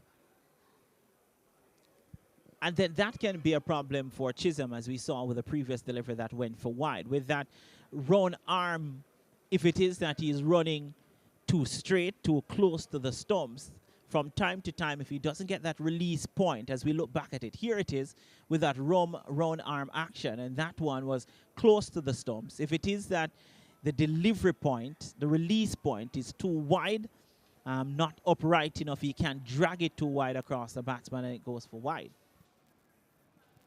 Little stop start as Reed is forward and beaten. Did the right thing though, played forward, kept his bat inside the line. If it beats you, it beats you. And sometimes as batsmen, you tend to just follow the ball as it moves away. But let's look at that replay where Reed played the line. And let's look at this. As Chisholm bowls, he played the line, didn't come back, kept the bat in line, it moved away. Well bowled, but you'd also have to say fairly well played as well. Similar thing there, but this is now genuine away movement, probably even more. Looks to be a ball that he took some pace off as well because the keeper had to dive for it. But that's good line, good movement away.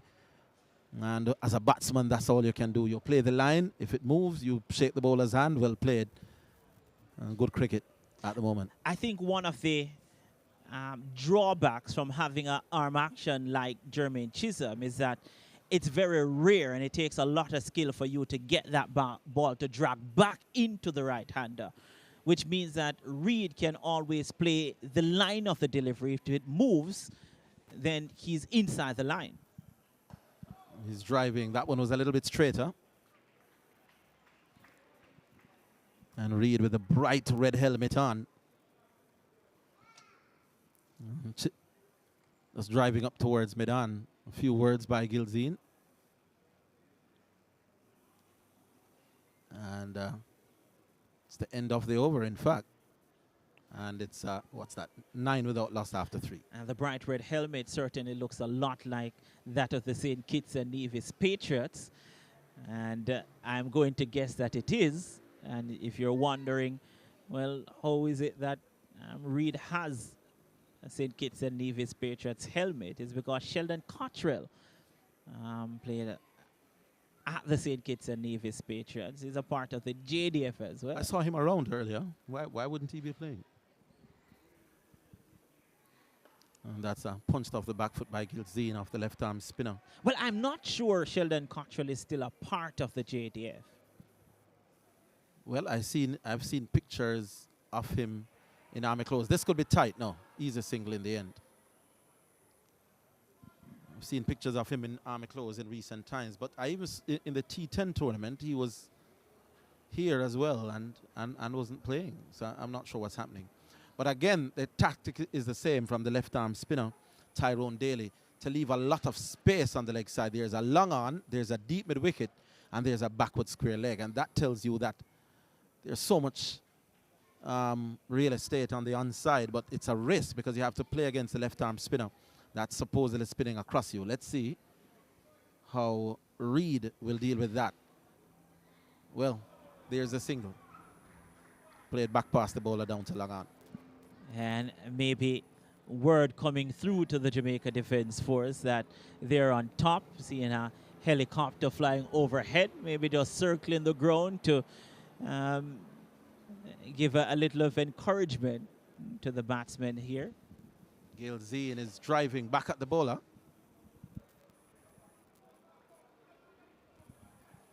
Early wickets are key. We can't emphasize that enough. Where will they come from? Punched off the back foot, much too short. You know, the last time I was here and did a game here would have been the ISA T20 final. And we all know how that went. He's worked that out into the onside. Good single. For the most part, I'm admiring how these two are going about it. They are not tempted to sweep, to play across the line, to try to angle the bat towards the leg side. They have kept a straight bat. And it's good cricket because I understand the tactic from the St. Mary team.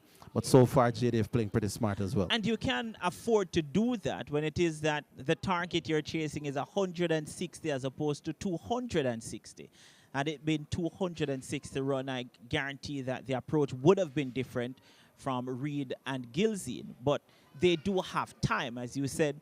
They need to score, what, round about 3 runs and over or thereabouts from well, not, yeah, about 3 runs. 3.1?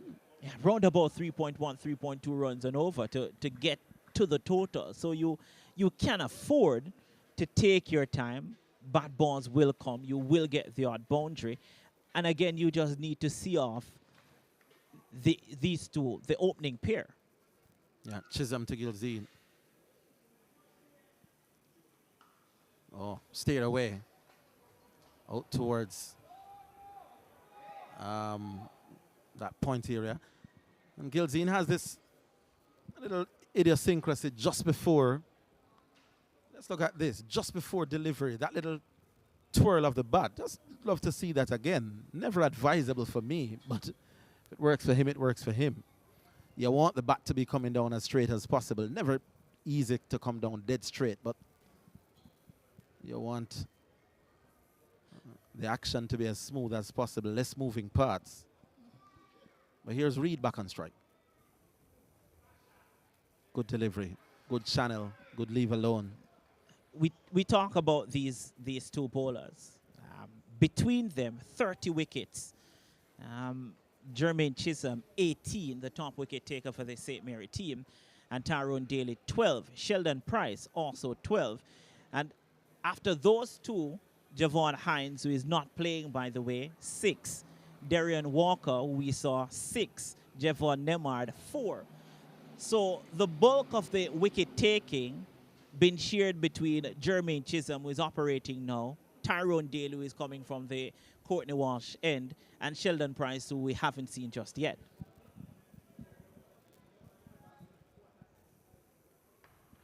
Again, hitting the bat hard. Reed doesn't seem to be one of those batsmen inclined for the pull shot, as opposed to, say, Williams from the other innings, because 1 or 2 of those balls had he been so inclined. But like I said, and as you've been emphasizing, no real need for any risks. You take what you get when you have 159 to chase. You were talking about the bat of Gilzine. Hashim Amla has a little 360 thing before he plays the ball, and we all know what he's achieved. Oh, that's a lovely on drive. That should run all the way to the boundary. Leg stump half volleys. Well, it may not get to the boundary. No, it does not. But leg stump half volleys are probably the easiest scoring shot in cricket. 3 runs that to Reed. Lovely little shot. It was quite elegant. Now 16 without that. Yeah, here's badly lined on the leg stump, but then again, you have to get back to ball and you have to place it right, and that he did. Pulled back not once, not twice, well, 2 times. They're picked up. But again, the runs will come. That's 3 for Reed. Brings Gilzine back on strike. Edged and out. What a lovely catch. Oh, that was some catch, and St. Mary needed early wickets. They have set about well. The dangerous Gilzine has gone. That wasn't an edge. Almost as if he steered it to Gully, who took an absolutely peach of a catch. Went straight to him, but it went at pace. And could be having a game on our hands here. It's 16 now for 1. Wicket number 19 for Jermaine Chisholm this season. And it is Tyrone Daly. That is how quick the ball went to Daly. The camera didn't even pick it up. That went to him in a flash. He was close in. That came out the middle of the bat from Gilzine. And a rare failure for Tevin Gilzine. And it comes in the final. And as you said, I did mention the last game I did here, Woolmer's boys against St. Elizabeth Technical. Woolmer's made 88 all out. I believe, well, 88 they made from their 20 overs. And then they dismissed Excelsior for less. Here's another look from it from a different angle. That was quick. That was brilliant. It wasn't an edge. He was deliberately trying to play the ball past gully catching height, which is never the most dangerous thing, never the safest thing to do. And here's it again. The ball was short. That little twirl of the bat, which happens just before ball, and that was quite a casual catch, made to look much easier than it was. 16 for 1.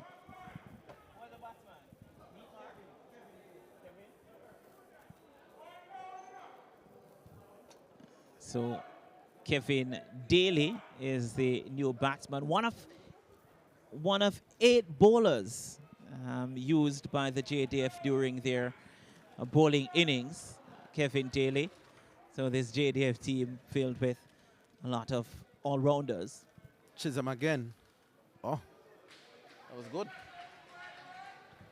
And it's the end of a successful over. And there's the score, 16 for 1, chasing 159. And 37.3 overs was all that it required to knock over St. Mary. And after 5 overs, the JDF going pretty well at 16 for 1.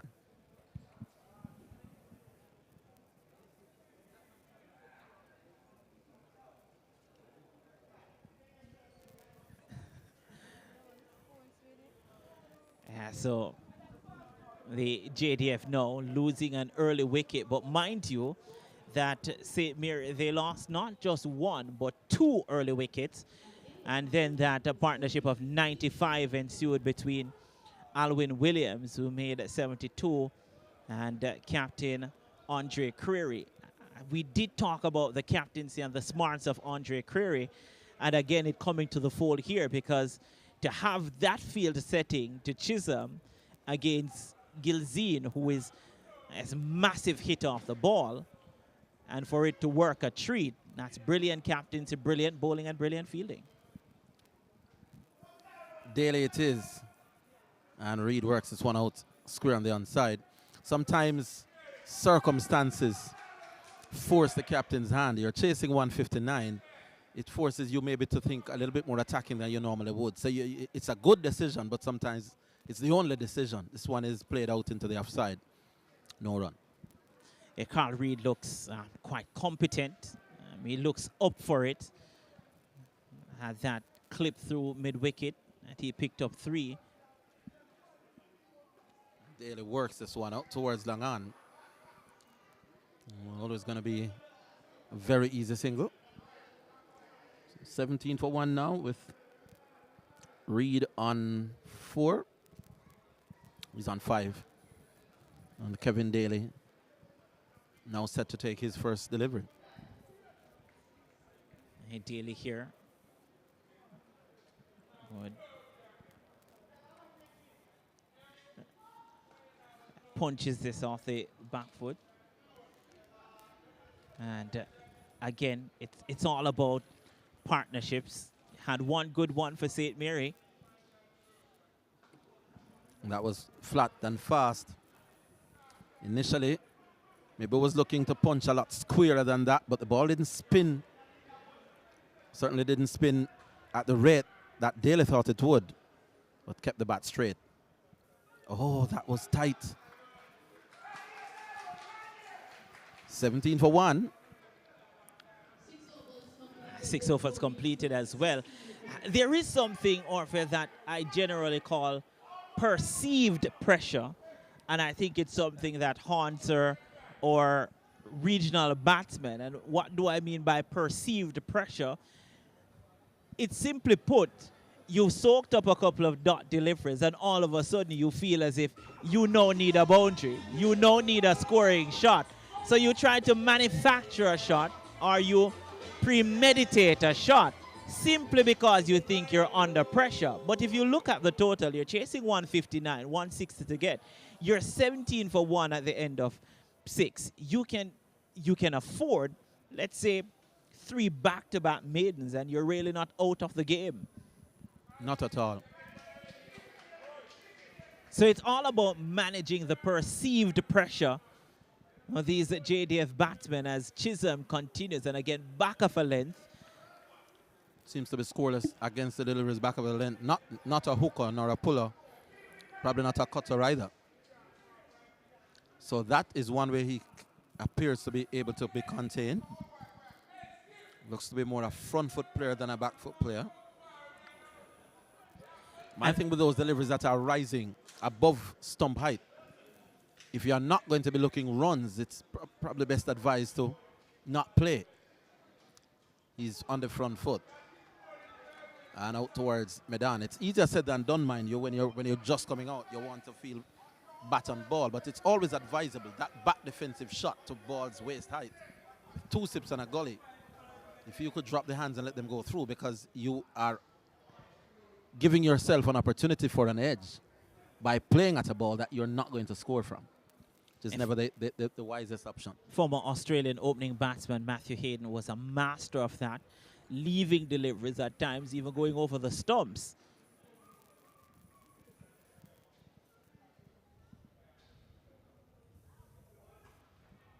And there's it again. Granted, that one was a little bit further up.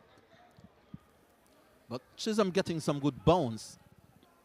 And I think the pitch has quickened up a little bit, which would make batting, I think, a little bit easier for the JDF team batting second. But that's the difficulty as well with Chisholm's arm action and his delivery point, is that because he delivers with this round arm and it's coming almost over the stumps at the non-striker's end, you always feel as if the ball is coming directly at you and you must play.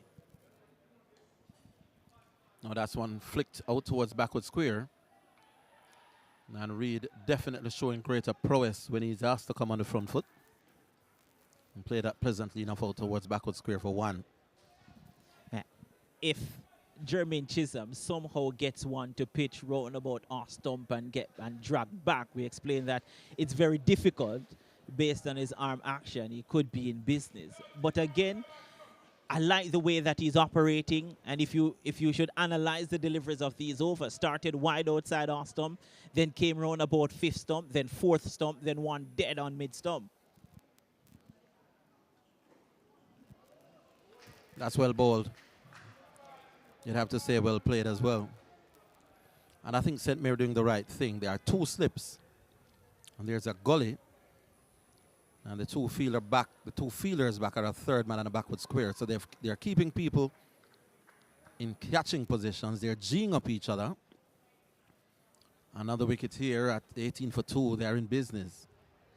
They know they need wickets, and so far has been a decent bowling effort by St. Mary. Dead straight, well played. And the other thing is, as Chisholm completes his 4th over on the trot, how long do you keep Jermaine Chisholm bowling?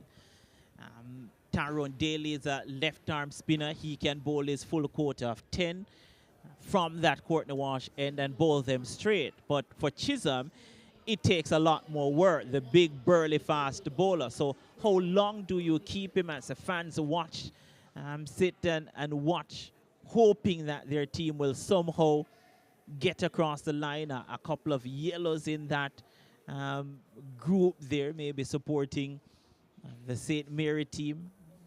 Did see a couple of youngsters as well in a part of the under-17 setup. Did see national selector Barry Barnes is here. Junior Bennett is also here, lead selector. Gibbs Williams is a trainer and also was an assistant coach of one of the youth teams as well, also here. So everyone here, if I look to my right, I see the president of the JCA, Wilford Billy Heaven, also here, and a couple of dignitaries. So a nice showing on this Saturday afternoon. Daily it is. Bolster Reid outside off doesn't play. The run rate, absolutely not a problem. 159 is the target. They are 18 for 1. But that's really not a problem. I think 7 overs completed, but no problem there. I thought that Reid should have gotten a single to that. I believe that whenever a batsman is on the back foot, he should be able to dictate the placing of the ball a lot better than that. There's too much wide areas on the leg side for you to be on the back foot and can't hit the gap like that, he's asked you to come on the front foot. It's a little bit more difficult to place it. But I believe that once you're on the back foot, you should be able to nudge it somewhere in the onside. That separates the great ones from the merely good ones. The ability to get singles, that's an appeal, and he's gone. He's out LBW. And I tell you what, Renata Brown, it is my belief that when you get scoring opportunities, cricket can be very, very hard. That very short delivery that he didn't take the advantage of, just working his hands and getting it into that area on the leg side, would have come back to hurt him. It's now 18 for 2, and we do now have a game on our hands.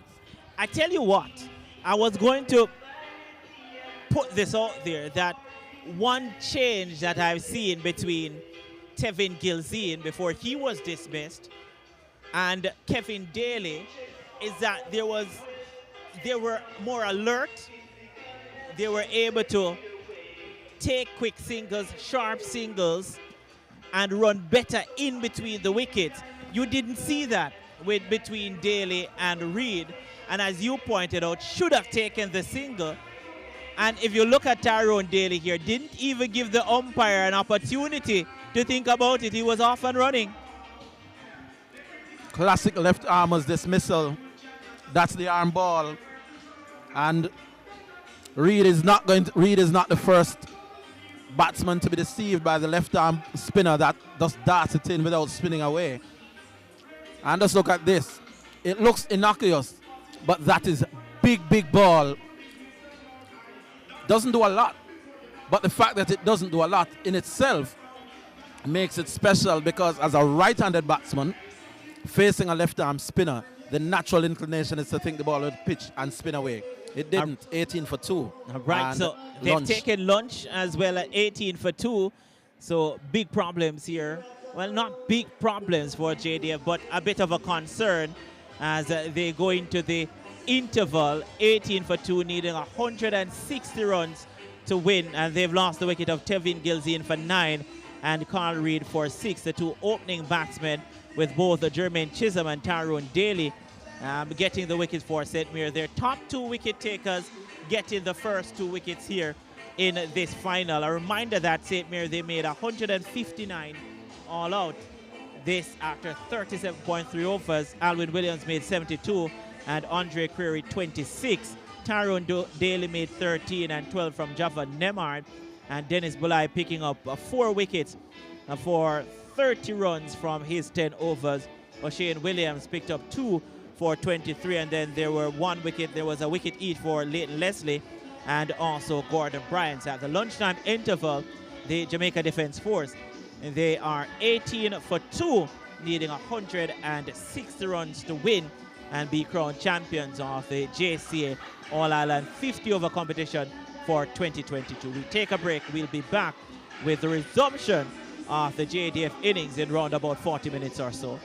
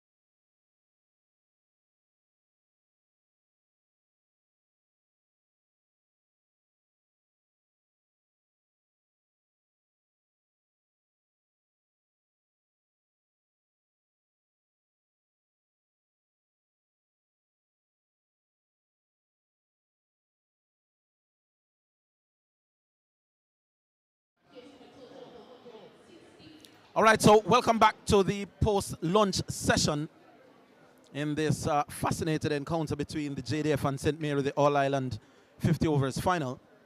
The JDF at the moment, 17 for 2, or 18 for 2. And here's the first ball, Daly. And this is worked round towards backward square. And no run. I'm here with Ronaldo Brown. My name is Orville Higgins. Ronaldo, I have no dog in this fight. Neither do I, by the way. I wanted to see a close final. And so far, that's how it's shaping. Daly. And the new batsman looks to be Diethmar Anderson. Yeah. Certainly someone who is an enigmatic player. Has a huge character, Diethmar Anderson. Can bat. Can hit the ball a long way as well. And Tyrone Daly completing that over. And that over as well would have given him a wicket just before the wicket of Carl Reid, who was trapped in front leg before wicket for just 6 of 23 deliveries. So success in that over just before the lunchtime interval. And it looks as if it will be Jermaine Chisholm who will continue here. So far, bowled 4 overs, 1 for 9. I asked how long Jermaine Chisholm can go, but with 4 overs and then the lunchtime break, he can go at least another 4 overs here. All right, so the batsman facing is Kevin Daly. He's on, well, he's not yet off the mark. And we look around there, 2 slips and a finish gully / third slip, which I think is the right move. St. Mary team needs to keep on picking up wickets. Chisholm, comfortably off the back foot. Kevin Daly here facing his 7th delivery, yet to get off the mark. Diethmar Anderson facing the 2 deliveries of the previous over. And again, these 2 batsmen, they have to just reset. Good thing is that they're coming out after lunch. So it's almost as if you're starting the innings now. You're 18 for 2. You just need 160 runs to get. You don't want to be flashy. You don't want to be stylish. You want to play the simplest form of cricket. So here's Chisholm again. And that's almost inside the edge. Going for that big booming drive. Ball pitched right up. Inside edge onto pad. Creating a few alarms. Here it is. And that's one of the advantages of driving with the pads and bat close. You don't want to be bowled through the gate. Yeah, that one looks as if his bat and his pad was, well, close enough to keep that ball out. But again, a full delivery from Jermaine Chisholm. We haven't seen a lot of full deliveries in his spell so far. So just really just veering his length. That one wide. I'm sure Mr. Taylor, the umpire, might have just thought about that for a while, whether to have the 2 arms outstretched. But that was too wide to induce any kind of stroke play. Just maybe playing on the mind of these batsmen, and then it comes back to my term, perceived pressure. Perceived pressure. Never heard that one before. So there's no pressure, but they just imagine that it is.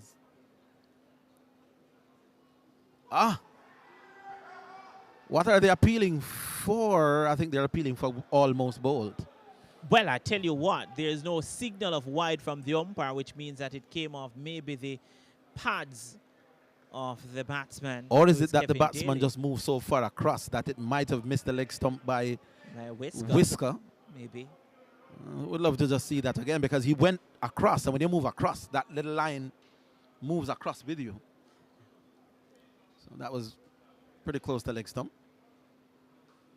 And this time he steers nicely out towards backward point. Once 2, he'll have to settle for 1. And that's what I'm talking about with batting. You have to be able to almost suffer in the sense that you have to take your time to get runs. You have to also observe that if the bowler is bowling right and bowling good deliveries that you can't score, you have to accept those. You wait on the deliveries that you can score from, and then you capitalize. And I think that was really the total of the innings from Alwyn Williams. He was able to score from deliveries that he felt he could have scored from, and then respected those deliveries that were good deliveries. Interestingly enough, the field is not as attacking. There's slip and there's gully. No second slip. That's driven and dropped. Oh, there could be a run-out chance here as well, but that was hit with some force. It's not the easiest of chances, but if you want to win the game as St. Mary, then you've got to take those. It was hit absolutely hard, but put down by the man at cover. Yeah, I think he'll need some attention here. Look at this. Full delivery.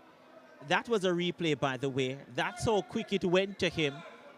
It went quick even on the slow motion. Even on the slow motion, it went quick, but he got hands to it, and I'm pretty sure that he had hoped that had stuck, and had that stuck, it would have been a very interesting game. Now here's a look at it again. Hit it pretty hard. Almost parried to the man at mid-off. That's how hard it was hit. And Dietmar Anderson there, lucky escape for him. And as I said before, can really hit this ball.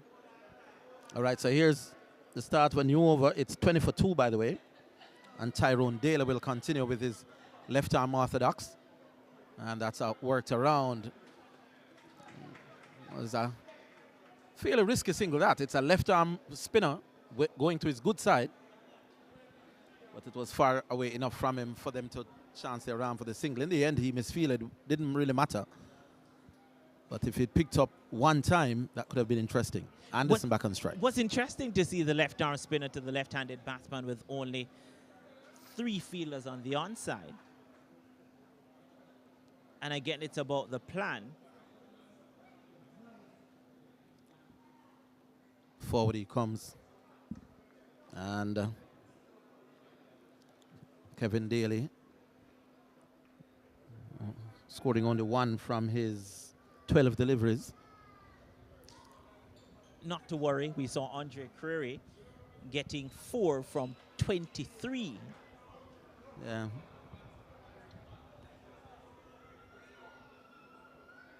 Daly with that fairly low crouching stance. And that's, they're appealing, he's gone! Caught at slip. He's saying it's not, but the batsman isn't happy. Will the umpires meet? Well, the batsman is standing his ground, but the umpire has already given him out. Yeah, that's a strange one, because I don't think that Tyrone Daly appealed for the caught behind. I think Tyrone Daly appealed for leg before wicket. But an appeal is an appeal. Once you appeal, the umpire will have to make that decision. Here it is. No, a ball would have bounced. So I don't think it would carry it. So that looks like he was giving him out LBW and not caught at slip. Because for me, that bounced, which is what the batsman was saying. But clearly he was giving out a leg before. Here it is, Renato. Didn't look like it carried to me. Your eyes are younger than mine. No, and it definitely didn't carry. Alwyn Williams didn't appeal for a catch. Here's it a third time. Let's see if we can pick up if he got some inside edge on it. All right, here's a slow motion. Yeah, I don't think he got any inside edge on it. I think he was given leg before wicket. He was pointing to the slip fielder that it didn't carry, assuming that he was giving out caught at slip. But there it is. I'm not sure he got back onto that. It definitely didn't carry. It definitely didn't carry, but I'm not sure he got back onto it. So that's LBW. Did he give him out caught at slip or LBW? I'm going with leg before wicket. Well, let's see how the scorers have it. Was that LBW or was that caught at first slip? Maybe the umpire should devise some means of telegraphing to people like us. What did he give the batsman out for? The batsman thought that he was being given out caught at slip. And here's my thing. Looking at the reaction from Daly, we'll get back to that. As this one is a load appeal. Not out. Wow. And the batsman must have had his heart in his mouth. Wasn't even prepared to run for the single that was on offer. The ball had hit the pad and run down to third man. And look at this again. We'll tell you who the new batsman is in a while. That was high. That was clearly missing. So I don't think the umpire got that one wrong. That one was going over the top for me. So it's all happening at the moment. 21 for 3 it is. And Anderson comes back on strike. He's forward, no run. Drama continues to unfold here at Ronaldo Brown. Yeah, definitely high for Dennis Bulai, his first delivery. But I'm going to ask our producer to show back the dismissal. Anderson works this out towards square leg. This will be tight now. Single easily taken. 22 now for 3. And I tell you what, Ronaldo, if you wanted a tense final, you have it on your hands at the moment. Yeah, definitely. I want to see the dismissal of Kevin Daly again, because I felt that if you look at the reaction of Tyrone Daly, it tells you that he wasn't appealing for caught behind. Here's another look at it. So here's the delivery. He immediately turned to the umpire. He definitely wasn't appealing for caught behind, because he didn't even look to see if the ball was caught by the slip fielder. He was appealing for LBW. He was appealing for leg before wicket, and as I said, based on that, I didn't think he got back to it. Here it is again. On the pad, he's appealing before it carried. Before the ball carried. It was taken out slip, so you're right. It's definitely leg before wicket that he's appealing the for. batsman was under the impression that he was giving out caught at slip, which is why he was pointing to the umpire that the ball didn't carry.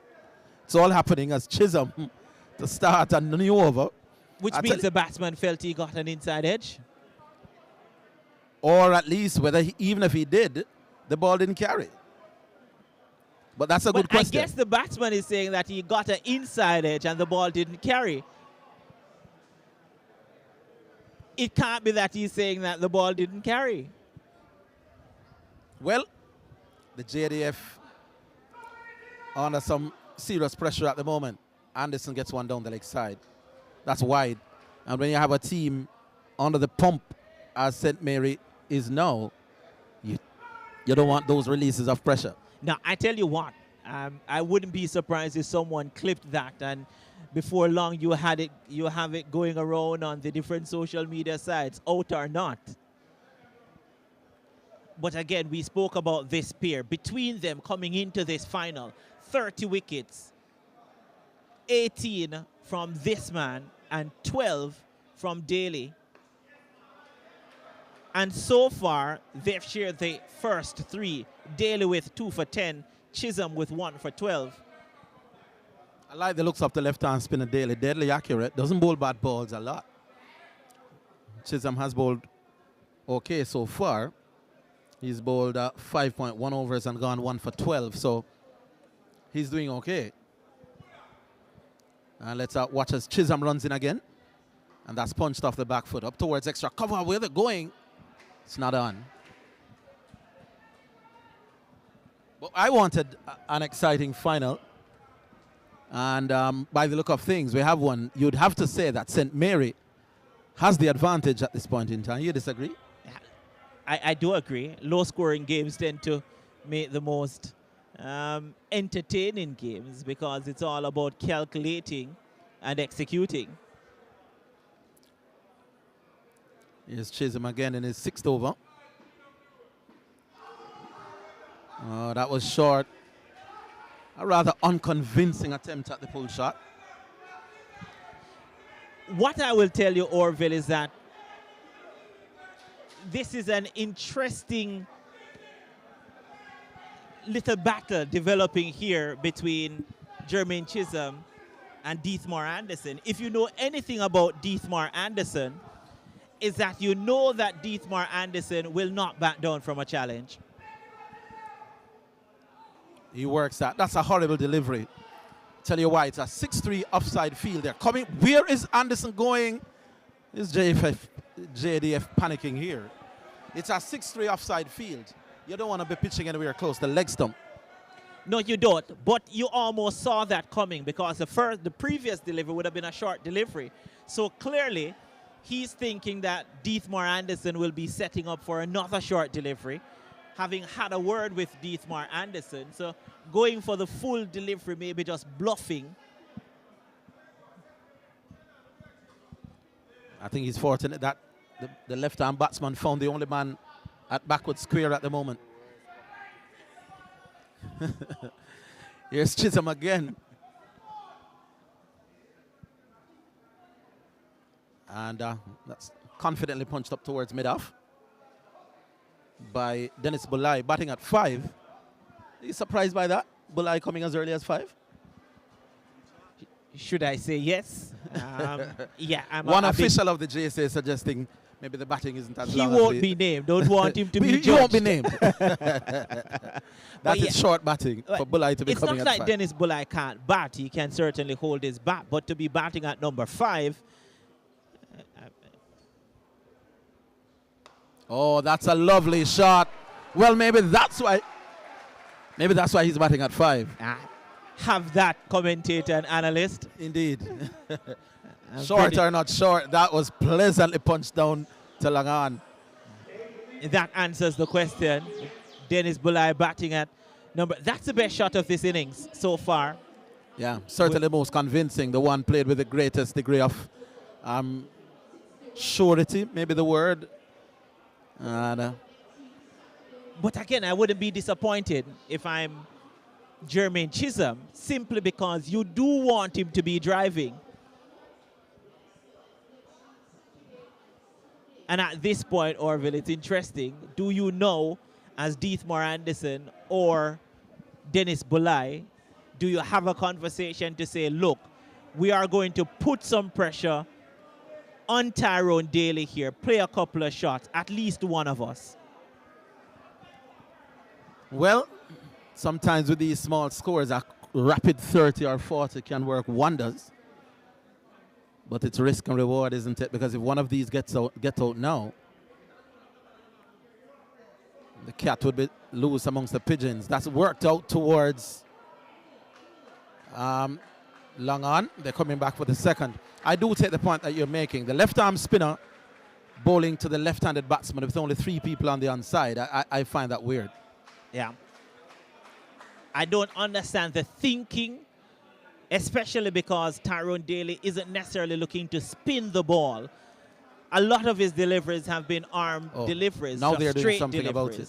They're taking a man from extra cover, putting him into straight mid-wicket. Now this is a better field. I think they're listening to us. Which wouldn't be a bad thing, would it? So Anderson down the leg side. That will go all the way to the fine leg boundary. It's 4 wides.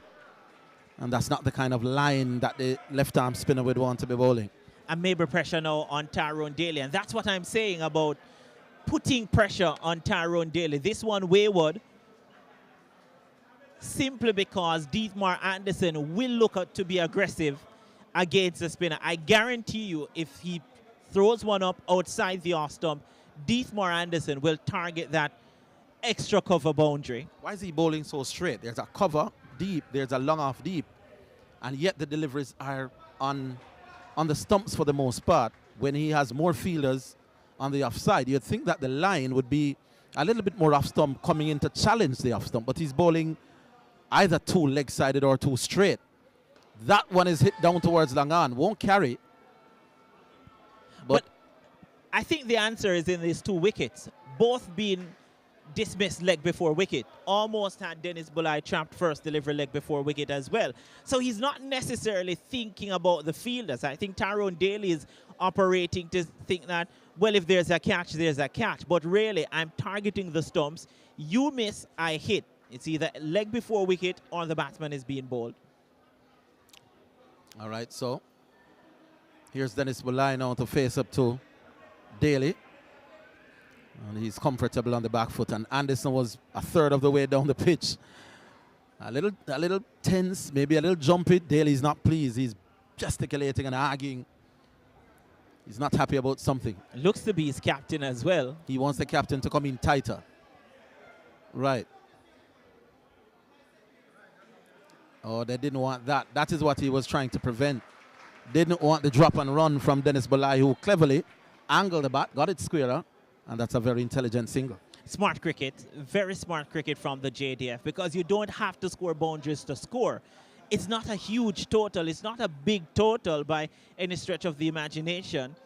It's about rotating the strike. It's about putting pressure. And now immediately it prompts a change in the field because of the aggressive shot earlier from Deathmore Anderson. And there's some punching off the back foot. There's room for one. Will they come back for the second? They will. And it's a fairly easy two. And the spear is making run scoring look relatively easy. 1 or 2 alarms coming in, which makes for an interesting final. And 40 for 3 chasing 159. It's still anybody's game at this point. And what you can see from that is that Tyrone Daly is as miserable as he can bowl. Was very upset with his fielder. Not sure why.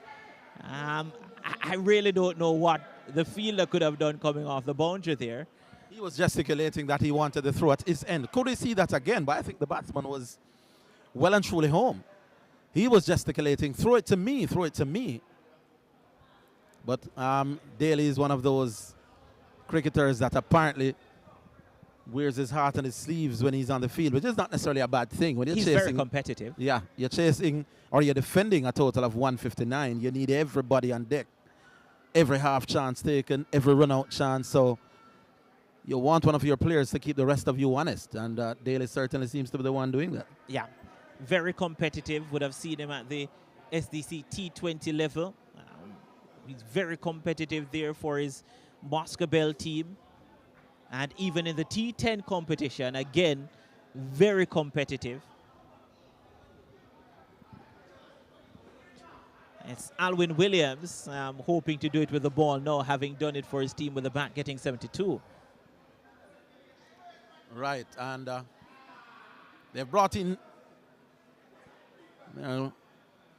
I like the field, I like the look of the field. 5 people in the circle on the offside, 3 in the circle on the onside. And they are saying to Bolai, if you want a single, then you've got to work for it. We're not hanging back on the circle. Yeah, well, the problem, though, is that I don't think Alwyn Williams has the discipline to operate solely outside the off stump. Here's he. So far, not bad. Punch straight to the fieldsman. Bolai looks reasonably competent. He's lined up the deliveries that he's had to face with really no trouble. And maybe I wasn't giving him the kind of credit he deserves. He looks the genuine part as a number 5 based so on the far. sticks that the commentator and analyst gave him earlier, he has no pressure. If he gets out no, it's nothing. Well, his team, I think it's something. It will be 40 for 4, which is what they don't want. And that's tight, but good defensive shot. Back up the track. I feel it's playing a little bit easier now, which means that the JDF batting should find it easier for batting, but the JDF also is chasing runs on the board to, I suppose, balance out that advantage with that disadvantage of batting last and trying to win a game. Greater pressure. But I think they've gotten the better part of the pitch. As Bolai taps away again. He flails at that. In rural cricket back in my time, they would say you're fishing. I never quite understood the term.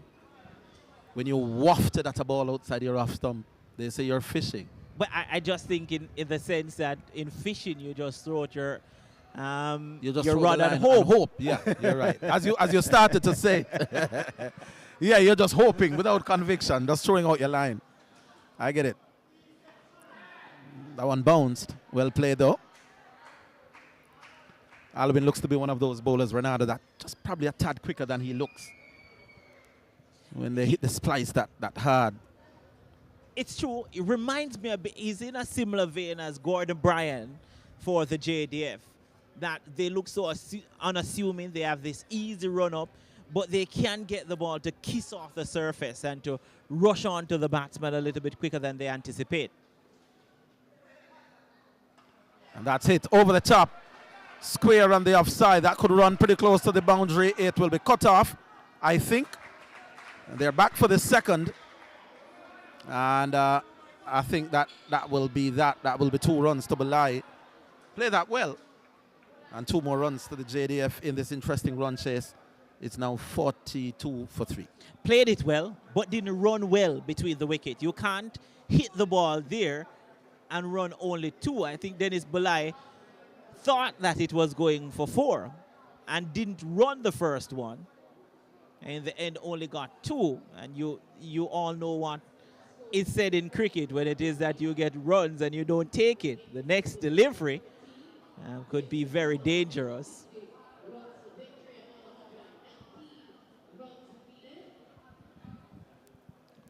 All right, so Dale will continue. And Dale's figures at the moment, what's that, 6 overs, 3 or 2 for 21. So he's one of the trump cards. Very accurate left arm orthodox. And Anderson is taking his time, adjusting the gloves, ready to do battle. And that's punched a little carelessly in the fielding attempt by the bowler. 43 for 3. No, what I want to see now from Tyrone Daly is for him just to take some pace off the ball, especially to Dennis Belai. Just the flight, the deliveries tempt Dennis Belai to go down the ground. Belai perennially looking for the single. If you notice, he didn't just present a dead defensive bat. He was still trying to angle the ball away. So he wants to be busy. He doesn't want to be bogged down, and you can not be bogged down, not only by scoring boundaries. He's looking for singles. There is he again, deliberately opening the face, playing it to that man at, that deepish gully. But I like that. I like the fact that he's not just looking to block up an end, but looking to score even when playing defensively, so to speak. Has to be careful, though. The arm ball could come. Like that.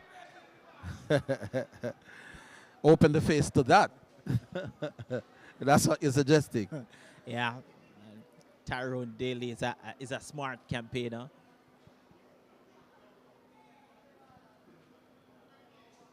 Oh, don't want to bowl that. Wide signaled. Unlucky Dennis Belai there. Had he gotten back on that, that would have at least been 2.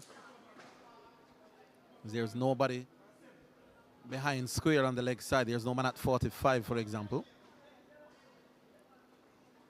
And again, every time Belai plays forward, you can see him wanting to get off strike. He's not just presenting a dead bat.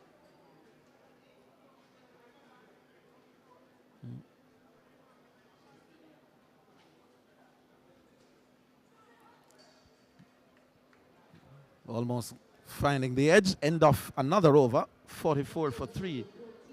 14 overs completed. That one quicker, flatter from Tyrone Daly. I think the good thing for the JDF is that completes his 7th over. So only 3 overs to go for Tyrone Daly. You just need to negotiate those 3 overs.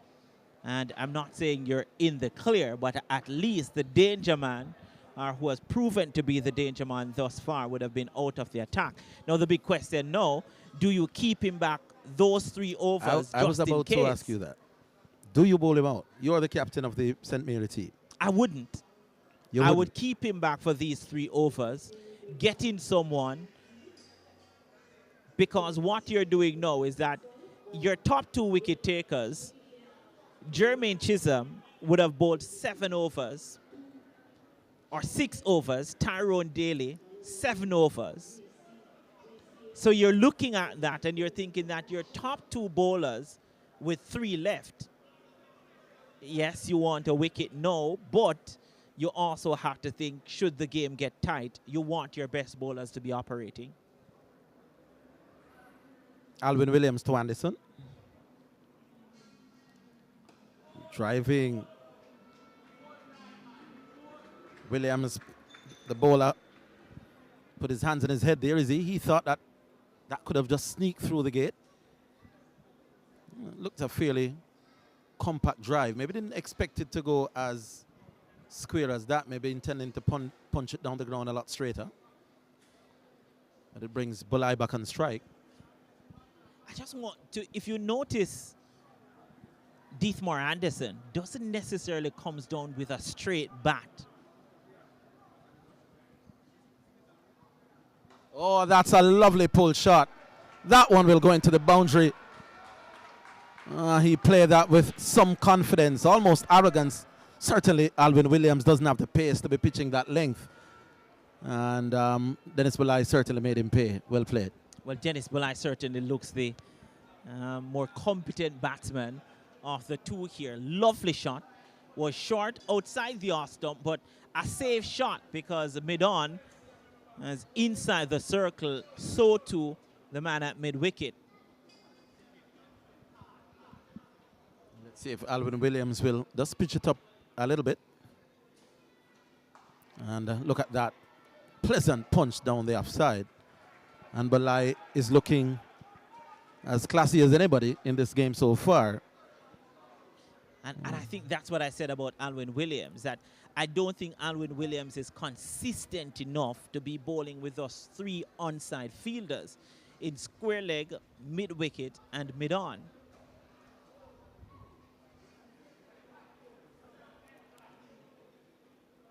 Oh, that was a good delivery. Maybe he heard you. His line is not bad. That ball that Bulai had for a pull shot, he fetched it. So it wasn't as if it was. The shot was played on length as opposed to line. Exactly. So his line is pretty consistent so far. Oh, that one had some gas on it. You may have heard of the toothpaste bouncer that Andy Roberts used to bowl. That one, he gave it to you. You had a pleasant hook shot. The other one with a little bit more muscle, you attempted it at your own risk. That one had some gas on it. And gave problems not only to the batsman, but to the keeper as well. I think this is a smart move with Dennis Bulai.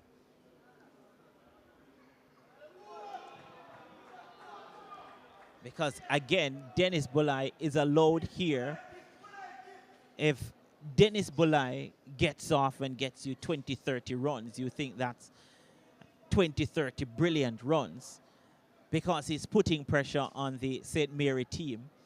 If he doesn't get off, you may look at it and say it's an experiment that didn't work this time. It's almost using Sunil Narayan to open the batting in T20 cricket. All right, so some friendly darts between the two teams. I think played in fairly good spirits, but they are letting each other know that there is a contest here. And that neither team seems to be at a loss for having something to say. 49 for 3 after 16. And still very, very interestingly poised. Now, I'm thinking that Deathmore Anderson would know a lot of these players because if my memory serves me right, he plays for Links United in the SDC T20 competition. And Links United, I believe, is from round about that St. Anne area, which is neighboring St. Mary.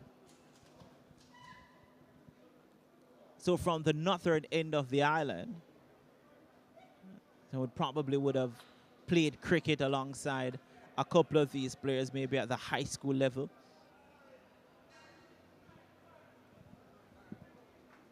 What's that? All right, we're seeing a bowling change. And the first deliveries are wide. The new bowler is... Yeah, not sure yet. We're getting that information in a little while. Number 32. It's Darren Walker. Yeah.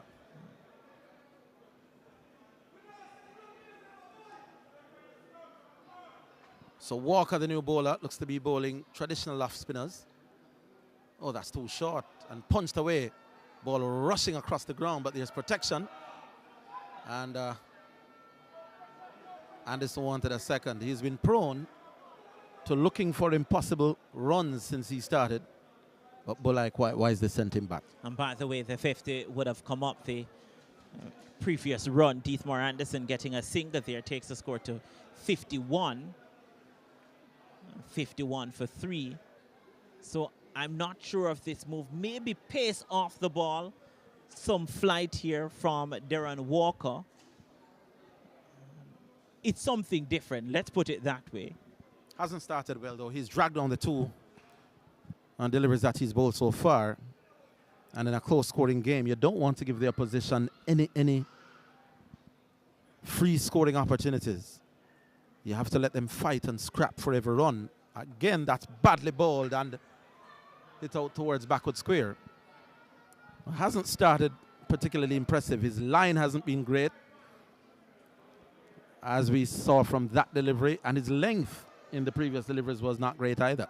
By the way, you do realize that they've held back Tyrone Daly for 3 overs. Yeah. So at the end of the day, I think it's a good move. But again, present something different, Walker. And just maybe now the batsman will be thinking, oh, I can't score this ball, and that's where the mistake comes in. I think maybe if a wicket or 2 falls, he could be coming right back. But here is Walker. 2 short, and Anderson managing to get a single. And they're coming back for 2. This could be tight. No, the throw wasn't the greatest. But I'm not impressed with Walker's start to his spell. I tell you what, though, I beg to differ. But here's what I would do. It's either Sheldon Price. There's a change in the field, though. They're moving Price. So the man at extra cover, I would carry in maybe about 5 or so meters, because if you look, Walker is getting the ball to spin. The last couple of deliveries that Deathmore Anderson played, he was stretching outside the off stump. But because they're so short, that was a better length. So he is getting the ball to deviate a little bit off the straight and narrow, but he's giving the batsman much too much time to see it. That was a better length, half forward, half thinking about going back. It was. I do agree. But I'm just saying that Deathmore Anderson just stretching for the ball gives you an opportunity. Well, that too. Again, 2 short. And again, Anderson not taking full advantage. Gets the single down to long on, though. Again, you don't want as a spinner to be constantly punched off the back foot. That lessens your chances. Usually it's only a bad shot that gives you a wicket when the batsman is on the back foot hitting. You want to see him coming forward. Totally agree. But I wouldn't be surprised if he picks up a wicket here. You're saying that one of these might make a mistake from one of these drag down deliveries. Let's see him to Belay now from around the wicket. Better length, but hit towards square leg for a single. What that also shows you, though, Orville, is that both Deathmore Anderson and Dennis Belay are yet to play a defensive shot to the bowling of Walker. And maybe that's what the St. Mary team wants. They have options. They do have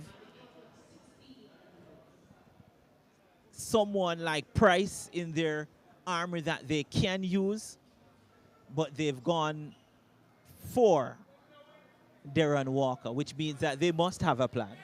You're suggesting that they're planning to buy a wicket? Not in those exact words. They're trusting a wicket, crediting. What exact words would you say? They are willing to take a gamble. They're willing to take a All right, gamble. that's safe. That's more safely put. Is a bowling change from this end as well? 22.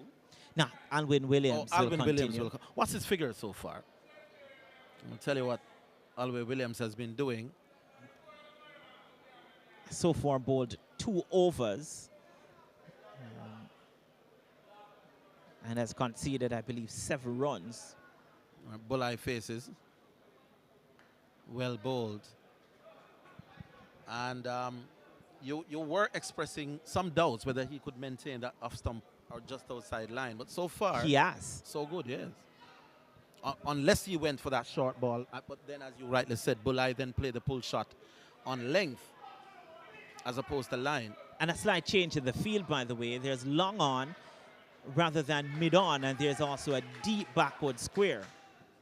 Which means the short ball might be coming. They're appealing, but that's never going to be given now LBW. Maybe caught Dennis Bulai on some soft tissues there. Limped a little bit on the completion of that single. And Deathmore Anderson, just smart cricket here, realized that Dennis Bulai is ailing a bit and decides to come down and have a few words. And will give Dennis Bulai an opportunity to recover here. Not seeing the physio coming out just yet. Looks as if he'll be able to carry on, Dennis Bulai. Yeah. Maybe just that little part of the foot that the pad doesn't protect to the left of the pad on the knee. Yeah. If been hit there, it can be quite painful, numb the legs for a while. Here is Williams to Anderson. Oh, what kind of shot was that? Was trying to run it down towards third man, but that was very unconvincing. And it's probably one of the issues for Deathmore Anderson, having seen him on a couple of occasions, is those deliveries outside the off stump. Doesn't necessarily go with a drive, but more looking to guide them down towards that third man or in that gully region. If the field is set right, the most you can get is a single, but it's a risky shot. Oh, that was well played. There's no sweeper. And that's 4 runs. And I think that the captain would have missed a trick here. Alvin Williams has demonstrated that he can hold a line. When the right-hander was batting, he was holding an off-stump line. When the left-hander came on, immediately he switched and started to hold a line. I think the captain could have trusted him with one more feeler to protect that boundary on the offside. We are chasing a small boundary. You have to trust him that he'll maintain the line. And because he has, I think he could afford one more feeler from the leg side over on the offside. Agree. Give credit to Deathmore Anderson as well. That's a good shot, right. So let's see this line. Again, right where he's supposed to be, but guess what? The cruelties of cricket. Well, that's 4. I thought for a minute it may have come off the pad. Unintended, I think, but 4 runs nevertheless. He got the outside edge. Deathmore Anderson was pushing with bat and pad close together. I felt that got more pad than anything else. Maybe pad, a little bat. But it's not that Alvin Williams is bowling badly. You'd have to say the luck of the green going with Anderson at the moment. Well left outside off. Yeah, good smart batting. You've already gotten 2 boundaries from the over. No need to chase with the over coming to an end. 17 now completed at 65 for the loss of 3. That Deathmore Anderson there is rushed up to 23 from 24. And Dennis Bulai 13 from 25 with 2 boundaries apiece for each batsman, which means that Deathmore Anderson has been picking up a lot more singles than Dennis Bulai. The game, the momentum shifting back towards the JDF at the moment. And what that over did as well, Orville, is that it took the required runs below 100. They require now 95. Probably the first psychological target. Get the thing down to double figures. 99 sounds completely different from 100. It's weird how the human mind works. It's only a run, but in real terms, it feels a lot less than that. Yeah, even you get it down to double figures, now becomes achievable. And looks that there is a change in bowling, so Walker just lasted 1 over and should be Sheldon Price now. You thought he's introduced a little too late? That over from... Maybe an over too late. Yeah. I think the over from the Walker was more experimental, much too short. And I'm not surprised the captain has seen enough at least for now. Price bowls, and that's a pull shot, or certainly an attempted pull shot. And Price bowls briskish medium pace through to the keeper. Yeah, it does have a little bit of pace, not a elongated run-up, but very powerful, broad shoulders. He's picked up 12 wickets. So far, he's third on that list of top wicket takers for St. Mary this season, behind Daly and Chisholm. Oh, that was audacious. What a shot. Just back of a length, and Dennis Bulai whipped it a la Gordon Cuthbert Greenwich over square leg. And that's one of the shots of the game by far. Lovely shot, this Ronaldo Brown. The two best shots that we've seen all this innings coming from the bat of Dennis Bulai. Look at this. Oh my. Up on one leg and just flicked it, and it went all the way for 6 as well. He timed that sweetly. Didn't expect it to go for 6. Looks to be just a casual whip, but carried all the way. And Dennis Bulai has gone up now to, what is that? 18, 19? Immediately it prompts a change, because now there's a man going on the boundary. As we look back at it, it was a lovely shot no matter what angle you look at it at. But there's nobody on the leg side who's not on the boundary. This can't be real. Short ball. This will go down to third man. He's dropped it and it has gone for 6. Wow! He's livid with himself, and so he should be. Dennis Bulai getting a short ball, trying to repeat that. It'll pick a pull shot over mid-wicket, peeling off the outside edge, and the man at third man may have just dropped the trophy. And to add insult to injury, it has gone to 6. Look, the plan was there. It worked. You had deep mid-wicket, deep backward square, and long on. So Dennis Bulai was always looking. The ball wasn't short. It was outside the off stump.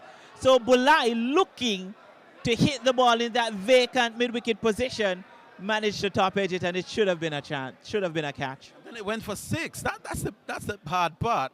Slower ball played out for a single. In fact, this could be 2. They are coming for it. Oh no, they're not.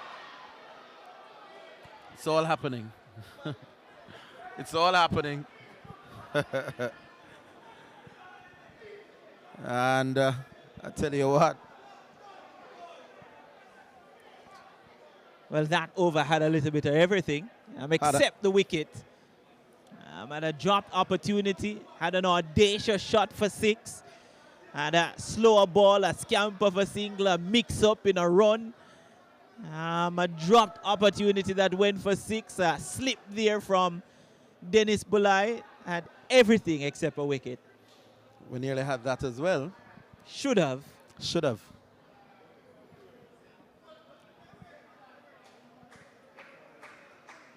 .78 for 3.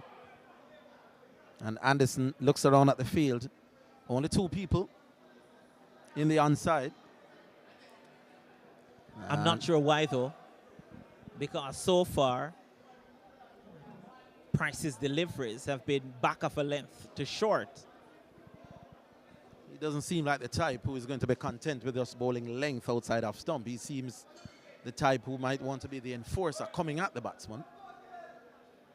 And this kind of feel is what you expect from a bowler with a little bit more conservative nature than Price. It's driven square on the offside. That's 4. I think he intended to hit that towards cover, peeling off the outside half, going down towards backward point for 4. And the initiative now being wrestled away. 4 more runs to Anderson. An expensive over. 17 runs coming from it so far, with 1 delivery to come. And that's Tyrone Daly, by the way, who holds himself at high standards when it comes to fielding. Took a superb catch to dismiss Gilzine. That should have been stopped. Anderson, in the meantime, has gone up to 27. And Bulai has rushed to 26 from 29. Too short. Punched into the offside for 1. And they are coming back on the misfield. It's good running. And it could be more overthrows. In fact, they could take 2 more if they want it. So it's all around 4. And I think JDF now, with the momentum swinging their way, they'll feel that this one, if they don't do something careless, could be in the bag. But you and I know Renata Brown, a wicket or two, can change things dramatically. Well, maybe midway the over, we said that this over had anything.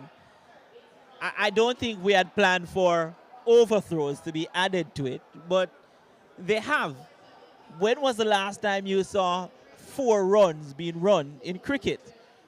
But losing it now, St. Mary, and I think that opportunity that was put down that went for 6 just took everything out of the St. Mary team. It's tough when it is that you're defending a small total and you get an opportunity having worked so hard, and not only was it not grasped, but put over the boundary for 6. Yeah, that clearly would have knocked the stuffing from them. Well, go on. Saying hi to my good friend, Mr. Campbell. And we're watching Alwyn Williams will continue to Dennis Bolai, who has played some lovely shots in between 1 or 2 chances, or at least 1 real chance. He's been very entertaining so far. Oh, that kept a little low. And Bolai still feeling the effects of the knock that he took earlier. This one may be also coming off the inner portion of his leg there. Can be painful.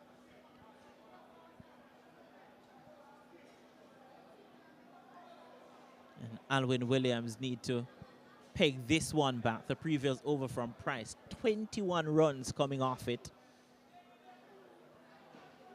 74 more runs needed now for this JDF team. This time they take an easy single. Nobody in front of the bat on the leg side to save a single. The man at mid-wicket was all the way back at the edge of the circle. Bolai gets a single. It's now 86. Is that 86 or 87 for 3? And it's 87 for the loss of 3.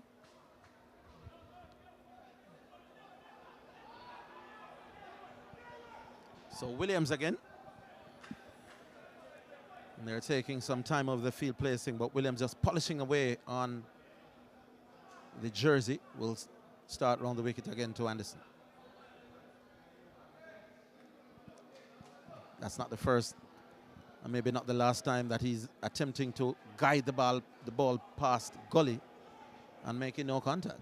Yeah, likes to play that shot. Seemed to be his area for scoring, Deathmore Anderson. And missing out. Remember a couple over or 2 ago, he advanced down the track and guided one in front of point for 4. Looking at a couple of the youth representatives. Seeing Justin Beckford and Brandon English also here partaking of the competition. Both players would have represented the Lucas Cricket Club. So 19 overs gone, and we make it 87 for 3 from 19. So they are scoring at the moment well over 4 runs and over. Have a delivery in this over to goal, which is well ahead of the rate that they required at the start. Wickets, the order of the day. You don't want these two to bring it past 100 without being separated if you're St. Mary. You need one of them now. And let's see what the rest of the JDF batting looks like. Yeah, I think here what Alwyn Williams is doing, and I was wondering a couple of deliveries ago what the conversation was with Deathmore Anderson. And I think what he did was that he warned Deathmore Anderson about leaving his crease at the non-striker's end. And again, Alwyn Williams warning Deathmore Anderson. Why do you need to warn him? That's a big question. The provisions allow you, if the man is backing up too far. Well, he's bowling from around the wicket, which would make it difficult because his bowling arm would not be close to the stumps. But I would go over the wicket, and if he leaves his crease, well, I know what I do. Oh, that's driven out towards long off. There's protection there. Only a single. Oh, well, misfielding. The wheel's coming off now for St. Mary. Yeah, so I'm saying, why are you, the bowler, getting upset at the batsman for backing up too early? Look, it's a waste of breath and time, man. I do agree with you. I'm not going to. There's nothing in the rules that says that you should warn the batsman. I think you just do what you have to do. Allow the umpire to sort things out. There you go. Slower ball, which is clipped away towards mid-wicket. And easy single. Another successful over negotiated by the JDF pair without further loss. 91 for 3 now. And Bulai into the 30s. He's now 30 from 33. 2 4s, 2 6s. Deathmore Anderson, 32 from 28 with 4 4s. You look there, the bowling. Chisholm, 1 for 19 from 7. I think that's 1 for 19 from 6. Tyrone Daly, 2 for 23 from 7.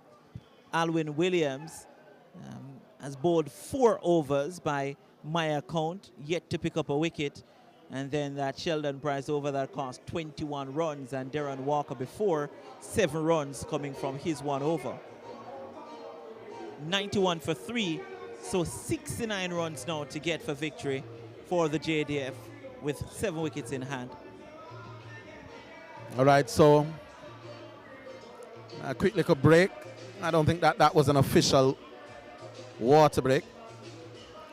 The players gathering in a huddle just to regroup, rethink, replan. And I don't know what the plan is, but the intention surely must be getting a wicket or wickets, and the sooner the better. Well, Price will get another over, much to my surprise. Well, he did have Dennis Bulai dropped at third man. He did concede 21 runs. That too. But maybe the captain is saying, listen, I'm willing to gamble. He's probably willing to concede another 10 here if there's a wicket in it for his team. So let's see. One more feeler on the offside, which now makes it a six. Well, they can't decide their mind. He started to go to the offside. Now he's back just in your shot there at mid-wicket.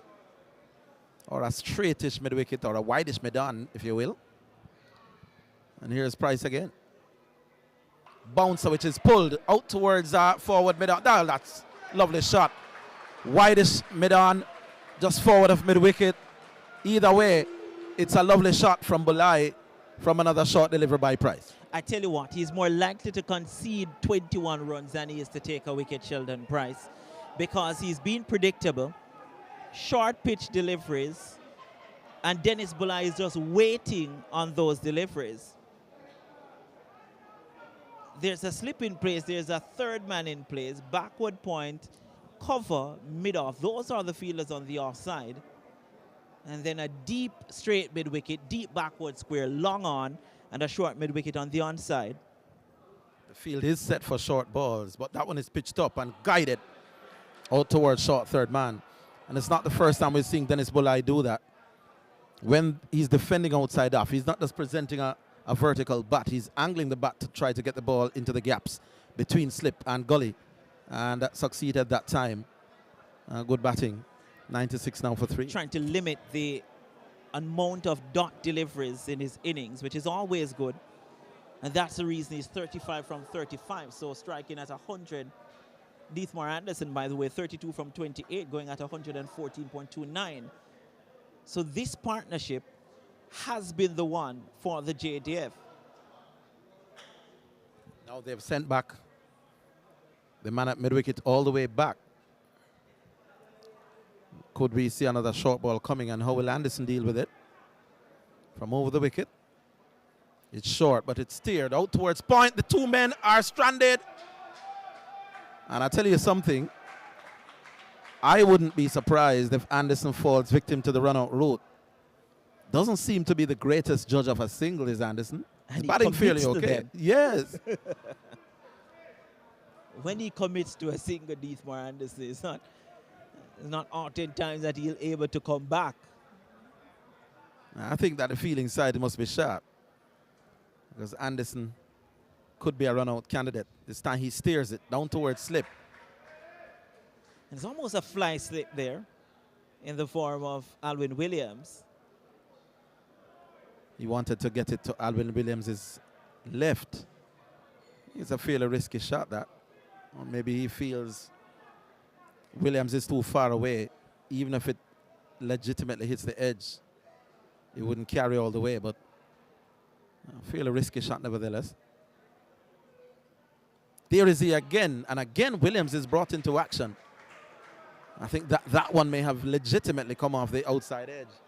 Didn't quite carry, and it begs the question, why is Alwyn Williams so far away? Clearly, you take your cue from the keeper, and I think he should maybe take a further step or two. It must be that he's trying to save a single as opposed to take a catch where he is. Which makes no great sense to me. He already has a third man, which means if it passes him, there's only a single anyway. Driven almost back to the bowler, but down to Langan. And is that the end of the over? It is the end of the over. And it's now slightly better. 97 for 3. Coming off it. Major improvement, isn't it? From his 21. This time, there was no chance in this over. As we look back at it, on drive there, hand coming off the bat. You call that I wouldn't say a half chance. No. A 1/3 chance? It's a little bit less than that. Looks as if Daly will be coming back. What do you make of this? They're a trump card. They need a wicket. They need to break this partnership. I think that they have no choice, rather. You have to bring back Daly and Chisholm because it's getting out of control now. You can't save them when it is that the opposition need 20 runs or 10 runs.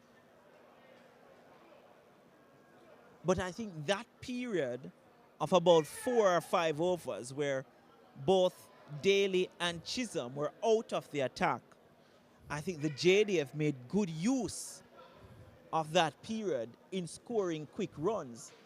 It now puts them in a position that they can now soak up a couple of dot deliveries without that now perceived pressure. Maybe one of the questions that I will pose is, should the 2 trump cards be out of the attack at the same time? At the same time for so long a period? Should they be spelled? Well, they were in problems when it is that you bowled Daly for 7 overs and Chisholm for 6. Yeah, which is understandable because you're hunting wickets. Daly bowls, and this is driven out towards the man at long off. And they get a single. Brings Bulai on strike. And Deathmore Anderson not holding back on that delivery. And Daly now trying to get his feed perfect. Is Daly the captain? No, I think Andre Creer is the captain, but the bowler does know what he wants. Daly seems to be the most miserable. Well, I don't know if miserable is the right word. I don't want him to find me after the commentary and say I was being unkind, but certainly seems to be the most vocal. Let me use that word. Of all the players on the field. Not when he makes mistakes, though. Very quiet. That's a good delivery. Oh, they're appealing, but hopeful at best. Yeah, and I think Daly, if you look at Daly's previous dismissals, he was off and running. This time he was waiting on the umpire, almost praying, and the umpire gave him the decision that he wanted. Height and also angling down the leg side. Anderson comes down to have a word with Bulai. Maybe just to settle his nerve a bit. These two have been going about it pretty well. What's the partnership between these two? Well, so far, these two, they've added some 77 runs. There you go. So they took it at 21 for 3. Made that 78. Yeah, because that was a wide down the leg side.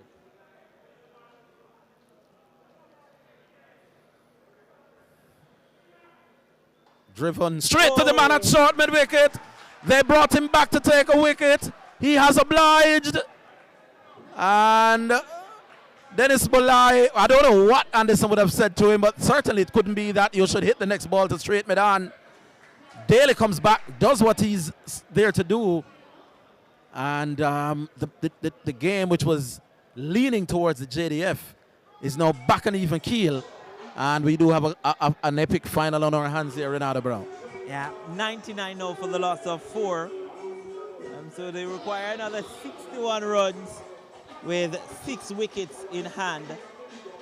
But at this point, it's all about Dietmar Anderson. Has to show a bit more responsibility now, Dietmar Anderson.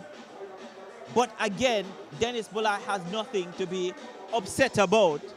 I think that 35, valuable 35 runs, as we look back at it, flighted.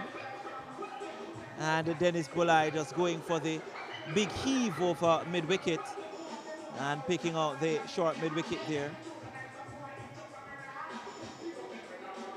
And it looks as if Saunders will be the new batsman. He too can bat, as I said, would have played intercollegiate cricket a number of years at the University of Technology.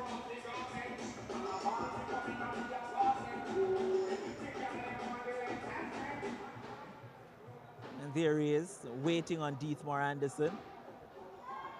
Now he puts his helmet on.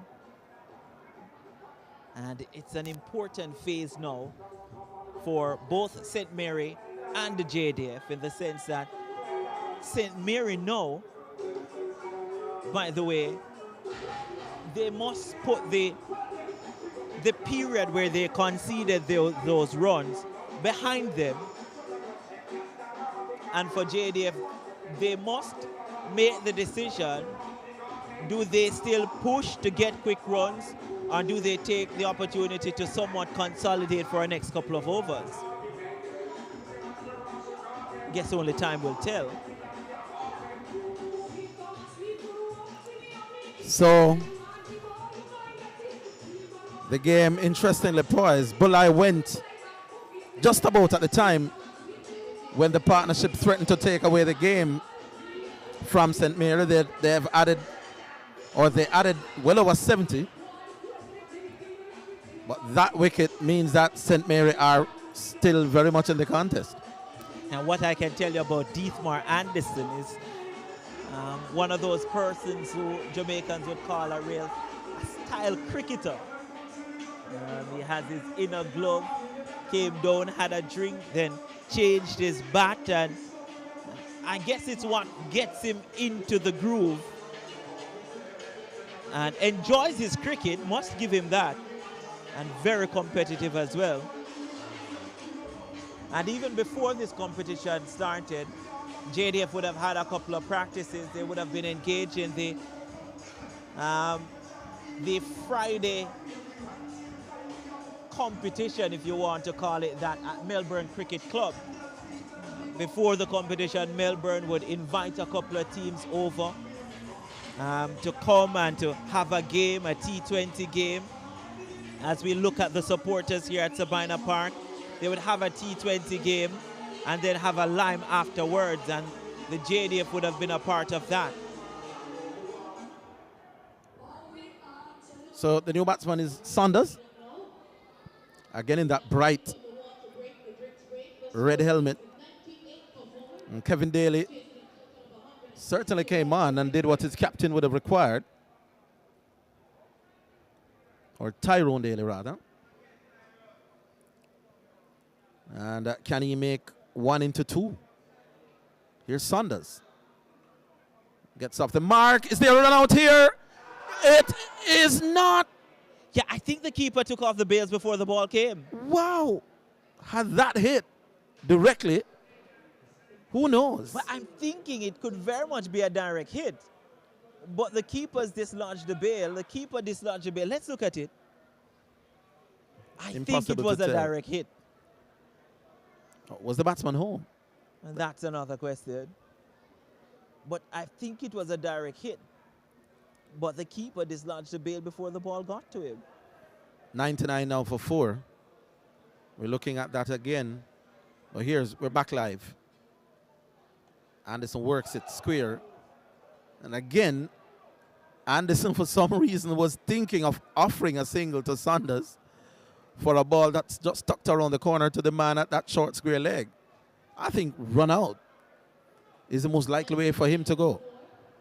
But this is it, Renato. I'm not sure what happened there. No, I think it was a direct hit. And why I think it was a direct hit is because both bails were dislodged. Let's look at it here. Oh, the keeper, and then the ball brushed the stumps. My goodness. The bail, that would have been out.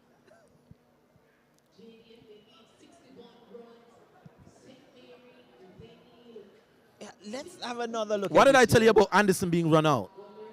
Going to the danger end, Anderson. So here it is. The keeper dislodged it, and then the ball clips the stumps. I was saying that Anderson's most likely way to go was run out. There was that opportunity. He's not the greatest judge of a single, is Anderson. Certainly not in this innings. And are we seeing a bowling change here, Renato? Yeah, bowling change, definitely. I'm not sure if it's... I don't think it's Walker who is coming back. Number 10.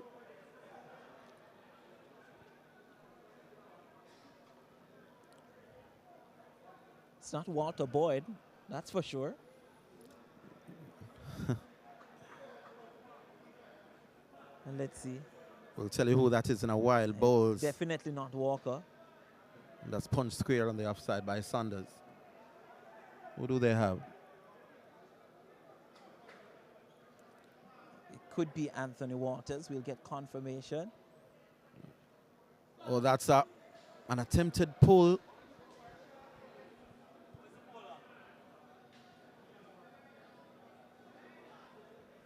It's Murdoch. And Gian Murdoch, the bowler. That pull shot almost cost Sanders his wicket. Murdoch bowling off spinners. Big number 10 on his back. Just letting the batsman wait. Attacking force.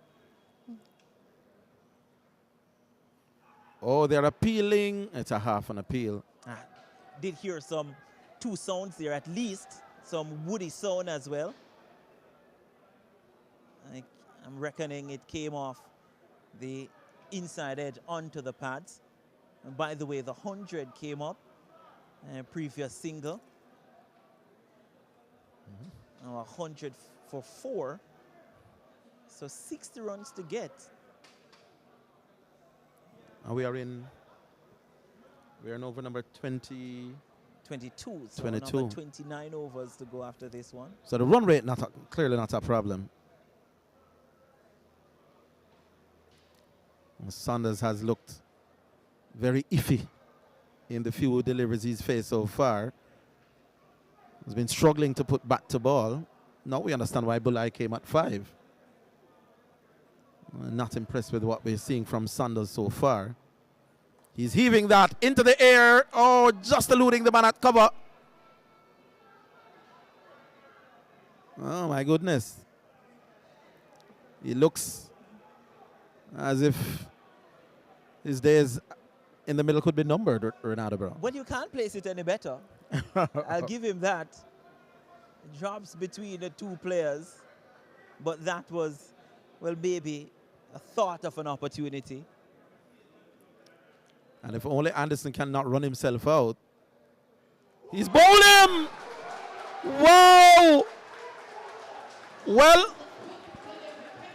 it was the most casual looking drive by Anderson. Bowled down. And has St. Mary gone some way to retaining the title that they last won in 2019. Anderson is going to take forever to come off. He's walking off so slowly. Look at this here, Renato Brown. Just a rather casual drive. Arm ball was the straighter delivery. And again, his front foot just didn't cover the line of the delivery. And I'm just thinking that maybe Dietmar Anderson was again looking to run the ball down to that third man position. So didn't try to get in line with the ball. That was just went nowhere. I don't know what that was. A nothing shot. And if you could get a shot of him coming off, he's taking forever to come off the field. And there's a new batsman going in. But Anderson may have felt that he's completely let his team down. And with that wicket, you'd have to say the momentum has gone to the team from Eastern Jamaica. Yeah, they're halfway there in terms of wicket. The 5th wicket going down. 101 now for the loss of 5. And maybe a master stroke here. Let's look back at it. I don't know what to say. I really don't understand that shot. For somebody who was batting reasonably well. Brain fade. That's the only thing I can think of. Just an absolute brain fade. Well, Daly will continue. Saunders is the batsman. He comes forward. The problem now is that you have 2 relatively new batsmen. Well, one new, yet to face a delivery. And Saunders, who has faced 7. Leighton Leslie, by the way, is the non-striker. And very excitable character is Tyrone Daly. Appeals for everything, sets his own field, G's up his own players. He's a live wire on the field. And like I said, you need characters like those. That's punched off the back foot, but can't score. He's varying his pace here, Daly, and also his length. That one a little bit quicker than the previous one, so I wouldn't be surprised if this one is a bit slower and flighted, maybe outside the line of the off stump with long on and long off in place. There's a deep mid-wicket as well, but I don't think Saunders will be going across the line. Well, that one spun. They're appealing for stumping. Well, sometimes the wicketkeeper takes the bails off, knowing that the batsman is at the crease, but appeals anyway. All in an effort to create psychological pressure on the batsman. That one is punched back towards extra cover. Sometimes as a batsman, you hate when the wicketkeeper takes off the bail, even though you know you're not out, but umpires have crazy days. And you always hate that. That's hit in the air, out towards long on. That will only go for a single. Well, if they manage to recover that bad feeling, that was a proper throw. And well, had that been Deathmore Anderson, you guarantee they would be thinking about a second. Indeed. The throw right over the stump. You can't get any better. Let's look at it here. Was picked up. Here it is. Look at the throw. You can't get any better than that. One of the old adages in cricket, never run on a misfield unless it's really in the deep. But they opted for caution. So they need another 59. They need, it's 102. They need another 58. With a lots and lots of overs still to come. That's 58 runs, but you're also looking at St. Mary, they need 5 good deliveries. Or as we see, deliveries. 5 deliveries, which don't have to be all that good. That's worked away nicely. Out towards the leg side, they're taking 1. And they'll settle for 1. 103 now. Was that Leslie's first run? Nah, Leslie is about to face Leslie his is first about delivery. to face his first ball. Saunders moves up to, what's that, 4? And it's the left-handed Leslie now who comes on strike. Has this Leighton Leslie been playing for JDF for eons? He's probably been a soldier for eons. I remember Leslie for years now. It would be interesting to find out how long he's been playing for JDF. So we're looking at wise, well, hopefully from his perspective, wise old head on those shoulders. You would think playing for the JDF for so long, this is not unfamiliar territory for him. There you go. And JDF over the years, Renato, you know that as well as most. Let's watch this delivery. He comes forward, they're appealing. That could be tight. They are not often blessed with, let's say, too much out-and-out exciting talent. What they do have is this, the ability to stay calm under pressure. They are soldiers, for God's sake. You'd expect that. And usually in tight situations, you bet on them. And even though the momentum is with St. Mary, because they are JDF, who have won this competition on the basis, more than anything else, of playing disciplined and being able to stay calm under pressure. That was a good shot out towards cover. So it's still at this moment on a knife edge in terms of where the momentum is. I still want to think St. Mary, but JDF, being JDF, it's not beyond them to see themselves through. Yeah, I remember the JDF beating St. Catherine Cricket Club, and a quality St. Catherine Cricket Club team in a limited overs final at Up Park Camp a few years ago, a team with Tamar Lambert and Danza Hyatt and all those players. There you go. That's one is an attempted cut shot by Saunders that he didn't get any back to.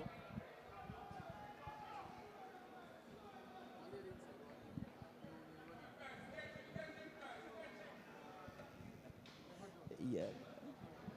All right, forward comes Saunders. And no run from that. So another over coming to an end from Murdoch. He's bowled, what's that, 2 overs?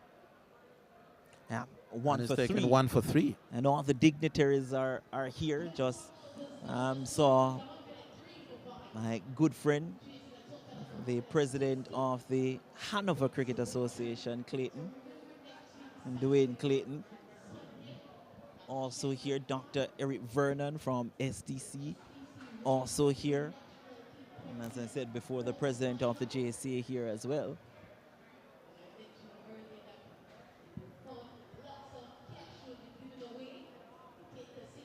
And of course, I came this morning and saw Ian Spencer, the president of the St. Mary Cricket Association. He's I in noticed the they're all dugout with coming his to team. hail you up. I'm happy I'm among dignitaries myself. Very well known in the broadcasting circles here. Daly with his final over, and that's played out by Leslie. Out towards cover, well fielded. Important for St. Mary here, and Leslie and Saunders to not give their wicket away in this over. Yeah, the man, the trump card, you want to see him out. Overs are not a factor, so good observation that. But Leslie just seems to me to be the type that's not going to be flustered. I think he has to get a really good one. He drives up towards long off and gets a single. Like I said, a wise old head on his shoulders and gets off the mark. I like that from Daly, though. Flighted delivery wide outside the off stump, tempting Leslie to go for the big booming drive, which he did and played very well. A couple of bounces before being fielded on the deep long off boundary.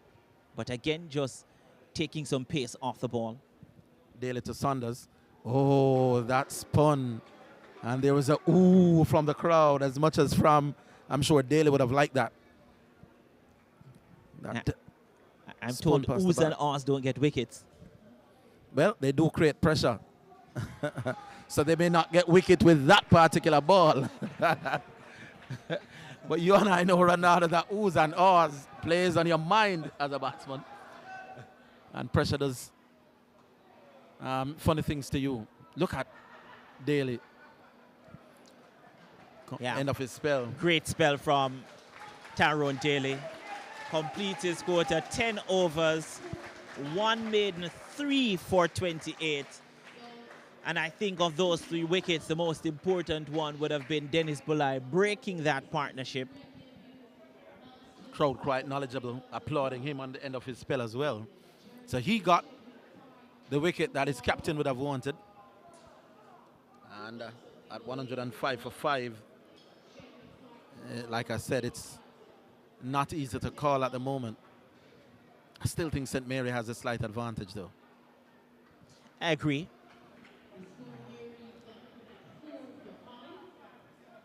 And the closer they get to the target, is the more intense the game will get. So it's going to be Murdoch again. 2 overs, 1 for 3. So he's being very parsimonious as far as run scoring is concerned. Leslie works this one out towards mid-wicket. And it's testimony to the tense nature of the game. That was a delivery that maybe under normal circumstances Leslie would work away. It was right up, full toss. And he's playing forward. He's not going to be flustered, not going to be taking too many chances. Murdoch maintaining some hold on the scoring rate. That's it on the pad. That's heading down. Yeah, that's going down leg. I think one was set up for the arm ball. A couple of deliveries that would have been the genuine stock off spinning deliveries, and then that one the arm ball, but just sliding down the leg side. So you see the plan, trying to set up the batsman here. Oh, he's punching off the back foot square on the offside. Murdoch has been doing a good job, quietly. He's not giving runs away. He's maintaining the pressure. He's not giving any free scoring opportunities. And there he is, bang on target. He's not flighting, he's not pitching up, but he's not bowling short enough for any horizontal shots. And at this stage, if you can't get wickets, you want to keep the batsman without scoring. That was another dot ball. The Australians had a theory, end of the over as we speak. The Australians have a theory that 3 or 4 maidens or overs that go for very little sometimes can lead to a wicket. If you can string together 18 or 24 balls where the batting team does not score, every now and again somebody loses their head, especially in a limited overs contest. And maybe that's the theory that the central team working on at the moment. Perceived pressure. You think you're under pressure, but you're really not. Nothing is wrong in this situation. Limited overs cricket, it's a final, but you're chasing 160 runs. You're 105 for 5 from 26 over. You have another 24 overs to get 55 runs. But there really should be no pressure no matter what. There is no pressure. It's a final. It's the right to be called champions of Jamaica. But again, there is no pressure. It's a perception that in a final there's huge pressure. It's another game. It is? It is another game. I remember sitting exams back in my day, and you would want to think it's just another exam paper, but when it's CXCs or common entrance, you didn't do common entrance, did you? No, I did CXC. Or you were of the GSAT or PEP. This is in the air, out towards long on. It's gone. 1 bounce into the boundary, 4. So while we were saying that the scoring rate had been checked, Saunders is saying, well, every now and again I have one of those to unleash. Looks as if it's Darren Walker who is back in the attack. We'll get confirmation as to the bowler. It is Darren Walker. And the first delivery, Saunders not wasting any time. Saunders is on 8.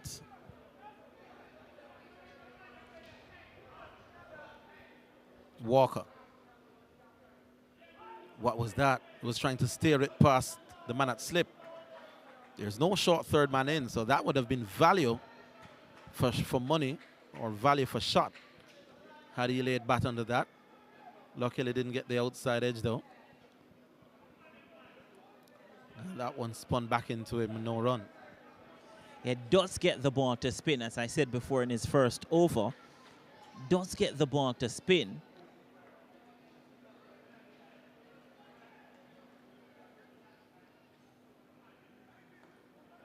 They're taking off for a quick single. This could be tight. No.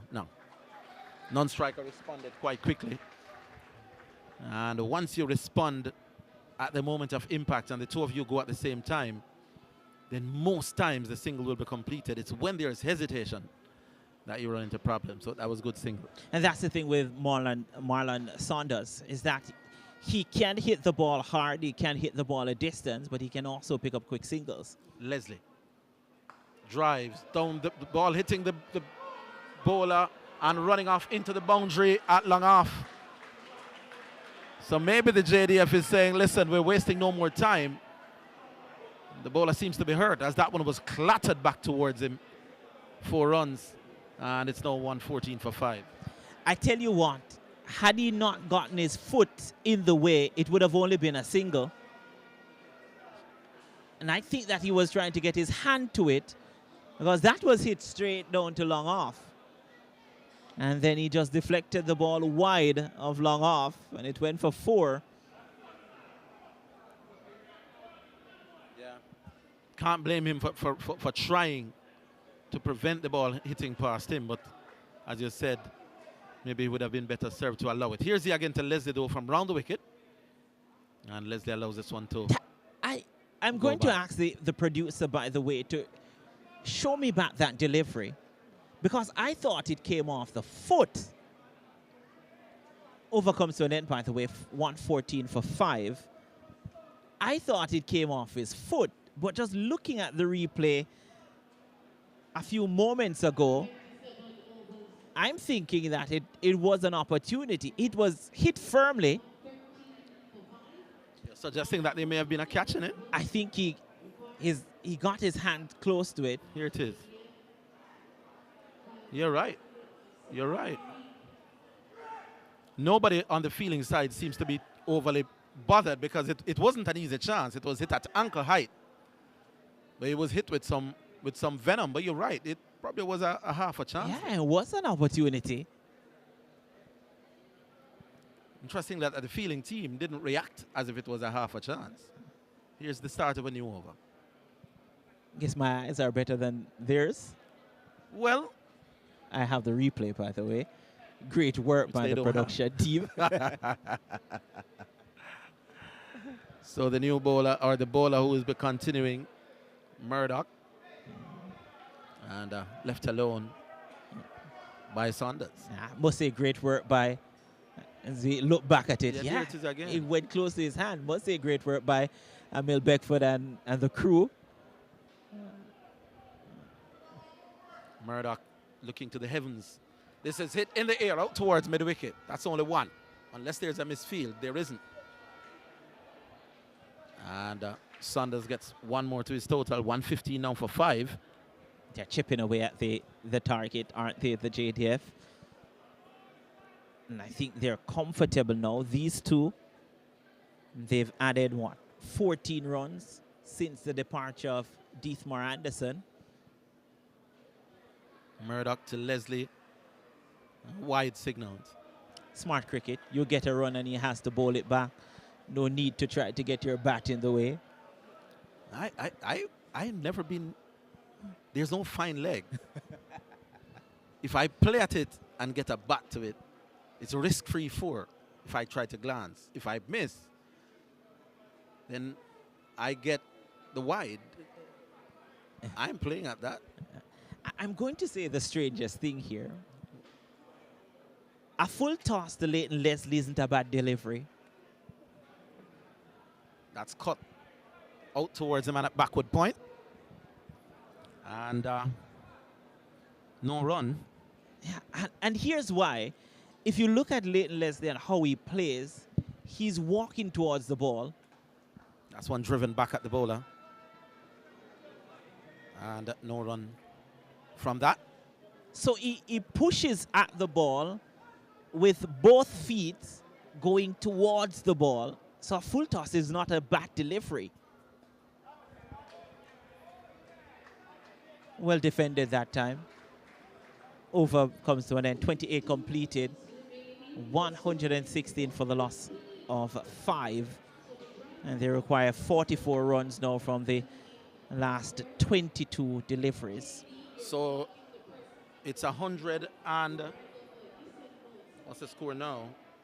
116 for 5. So the game is interestingly poised. You think that the St. Mary team is finding that the momentum is shifting. But another wicket here. And they think that they're still in the game. Not too much to get, or not too many. And if we have nothing else, we have a tense final. It's shaping up to be that way. the closer you get to the total, it's shaping up to be tense. It's hitting the air out towards long off. Didn't get to the... Well, long on came around. And didn't carry. That was a little bit risky by Saunders. But he manages to get a single. Goes to the other end. It's 117 for 5. But intent being shown. And again, if you're St. Mary, you're not disappointed with that. Here's Leslie. Oh, that was pitched right up. And Leslie stroked it back out towards the bowler.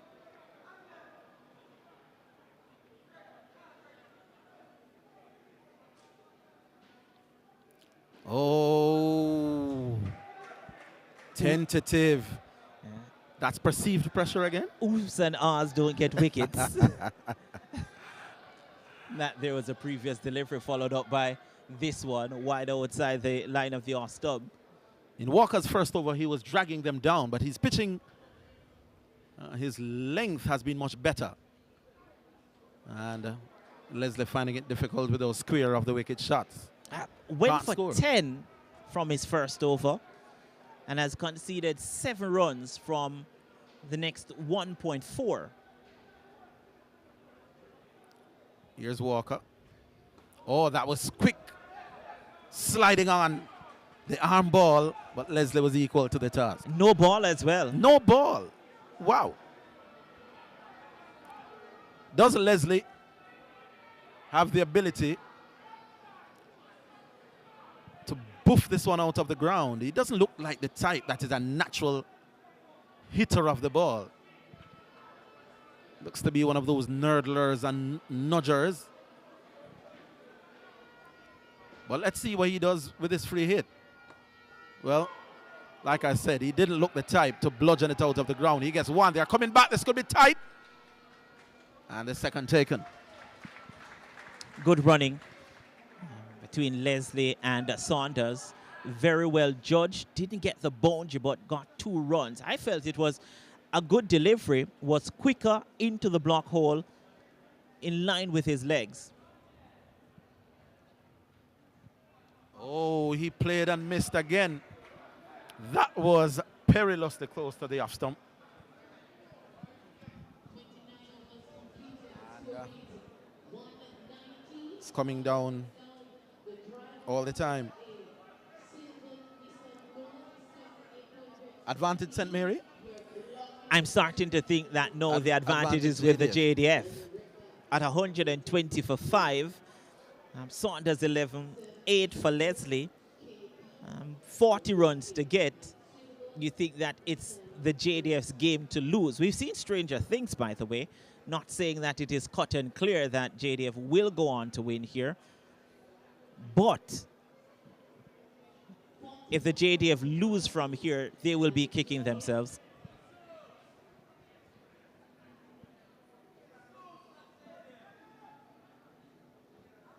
All right, so here's the start of another over from Murdoch. And an inadvertent single by Saunders. In fact, make that 2. And the ball dribbling off the inside edge out towards backward square. 2 more very useful runs there. 122 now for 5. Yeah, not the shot that he had intended. Came off the inner portion of the bat, but in the end gets 2.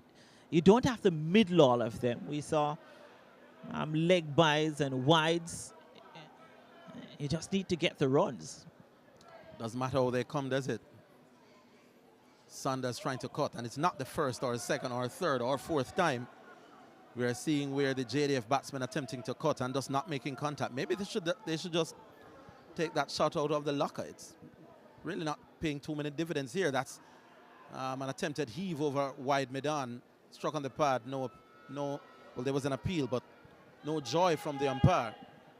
I think the issue is that they're trying to back away, and they're also trying to, sometimes I don't know if it's the cut shot that they're going for. They're just looking to dab the ball down towards a third man. A lot of times it's very close to their body as well, and the deliveries aren't short enough. Leslie drives back at the bowler. Like I said, Leslie doesn't look to be a natural hitter of the ball. I'm thinking a full toss is not a bad delivery to Leslie. Hence why you said that. Oh, now I get your point. He's fairly competent in blocking up an end, and you can see, as I was telling you, he's not going to be flustered. But he's the type that you need somebody else at the other end to make the running for you, and he'll hold up an end. He's not the type, I think, to gift his wicket. But it's cricket, and pressure, or perceived pressure, a term that I'm just learning, does funny things to the human psyche. And deciding now to go over the wicket, Murdoch. This time it's dragged away out towards mid-wicket. No run. Well, 1 run. And 124 now for 5 at the end of that over. And cricket is such a strange and technical game. And here's why. Leslie was blocking the previous deliveries. And the moment the bowler goes over the wicket now to the left-hander, he tries to play a forceful drive through mid-wicket. And it's all about angles and release points and where the ball is coming from, because all of a sudden, over the wicket, you feel every delivery is coming straight at you. And you get the feeling that, oh, it's on the onside and you're going to go for this delivery. What happens is that you almost take the fact that he's bowling off spin and spinning the ball across you out of the equation. And that's when it gets dangerous.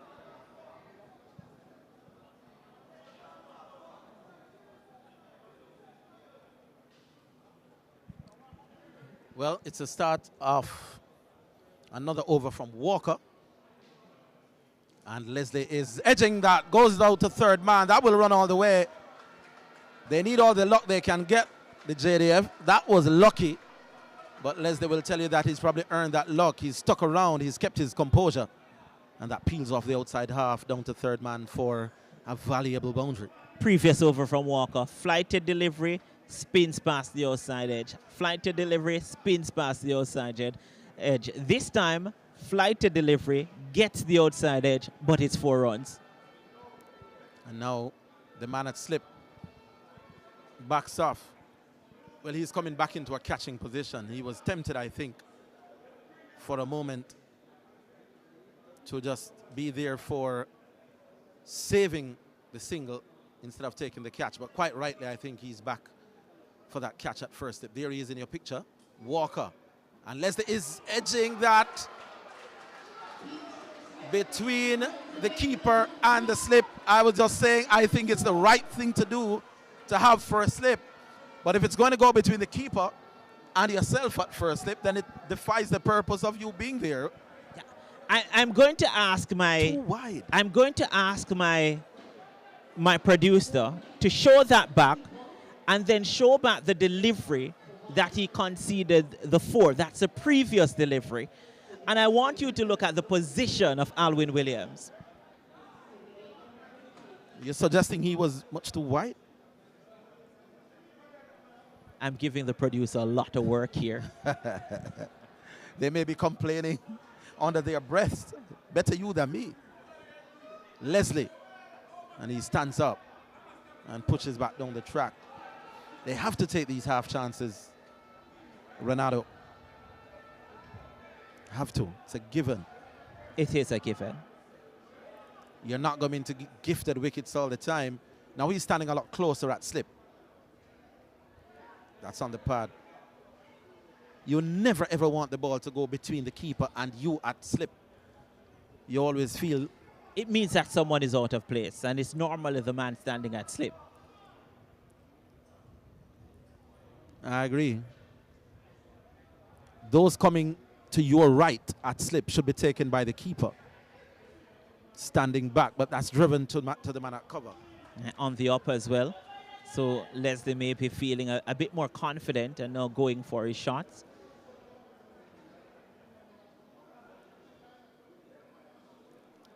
Leslie is... wow, that missed everything.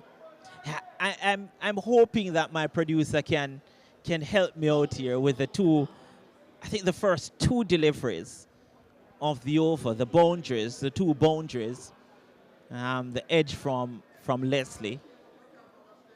Because I felt, so here's the first one. Look where Alwyn Williams is. That's the first one. Yeah. Beats Alwyn Williams to his left. And That was the first boundary. is it that he now compensates by going? No. I think this is the first one. No, that's No. the second. Look where Alwyn, that's the last delivery. Right. So I'm not, and I could identify that wasn't the delivery I was asking for. Hopefully we will get the second boundary in the over. I think it was the second ball in the over. So the first edge went to the left of Alwyn Williams. And then the second edge went to the right of Alwyn Williams. And I think the first edge resulted in the shift by Alwyn Williams.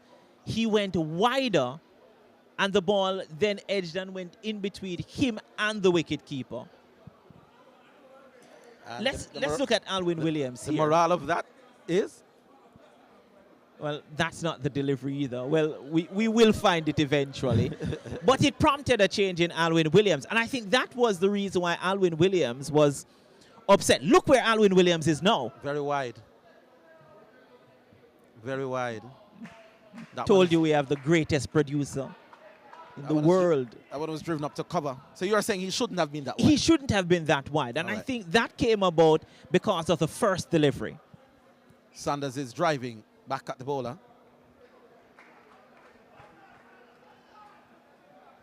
And no run resulting. Driven back down the ground. This could be tight, you know. This could be close. No. I was thinking that there was a possibility that it could have gone all the way. But it was well saved in the end. And no run. Well, one run to Sanders. And the total now, I'll tell you what it is in a while, 133 for 5. Brings Leslie back on strike.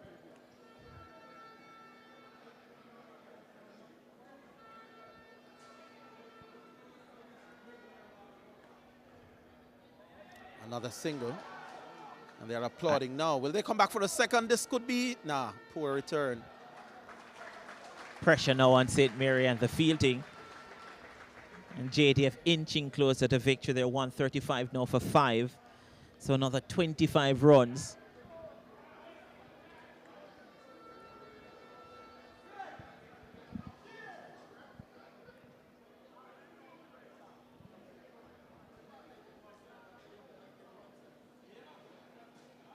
And Leslie is there on 19. He's faced 34 deliveries. Doesn't mind that.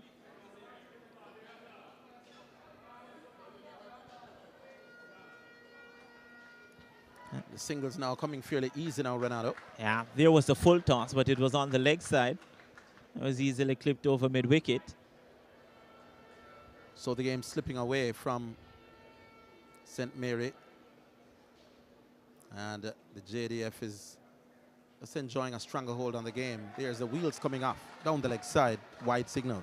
Another wicket here would make things very interesting. 4 wickets in that to get 23 runs.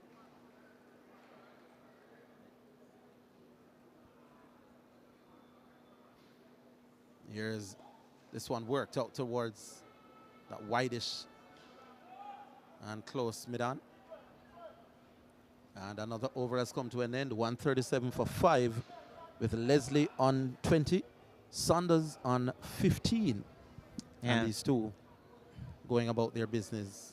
The bowling there, apart from Tyrone Daly with that 3 for 28 from 10. No one else really. Burtock 1 for 9 from 5, not bad. And Jermaine Chisholm is 1 for 19 as well. So as I was saying the previous over, is that it's things like those when you feel as if things aren't going your way. Alwyn Williams making the decision to go wider because the ball is spinning, and then the outside edge is found and goes in between him and the wicket keeper.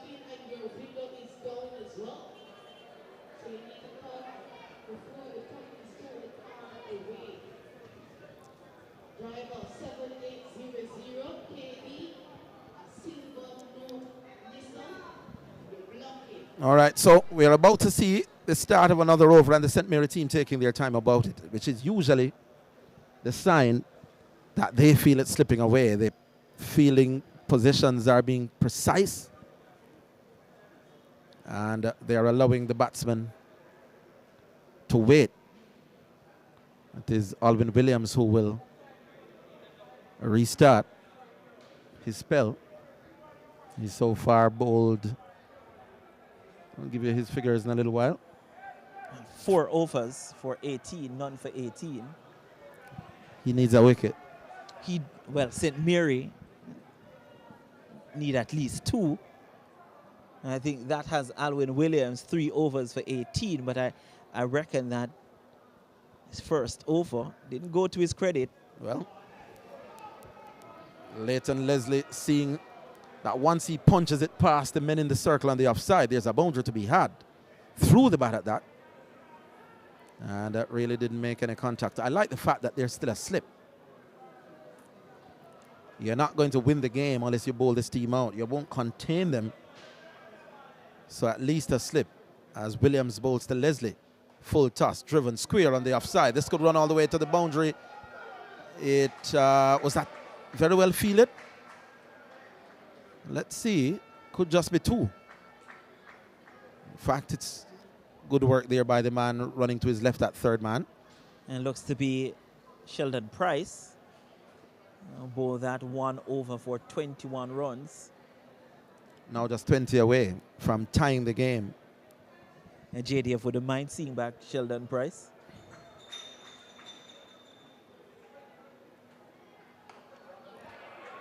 Bang on target, and Leslie holding the pose as if to say, I am not going to be dislodged today.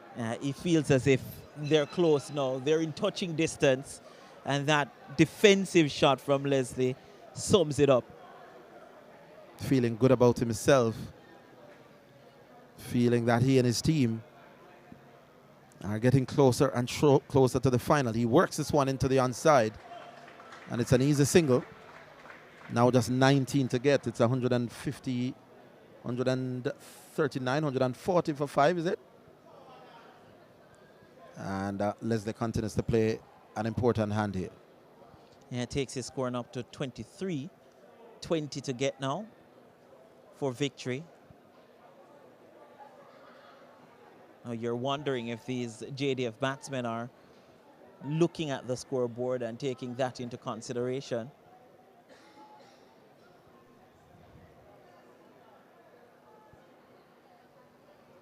Williams bowls and Saunders is punching back past the man at Medan. It could go into the boundary. Oh, a little misfield. And when it's not happening for you, it's not happening for you. The man at long on got a hand to it, but then parried it away from the man closing in from long off. I'm not sure if he got his hand to it or his head. Looks to be Chisholm. Came off his head. Wow. And absolutely wrong-footed Tyrone Daly. I'm talking about Chisholm. Are you a bit surprised you haven't seen Jermaine Chisholm back in the attack? Yeah, I would have had him back for sure. Even for 1 over prior to now. Worked out towards Medan, and that's an easy single. So JDF are looking good at the moment here, Renato. Just another now 15 to get. And these two are going about it in pretty confident fashion, pretty comfortable at the moment. Yeah. You're thinking now that if you're St. Mary, you're looking at this and you're thinking it's all over. And you lost it with the batting. They lost their last 8 wickets for 30 runs. They were 129 for the loss of 2. And got bowled out for 159. And got bowled out for 159. You won't win too many games with that kind of statistic. And the worst part about it is that when they look at the scorecard, they will see Alwyn Williams run out for 72. I think that was the turning point. And He could have needless gone on to single. get 100. Another 30, you never know. But as it is now, it's slipping away from the men from the East. Another 30. I tell you what, 189 certainly looks better than 159.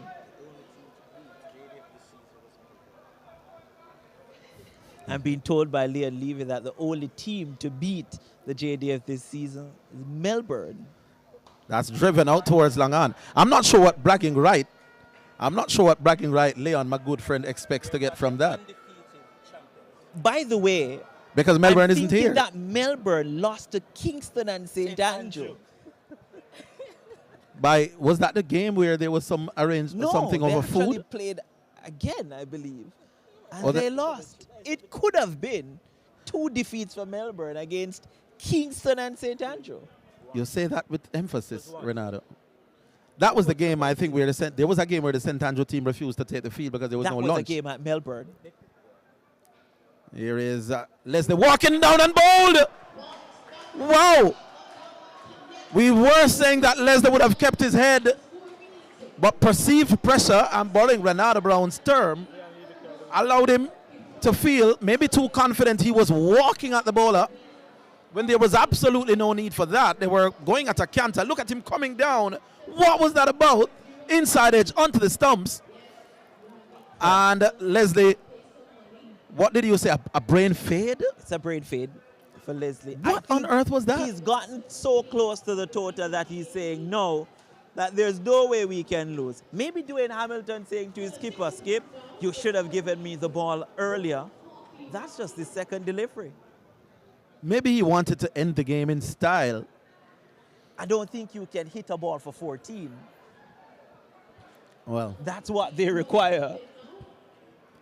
he wanted to create some excitement going down towards the win. There was no other explanation for that. The St. Mary team had all but given up the ghost. And Leighton Leslie had his iffy moments, but he was, for the most part, quite composed. But then to charge at the bowler was, well, let's say without rational explanation. Well, he will find it even more difficult to explain if St. Mary managed to pick up another wicket here. The new batsman is, let's tell you who the new batsman is in a little while. And has St. Mary managed to just give themselves some breathing space here? And that's a cut shot that's missed. So it's O'Shane Williams who picked up the second wicket, ended with 2 wickets. O'Shane Williams, the off spinner, now has to do it with the bat. Could still be a tense finish here. The JDF clearly still in the driver's seat, but a wicket here, oh, he leaves alone, an extravagant leave alone, as if to say, I think I'm going to do what Leighton Leslie did, won't happen. That could very much be nerves more than anything. Look at this. Oh, that is not the dismissal. Let's have a look at Leighton Leslie dismissal again as soon as the producers have a chance. We just charge the bowling for some reason best known to him. Here is Williams with a rather compact-looking defensive shot. He looks fairly compact. Yeah, Shane Williams does look, for the couple of deliveries that he's been there, certainly looks compact. As we've seen with all the JDF batsmen so far, looks quite competent with bat in hand. That's the Look at that. dismissal. Where was he going? This is live. And again, a very compact defensive shot. But I don't get it. Leslie was being praised by yours truly for, managing to keep a calm head. Here is the dismissal again. So slow motion. There is Leslie charging the bowler even before release, as if to say, for some reason, he wanted some late innings excitement. With 14 to get, and too many balls to think about. That had to be a brain fade. I'll use your term. Yeah. Because the term that I was thinking would be a little more unkind. It's probably not fit for air. Alwyn Williams, no. What wouldn't he give to get a wicket here for his team? Or a couple? A couple wickets here would really set the cat among the pigeons. And just the sound of that phrase, I don't think why you would want that. To set the cat amongst the pigeons? Yes. If you want excitement, then why not? Well, it's if the coop is big enough, a cat can't fly. So it's Williams again. And it's Saunders on strike. Oh! And Williams kicks the ground in disgust. The ball didn't take the edge. And are we seeing some last-minute drama here? Renato Brown. I don't know how that, and that wasn't far away from off stump either. Perceived pressure, telling. It is perceived pressure. I've learned a new word or a new term. Renato Brown doesn't believe in pressure. It's easy to say there's no pressure when you're where we are. And another waft. No, I'm not saying that there's no pressure. I'm just saying that there are times in the game where a batsman, let's say, for instance, faces a couple of dot deliveries. Let's say 2 maiden overs bowled to the batsman. And all of a sudden, the batsman decides that, hey, look, I'm under pressure and I'm going for a big shot here. You're really not under pressure. You're in a final. You're in pressure. I understand your term. Williams bowls and Saunders can't score. Pushes it up towards extra cover. So let's say there's another 2. Let's say they're back-to-back maidens here, bowled by the St. Mary team, which means that the JDF would have 14 overs to get 14 runs. And a batsman decides that he's going to charge down the wicket and heave the ball over long off and gets dismissed. There's no pressure there. I tell you, ask him to bat 4 or 5 overs in training. When there isn't a final, when there isn't a few spectators. And that delivery, he'll block that delivery 99 times out of 100. Put the atmosphere about a final. Put in maybe 200 spectators. Put in the thought that there's a trophy to collect and the bragging rights to say we are national champions. And the mind starts playing tricks on you. I have looked at the goal in regular games, you know, Renato. And the bigwigs are here as well, including national selectors and all. I have looked at the goal when there is no goalkeeper in the goal. And it is a huge thing. It's 8 yards wide. In a big game, with a keeper standing, that thing looks smart. It's in the mind, my friend. But I know you know that. I do. So I'm not taking the mickey out of you. I'm just trying to not make us come down too hard at the batsmen, because believe me, we've been there. And we have all done some silly things.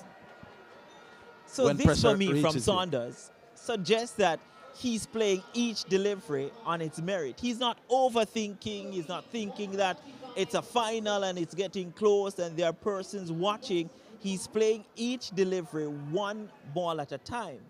So there is no pressure for him. It's when you start playing the atmosphere and you start playing the final in your head and all of this, now you think that, there's pressure. oh, 14 overs to come, 14 runs to get. I've soaked up 5, 6 deliveries, no run. I need to get a run. No. I'll give you a quick story why I know that why pressure has acted against me. There was a left-arm spinner called Carlton Carter Jr., who used to play youth cricket for Jamaica back in the day. Now, I was playing a game. I was new into Kingston, was living in Doheny Park at the time, and they saw that I could, you know, hold a bat, and they asked me to play a game against a team. I'll tell you that after this delivery. Oh, well, we won't have that delivery. What is he doing? Trying to man-cut the batsman who had stayed put. Hasn't learnt it. It's all happening. So there he is. Was he the one that was warning? No. It wasn't him. But he's bowling from around the wicket, then switched to the left hand. I think he's short of his ground. Umpire says what? Dead ball. Dead ball. So I was telling you, so my team said, let's have a game. And there was this little left-arm spinner. I had no idea who he was. And I made 70-yard Ronaldo in quick time. I was backing away and punching over cover and heaving him over mid-wicket, late cutting him down to third. I wasn't really a good exponent of the cut shot. Here is delivered down the leg side. That's going to be signaled a wide. After I played the innings, the men on my team said, you treat the little young national away. I said, who? I was from the country. I didn't know who he was. They said, that's Carlton Carter Jr., the young left-arm spinner for Jamaica. I said, well, now I know the innings was big. So happened that I met him again in the same competition, maybe the semi-final. I couldn't put bat to ball.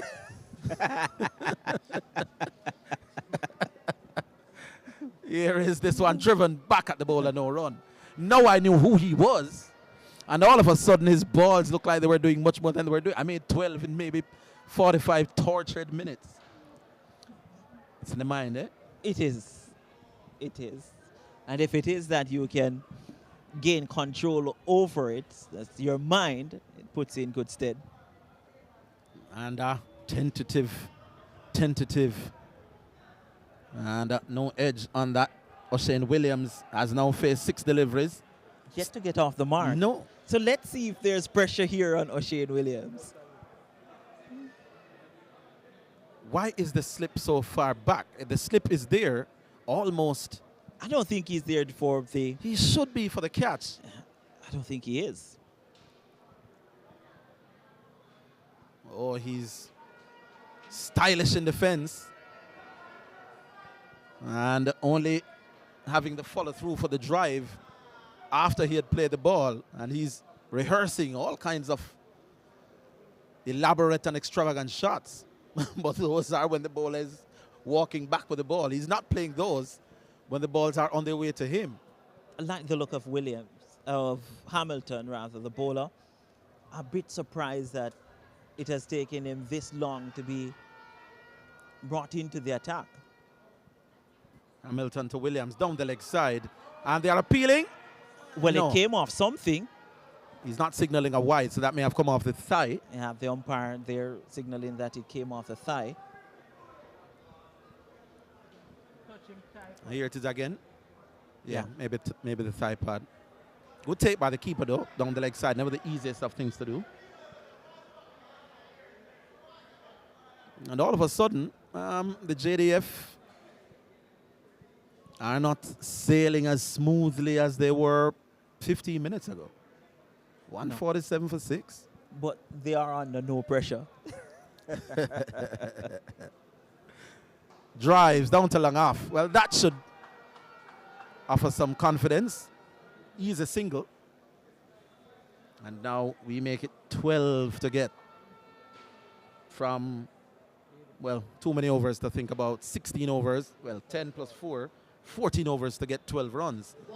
That shouldn't be too difficult, should it? That's 85 deliveries to get 12 runs. They need... I'm pretty sure you can soak up 40 dot deliveries and still make it home. What's the craziest thing you've seen pressure doing to people on a cricket field? I know batsmen who walked out without their bats. And it is when he was halfway out, he realized he wasn't carrying his bat with him. That's what pressure does to the mind. I would have loved to see you play cricket, Ronaldo. It's, you make it sound as if you were never flustered. I was never good. Also, only the good ones get flustered. Nothing was expected of you. Nothing at all. So you had no pressure. Zero. Oh, well, that explains it, people. That explains it. Now we understand why my co-commentator says he didn't feel pressure. Because there's only pressure when there's expectation. And he says when he was playing, there was none of that. I used to open the innings. Did that a couple of times. So at least when I was dismissed, you had 9 other players Well, at least. So there was no pressure on you to keep your place? There was no pressure. It didn't matter whether you played or not. Here is Williams. That struck on the pad, but they're not going to get an LBW for that. So less than a run and over needed. But JDF going about it the hard way at the moment. Alwyn Williams here, just walking across. No Shane slip. Williams. No slip, Renato. You need wickets. Why would you not have a slip? I don't get this. In the air. This could be out. Is this another wicket? It is. And Williams, it is. Who goes? Williams, the bowler. Williams, the batsman. And are JDF going to give this one away from here? I want O'Shane Williams to explain to me what that shot was. 12 runs to get. 14.5 overs remaining. And you decide to do this. It was never there. Wasn't a half volley by any means. Absolutely ridiculous. That's the pressure of the final. That's the second JDF batsman who just completely lost their heads. And they're allowing St. Mary in a game that should have been done and dusted by now. I did see Gordon Bryan, the bowler, who was almost changed into his shorts and slippers. And I'm pretty sure that he's now thinking that he will have to go there to bat.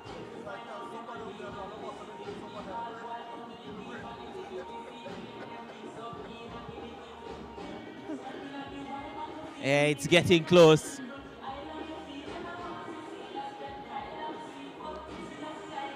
I tell you what, at the end of this game, whichever way it goes, the opposing team would say, I was in it. I could have won it. The JDF just not making this easy.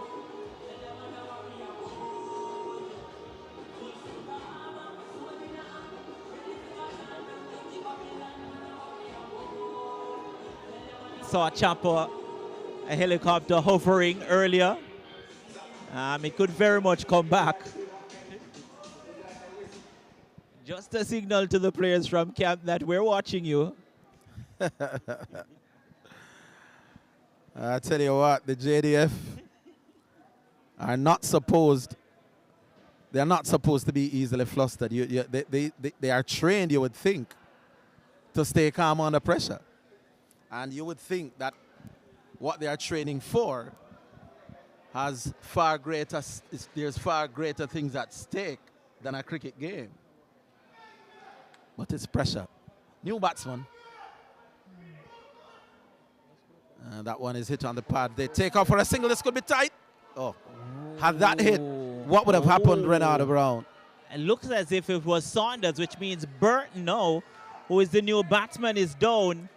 And they're calling for the physio immediately. Oh, they've collided. Yeah, Burton isn't moving. Well, the bowler. Yeah, I'm hoping. Let's look at it here. So they went through for the single. Oh, yee! Oh, that looked ugly. That looked ugly. And did he take a knee to the head? There's it.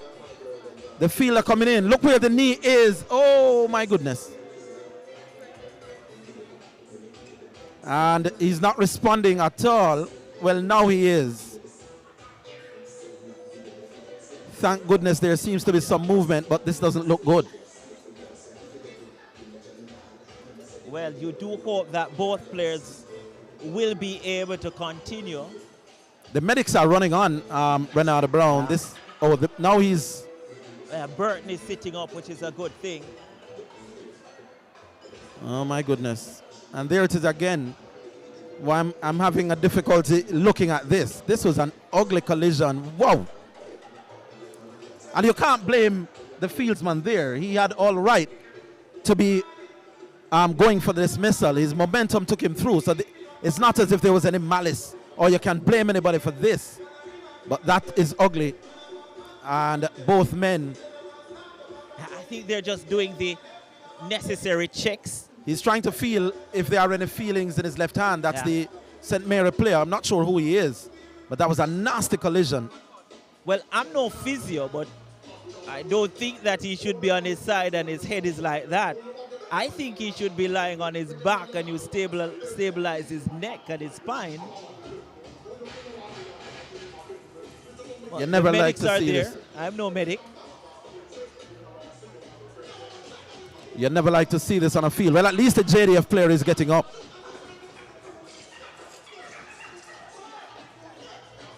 But the St. Mary number 10, he's still down. Not looking good. Not looking good at all. No, it's not. And I think I'm seeing one of the medics run off the field, so I'm thinking that they could very much be going for the stretcher here. Oh my goodness. You never ever like to see this on a cricket field. They are walking on with the stretcher though. You'd expect them to be moving a little bit more briskly than that. And we are showing this again. And I'm almost scared to look. No matter how often you see this, it doesn't look good. There it is in slow motion. Wow.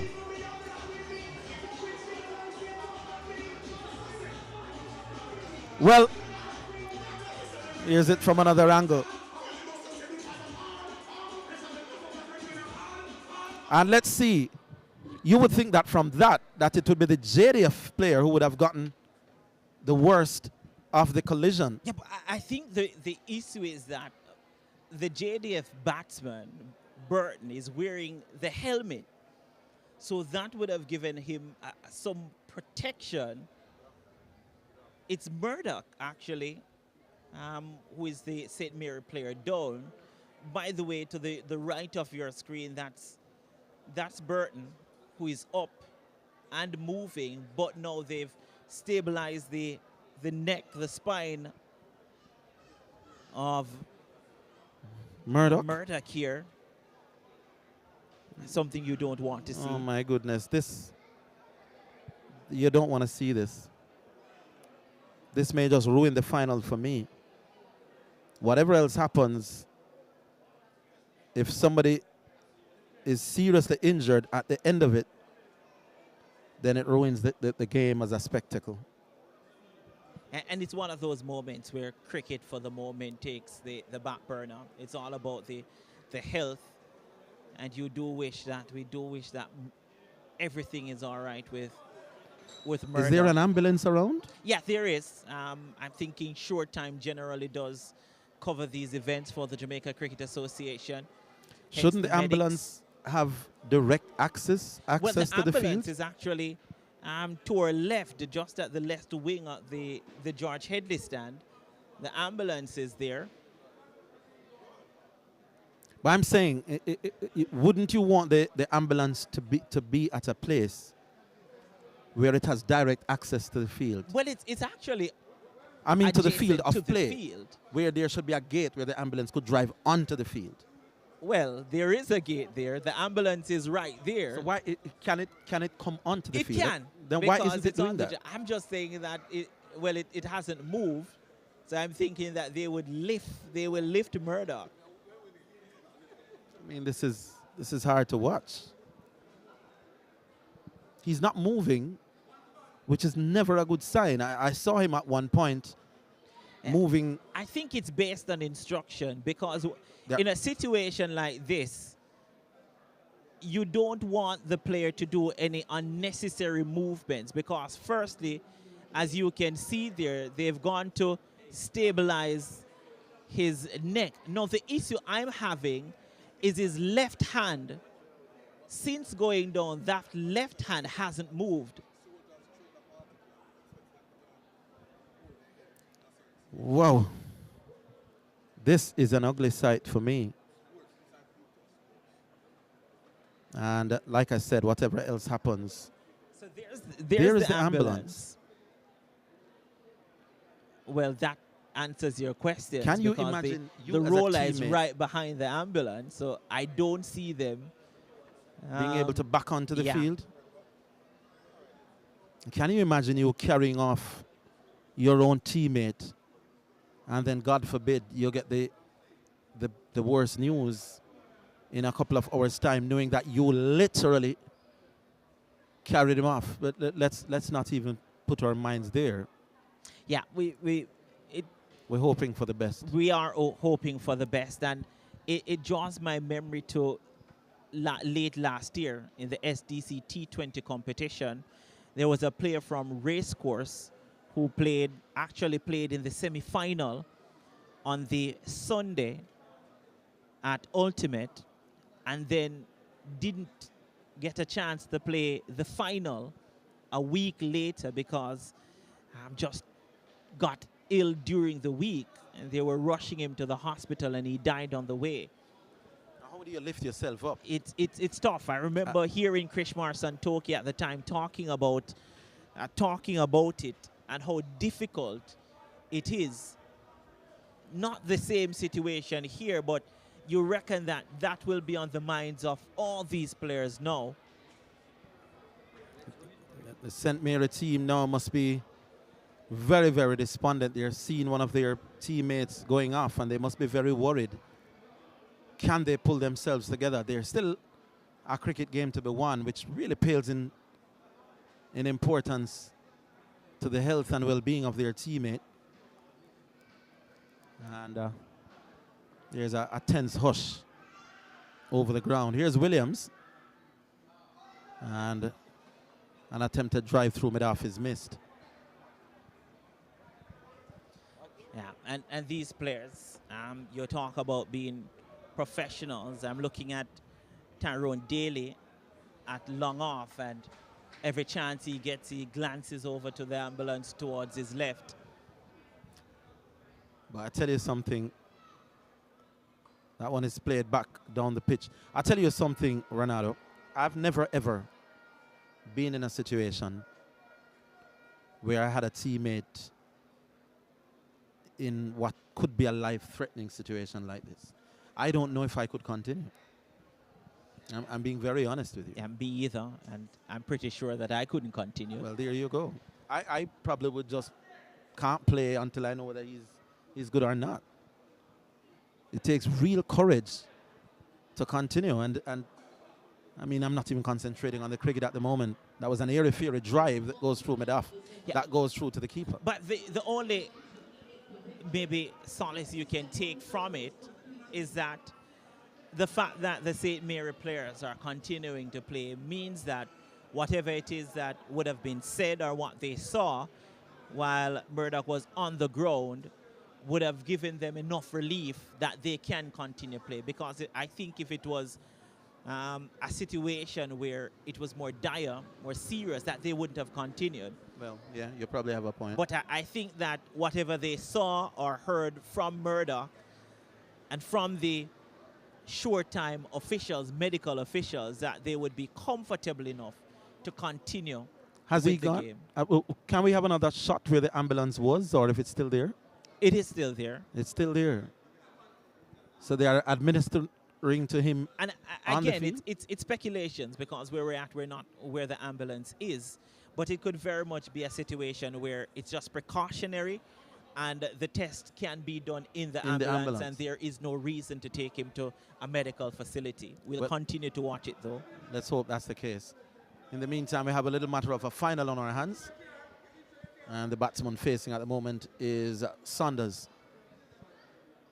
He's attempting to drive, and maybe what has happened to Murdoch is not just affecting the fielding team. Maybe JDF not dealing with this particularly well either. Look at that.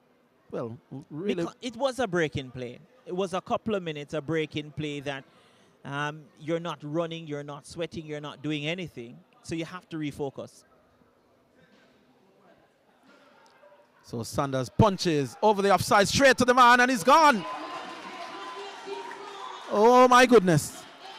The celebrations are muted, and St. Mary clawing themselves back. The JDF. Well, I don't want to say it. Renata Brown might just take it against me. Pressure. It bursts pipes. And it does crazy things to the human cognitive system. But where is the pressure coming from? There was no need. He was trying to go up and over backward point, but there was no need. You could allow the ball to go through. You need 11. There's 13.4 overs to go. You need less than a run and over. You could win the game in just extras. You'd have to say that the ball was short and wide and there for the hit, though, Renato. The ball was there for the hit. It was short, it was wide, and you'd feel I that felt if that that it was was a a little scoring bit too opportunity. close. I felt it was a if little bit too close to play that real shot. technical. Had he been going, looking to go over the gully or go up towards the third man position, just guide it down towards third man, the shot would have been there. But he was looking to play it over point. It was too close. Yeah, you're probably right. New batsman. 2 wickets to win the game. The new batsman is... We'll tell you who that is in a while. It looks to be Gordon Bryan. So it's Bryan who's batting. And the bowler... Hamilton, who's, by Is the way, Hamilton. 2 wickets for 3 runs. He's in his third over here. What can Bryan do? He's struck on the pad, and the umpire says no. Can the JDF conspire to lose it from here? Because it must be a conspiracy. Must be.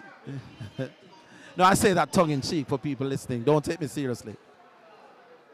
What do you make of that? I think down? it's sliding down. Yeah. I think it's sliding down the leg side. Gordon Bryan, what have you got?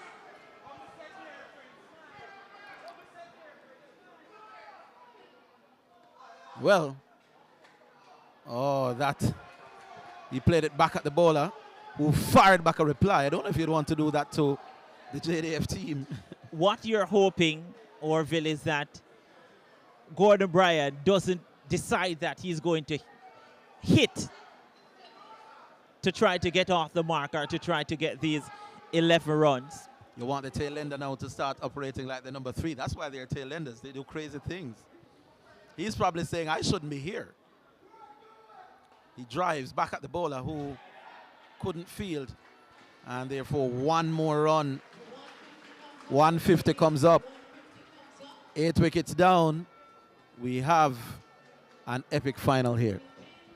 By the way, Burton is yet to get off the mark. He took the hit. So now you want to see how focused he is.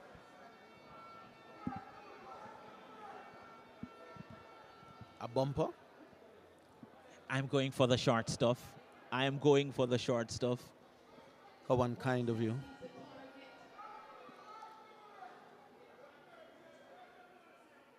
Oh, he said, no, that was high. That was high. Almost in the groin area. The umpire has kept his head while everybody else around him is losing theirs. Well, I think what you take from this is that Burton was shuffling across his stumps, and you don't want to do that. So he's a classic leg before wicket candidate. Could we see St. Mary dragging it back? I wonder if they're getting any word from their teammate. Still would love to know what has happened to Murdoch. But on the field, St. Mary is pulling it back. The JDF still needs 9 runs to tie. What happens in the event of a tied score? Well, maybe Leon can tell us. Leon Levy, what happens in the event of a tied score? Super over? Share trophy? No, I'm not saying it will be. I didn't get paid for a super over, by the way. Well, maybe my boss will tell me that you got paid for 100 overs. Which we are not going to have because the St. Mary team was dismissed from what, 43? 37 37 overs. There you go. So Williams will continue his spell. Williams has bowled, what's his, 6 overs. And 1 for 26, and I'm guessing it's 7 overs. Oh, that was down the leg side. Naughty, naughty, naughty. Williams, you need to keep it on target. Into single figures now. The required runs for JDF, 9 they require from here. You get the feeling that anything is straight is potentially a wicket-taking delivery. You want it fast, full, straight to Brian. Oh, well, he's fairly competent. They take up for a single. Oh, it's well taken. That's what you want to the tail ender. Here's what I'll ask. With 8 runs now to get, do you foresee these JDF batsmen going over the top? No. So why do you spread the field? Good question. Good question. I'm going to force them to go over the top. You can't be just looking and you're thinking that if I push the ball in the cover region, that's 1. If I get it into the onside, that's 1. It must be that they're thinking I have to go over long on, over long off, over cover to get a run. The other question is, do these 2 tail enders want to get it in singles? Tail enders, especially those that are not particularly good batsmen, are not comfortable enough with their defense most of the times to feel that they can score 9. 9 feels like 100 at the moment. But so they may play the odd big shot. What I don't understand is why you don't have a slip. So I can understand maybe mid-wicket and long on back, but there should be a slip. Look at that. Had that hit the edge and gone to slip, they'd be livid. You have to get a slip in somewhere. Who do you sacrifice? Who do I sacrifice? Based on... There are 4 people in the leg side at the moment. Based on the line that Alwyn Williams is bowling, who do you take out? You can't take out short fine leg. I probably would take out short fine leg. It's a risk for me. I'm trusting Alwyn Williams to bowl. No, not that. That would be 4. That would be 4.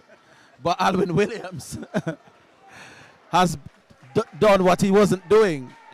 And that's to stay alive. I'm not sacrificing short fine leg. So you keep short fine leg and say, Alwyn, I'm not trusting you to hold your line. I'm taking out extra cover. So you agree with me that you need a slip?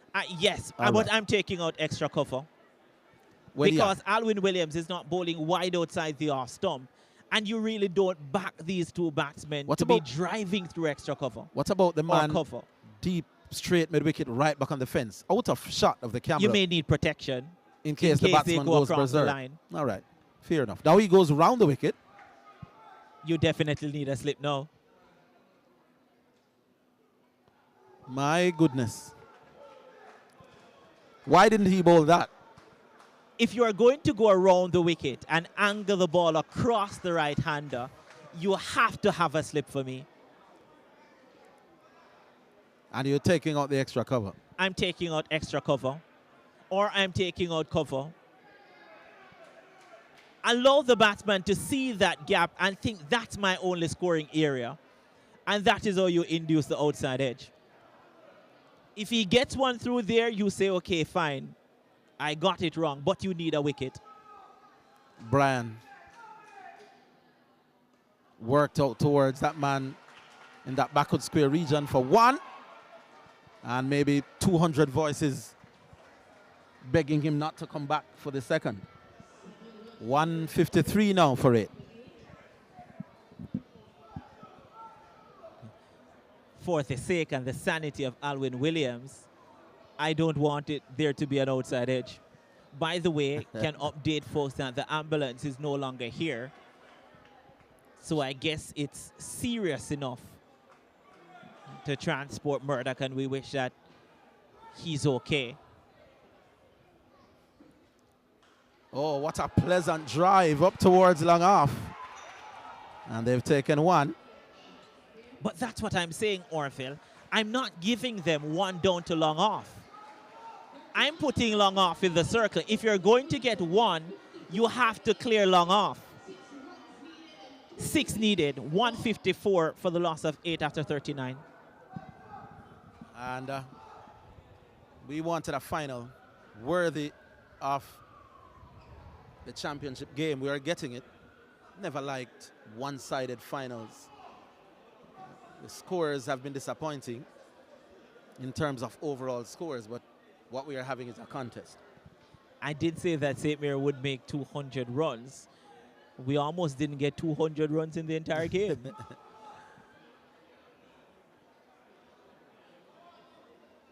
So Gordon Bryan now will take strike. He's on, what's that, 2, 3. Burton is the other batsman. And who is the bowler that we have here? It's Hamilton will who will be continue. coming back. So they are putting a little bit more people in the circle here, Renato. And he's playing and missing. Why no slip, though? Yeah, that's what I'm saying. No. So long off, well, there's a long off in place, but there's no a mid-on. There's also a deep mid-wicket. With 6 runs to get, I reckon Gordon Bryan could be thinking, I'm ending it right here. 1 ball. Hamilton to Bryan. He's hit on the path. That could be tight. Wow.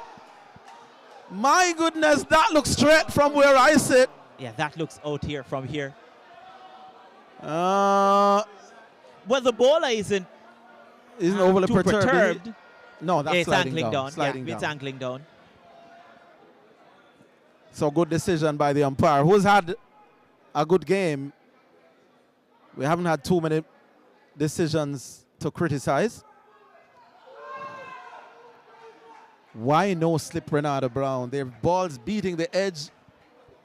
Every other ball. Look, it's a reason why we're commentating and not playing. So I leave it to the players. I tell you, tense final. Gordon Bryan has the ability to take it home for his team. He's driving up towards that extra cover position, can't score.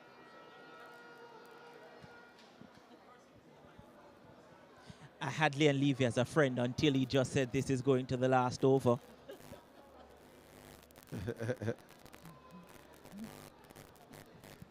What a final we're having here.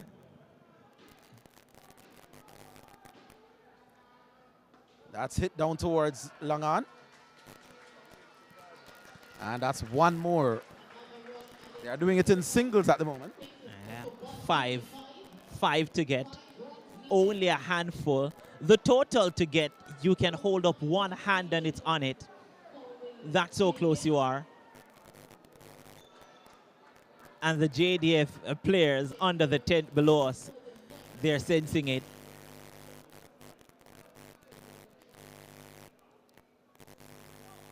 Oh, that one from Burton just dropped it out into the offside. What is happening with Jermaine Chisholm? Why he's not being asked to bowl again? Why hasn't Jermaine Chisholm bowled since coming off? What are his figures in the game so far? Jermaine Chisholm has bowled 6 overs, 1 for 19. Yeah, no reason why he shouldn't be brought back. Jermaine Chisholm picked up the last wicket in a crunch game against Kensington at Kensington in the semi-final. Guess who is walking towards the umpire? Oh, that's your man, Jermaine Chisholm. Is this too little, too late? I am thinking, look out for your toes, Gordon Bryan. Jermaine Chisholm can execute the Yorker. He does have a mean short delivery.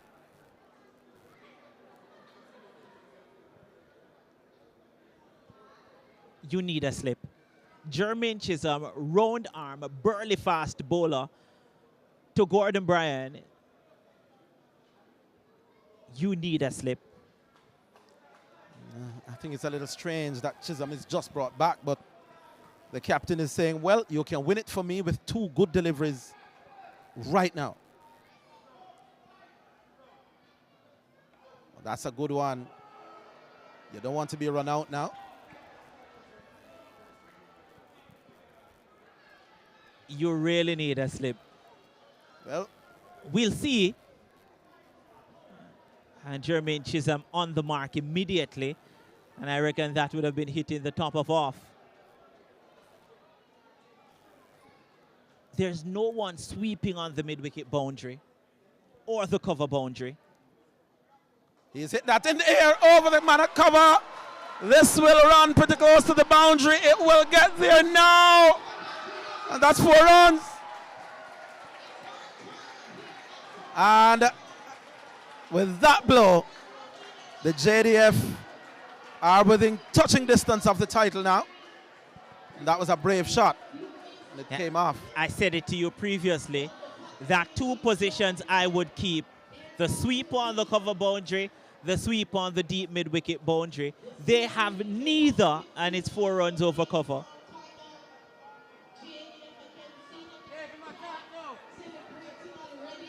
So,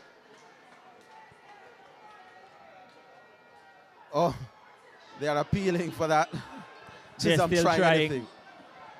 They are still trying. And why not? Is it 1 to tie and 2 to win? I think the scores are level. The scores are level? It's 159 for 8. The scores are level. Scores are tied. So there it is. Any run now, and the JDF takes the title. Driven back past the ball, a lovely shot. 4 runs. The JDF are the new All-Ireland 50 overs champions. Lovely shot down the ground. Well tried, St. Mary. You have played your part in a sterling contest, but the Jamaica Defence Force will not be denied. It was a tense, nail-biting finish. And in the end, the Army men prevailed.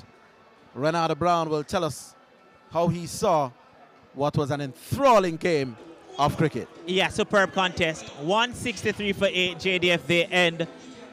And at one point, it looks as if they would be cruising to victory. The day started with them winning the toss, and they decided to bowl. They bowled the St. Mary team out for 159 runs.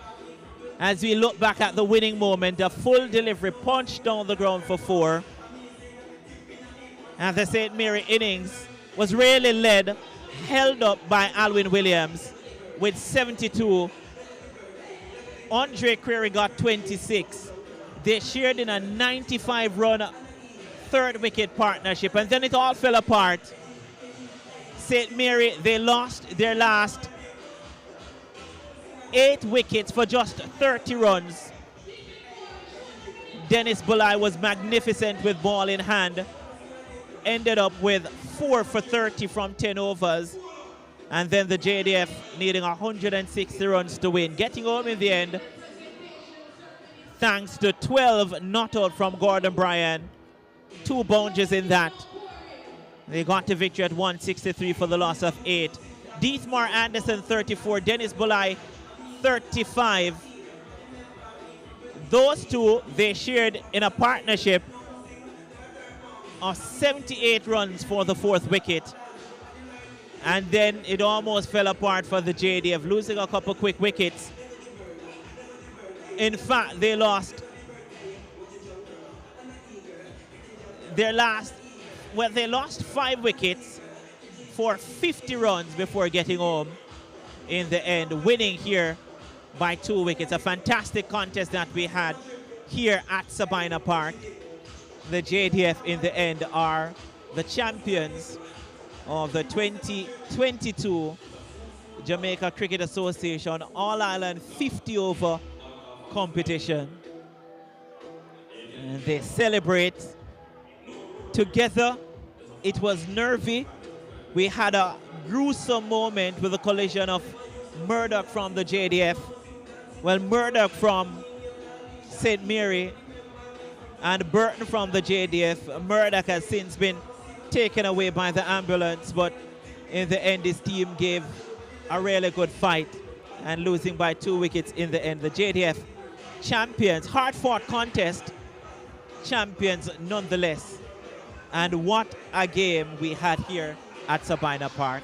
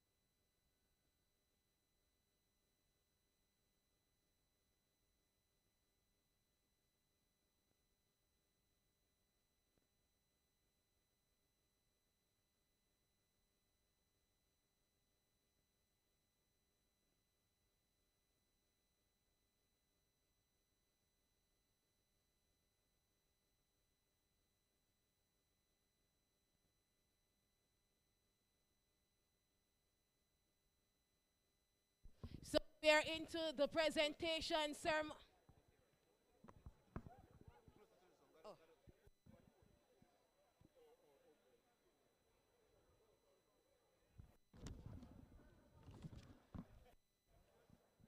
So we are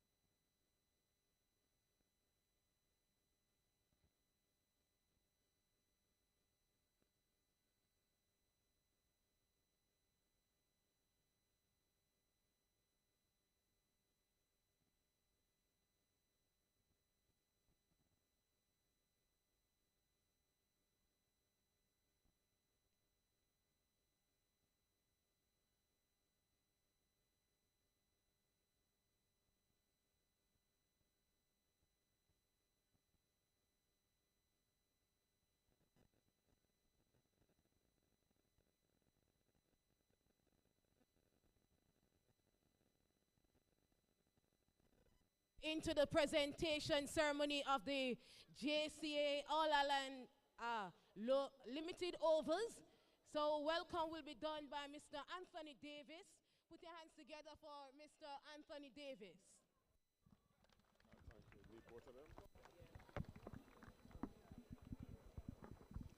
Good evening, ladies and gentlemen. President of JCA, Mr. William Billy Heaven, President of the St. Mary Cricket Association, the Colonel Johnson and other members of the JDF. Ladies and gentlemen, players, thank you for being here today. We witnessed a fantastic day's cricket.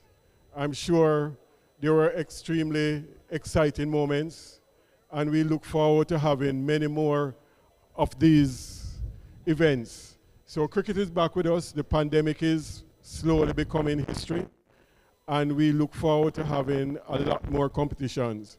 I want to say congratulations to both teams that made it into the final. Well played, you both did very well. And we also need to thank the officials for the role that they played.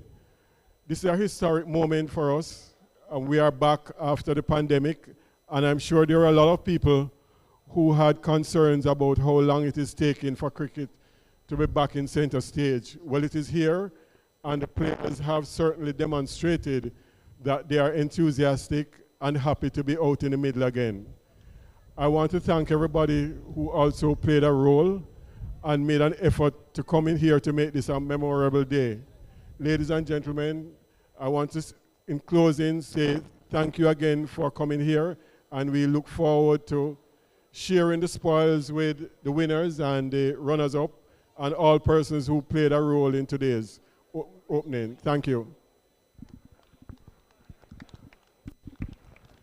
Thank you, Mr. Davis. So we didn't only have cricket today, we also had the JCA domino competition. We also had the JCA domino competition as well. So Mr. Spencer and me to make the presentation to the runner-up. Mr. Spencer, please join me. And the runner-up, other than East Zone, they are the runner-up of the domino competition. That's East Zone.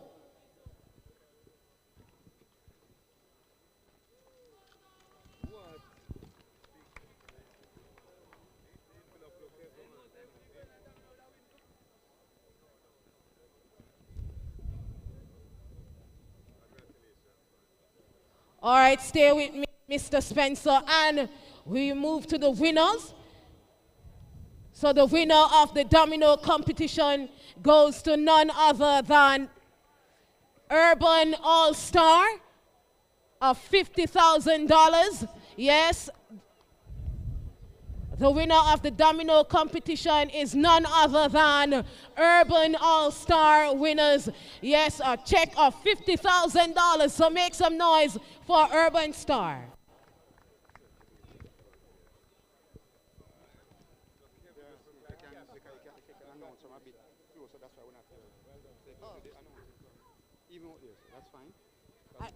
Ask Alisa, that's okay with her. No, man, that's fine because the people are not here. So you have to go beyond out here. Yeah, and just yeah. do the announcement and then come up. All right. Because the further you are away from that, so try and leave it here. All right.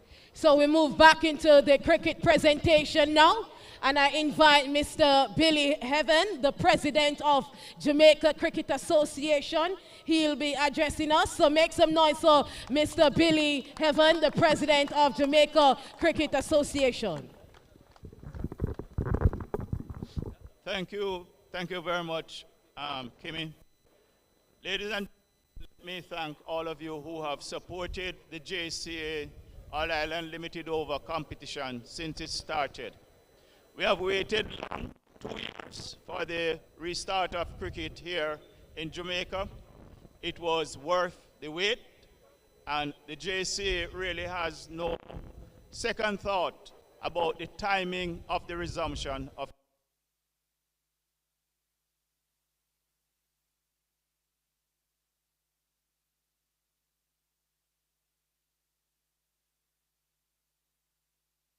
The All-Island Limited Over competition is the first national rollout since the pandemic. And I want to thank each and everyone who has in this part.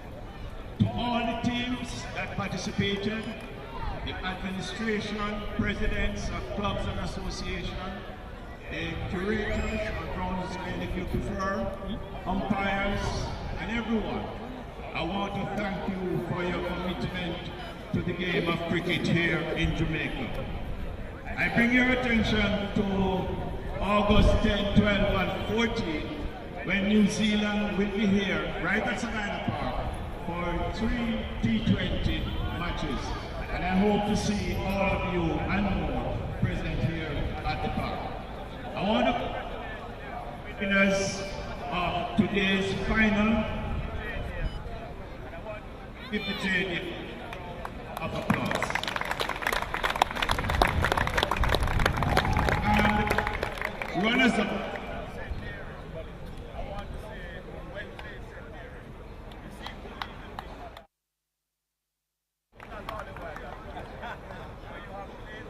You're defending champion, so you did well, but Andy did as good as the JDF. So, current JDF. And so, ladies and gentlemen, that's it from me and the JCA.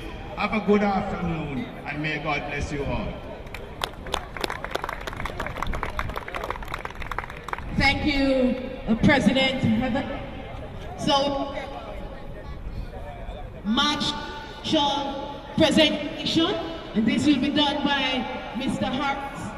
Mr. Harris, the second Vice President of Jamaica Cricket Association. Make some noise for him.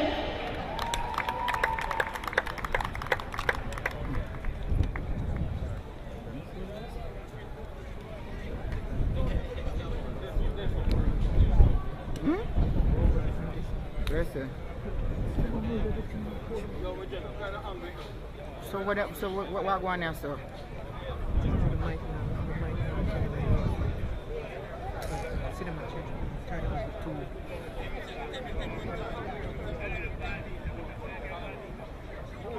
Why?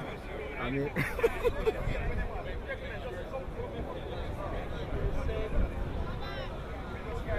Let me get that. Want him see what going, we don't want him feel like, you understand?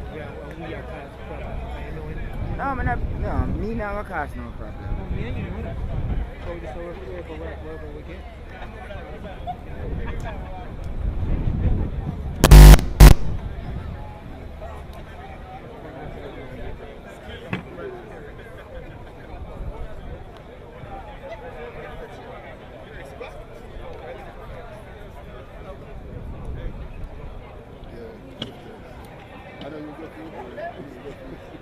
All right, so Mr. Harry, presentation to the match officials. And first up, it is Chris Taylor. Together for the umpires of today.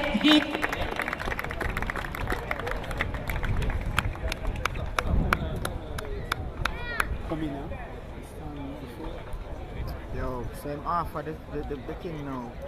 Bro, God, come work from here, sir, now, please. Work from here, sir. Christopher Work from here, Wright. work from right here, sir. Why? Oh, They're looking Christopher away Wright. from the camera. Our umpires. Yeah. Yeah, man. Yeah. And also to third umpire for today, Kerry Scott, our third umpire for today.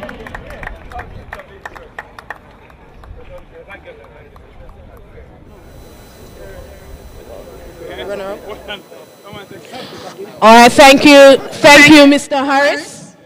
All right, so then we move into the runner-up, the runners-up. So we're going to make the presentation of medals and check. And in second place, well, we know today, goes to the former champion, St. Mary. Make some noise for St. Mary. They are the runner-up for today's game. And this presentation will be made by Arthur Berry, the director of Jamaica Cricket Association.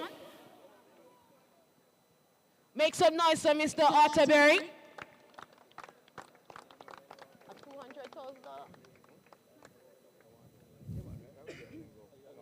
A check of $200,000 goes to the second place winners, that is St. Mary.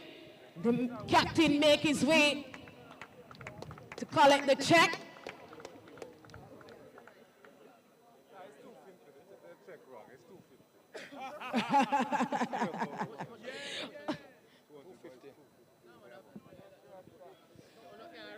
All right, so thanks to Mr. Otterberry. Then we move into the man of the match. And it goes to none other than Dennis Bulai from the Jamaica Defense Force. Make some noise for Dennis Bulai, the man of the match. The presenter will be Mr. Campbell. Make some noise for Mr. Campbell. There are some medallions for the winner-up team, you know. Right? So For the domino? No. For this? Yeah. The runner-up team, there are some medallions for them. Okay. So I'll call the names to you when I go in. We start the names, I'll call the names. Okay. The entire team to go on The entire team.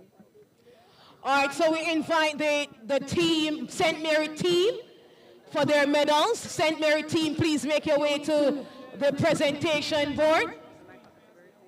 And Mr. Otterberry, can you join us once more? So the entire team, please join the captain. Collect your medals. Make some noise for them, man.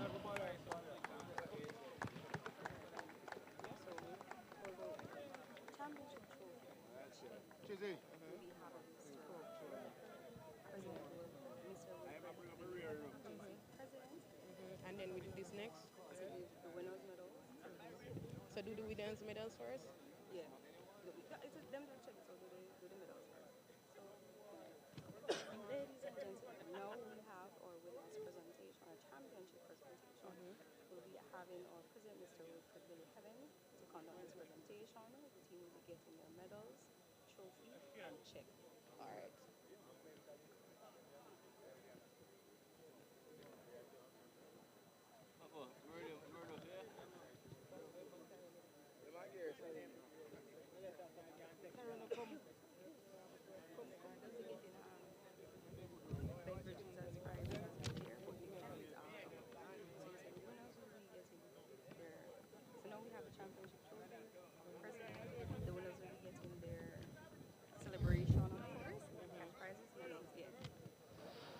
All right, thank you, Mr. Otterberry. So now I invite Mr. Billy Heaven to the presentation board. So we have been waiting for this. They have won the competition in 2011. They were desperate for it. And now they have stamped their mark on the trophy for 2022. And Mr.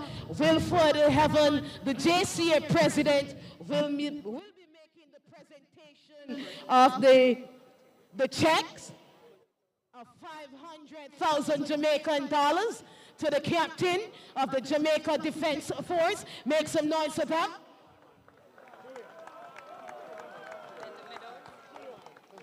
He will be doing that as well. Yeah. So don't move, Mr. Heaven. Stay with me.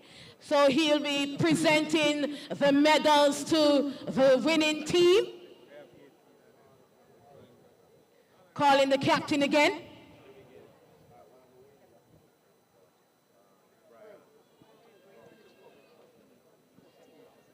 So the team will also be getting their winning beverages so they can celebrate later on. And the second place will be getting the same as well.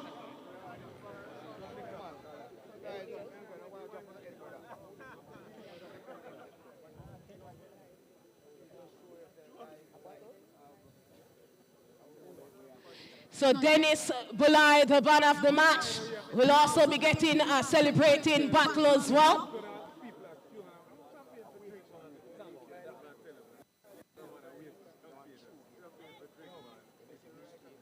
So the drought for the Jamaica Defense Force has been over. They won it in 2011, and now in 2022.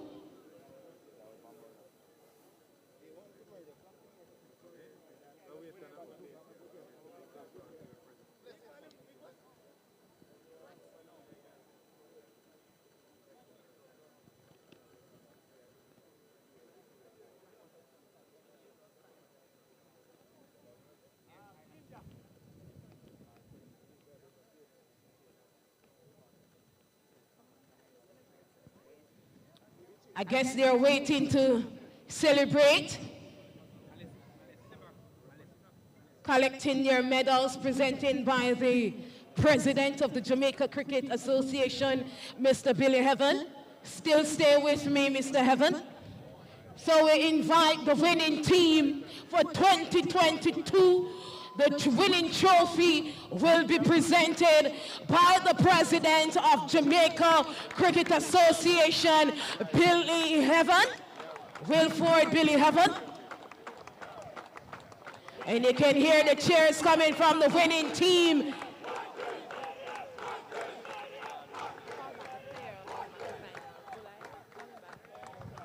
So I'm asking the team to join the captain to lift the champion trophy for 2022 of Jamaica Cricket Association All-Island Limited Overs. They're waiting to lift it. Mr. Dennis Bulai. So make some noise for JCA, JDF, Jamaica Defense Force. They're the champion for 2022.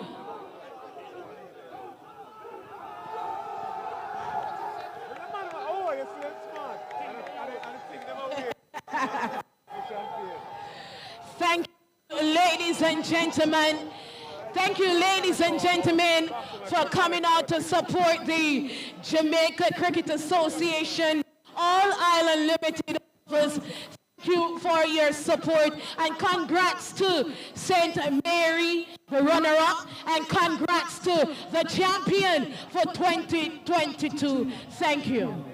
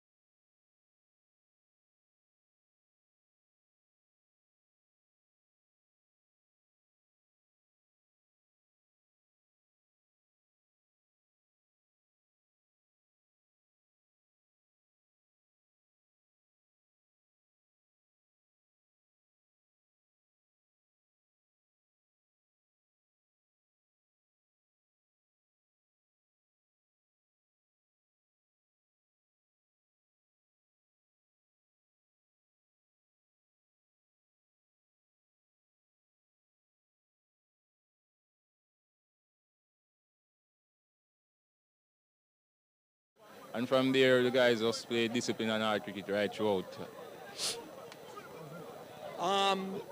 A team sports, but would you like to single out any particular individual? You know, because it was really a good all-round performance by your team throughout the campaign. Yes, as our motto states, one team, we don't really depend on any one individual to perform.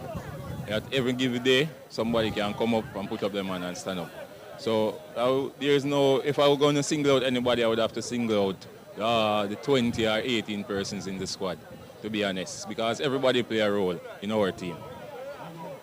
The strength of your team seemed to lie in your batting, but it was the bowling that actually won today's game. I mean, I wouldn't say the strength of the team lie in our bowling, because we have batting up to 10 capable persons that can bat from 1 to 10.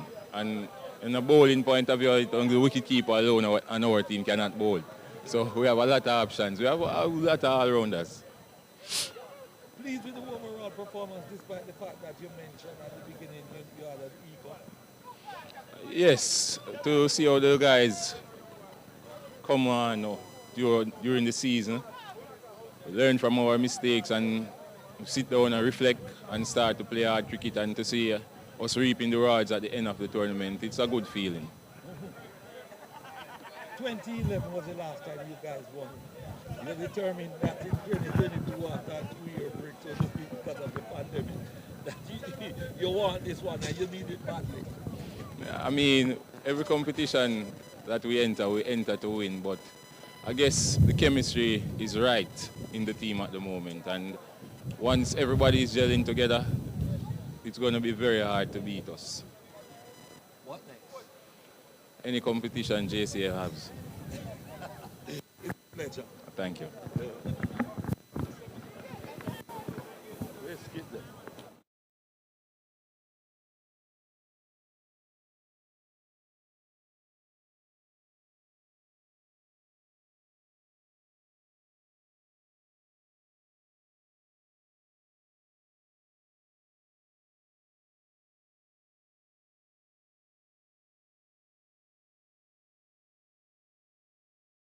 Look on him, look on him, look on him.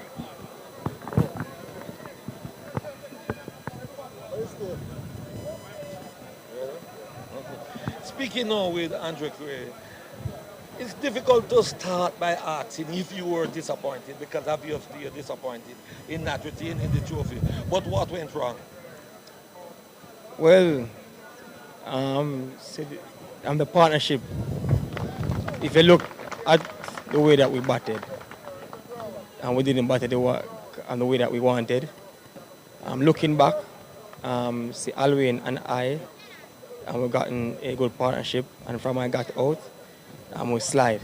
If you look, so we lost 8 wickets for 38 runs, and I think that was the main downfall of our defeat today. You had a good season coming into the final. You know, you figure that your batting let you down here, or was it the bowling? Because you have made lesser runs than you have restricted your opponent. I don't really want to put you on this spot. Well, see, to be honest, it was both. Because we batted poorly, but we gotten a score that we could have defended. And when we started to bowl, and we bowled discipline in the earlier, and then 2 of their batters gotten a good partnership, and we didn't stuck with the partnership, and that had cost us. And then later on in the innings, I think we gotten a few more wickets, and then from there, I thought that they gotten the singles too easily. So I think that is also one of the reasons why we lost the game. Was it the case that you said your bowlers were a bit disciplined, but looking at the game from my standpoint, in the stand and not at the field, I thought that, your feeling at times let you down? Yes, and even the last game that we have played in Kensington, it let us down with our ground feeling and our catching, and it also cost us today. Finally, as I said, it's difficult for one to say, yeah, disappointed having reached the final. But overall, what was the competition, the campaign like for you guys? Well, see, the campaign, see, it was like a seesaw. It was up and down, but we played together as a team. And I just want to say hats off to our guys, and hats off also to the JDF team, the way that they have played. And they wanted more than us today. And you have seen it. So hats off to them. But I also want to say that cricket in Jamaica, I think we need to improve on it because there's a lot of talent here, and I think the players need better management, better leadership going forward. Because look back now, most of our better players, they're not here. They are in the USA playing cricket, and they're in other places playing cricket. So I strongly believe that if we focus more on our players in Jamaica, I think we will have better players, better competition going forward. But all in all, it was tough for us, knowing that we're the defending champion and we have lost today. But credit again to our boys at the way that we have played. But hats off again to the JDF. It's a pleasure. Yeah, man.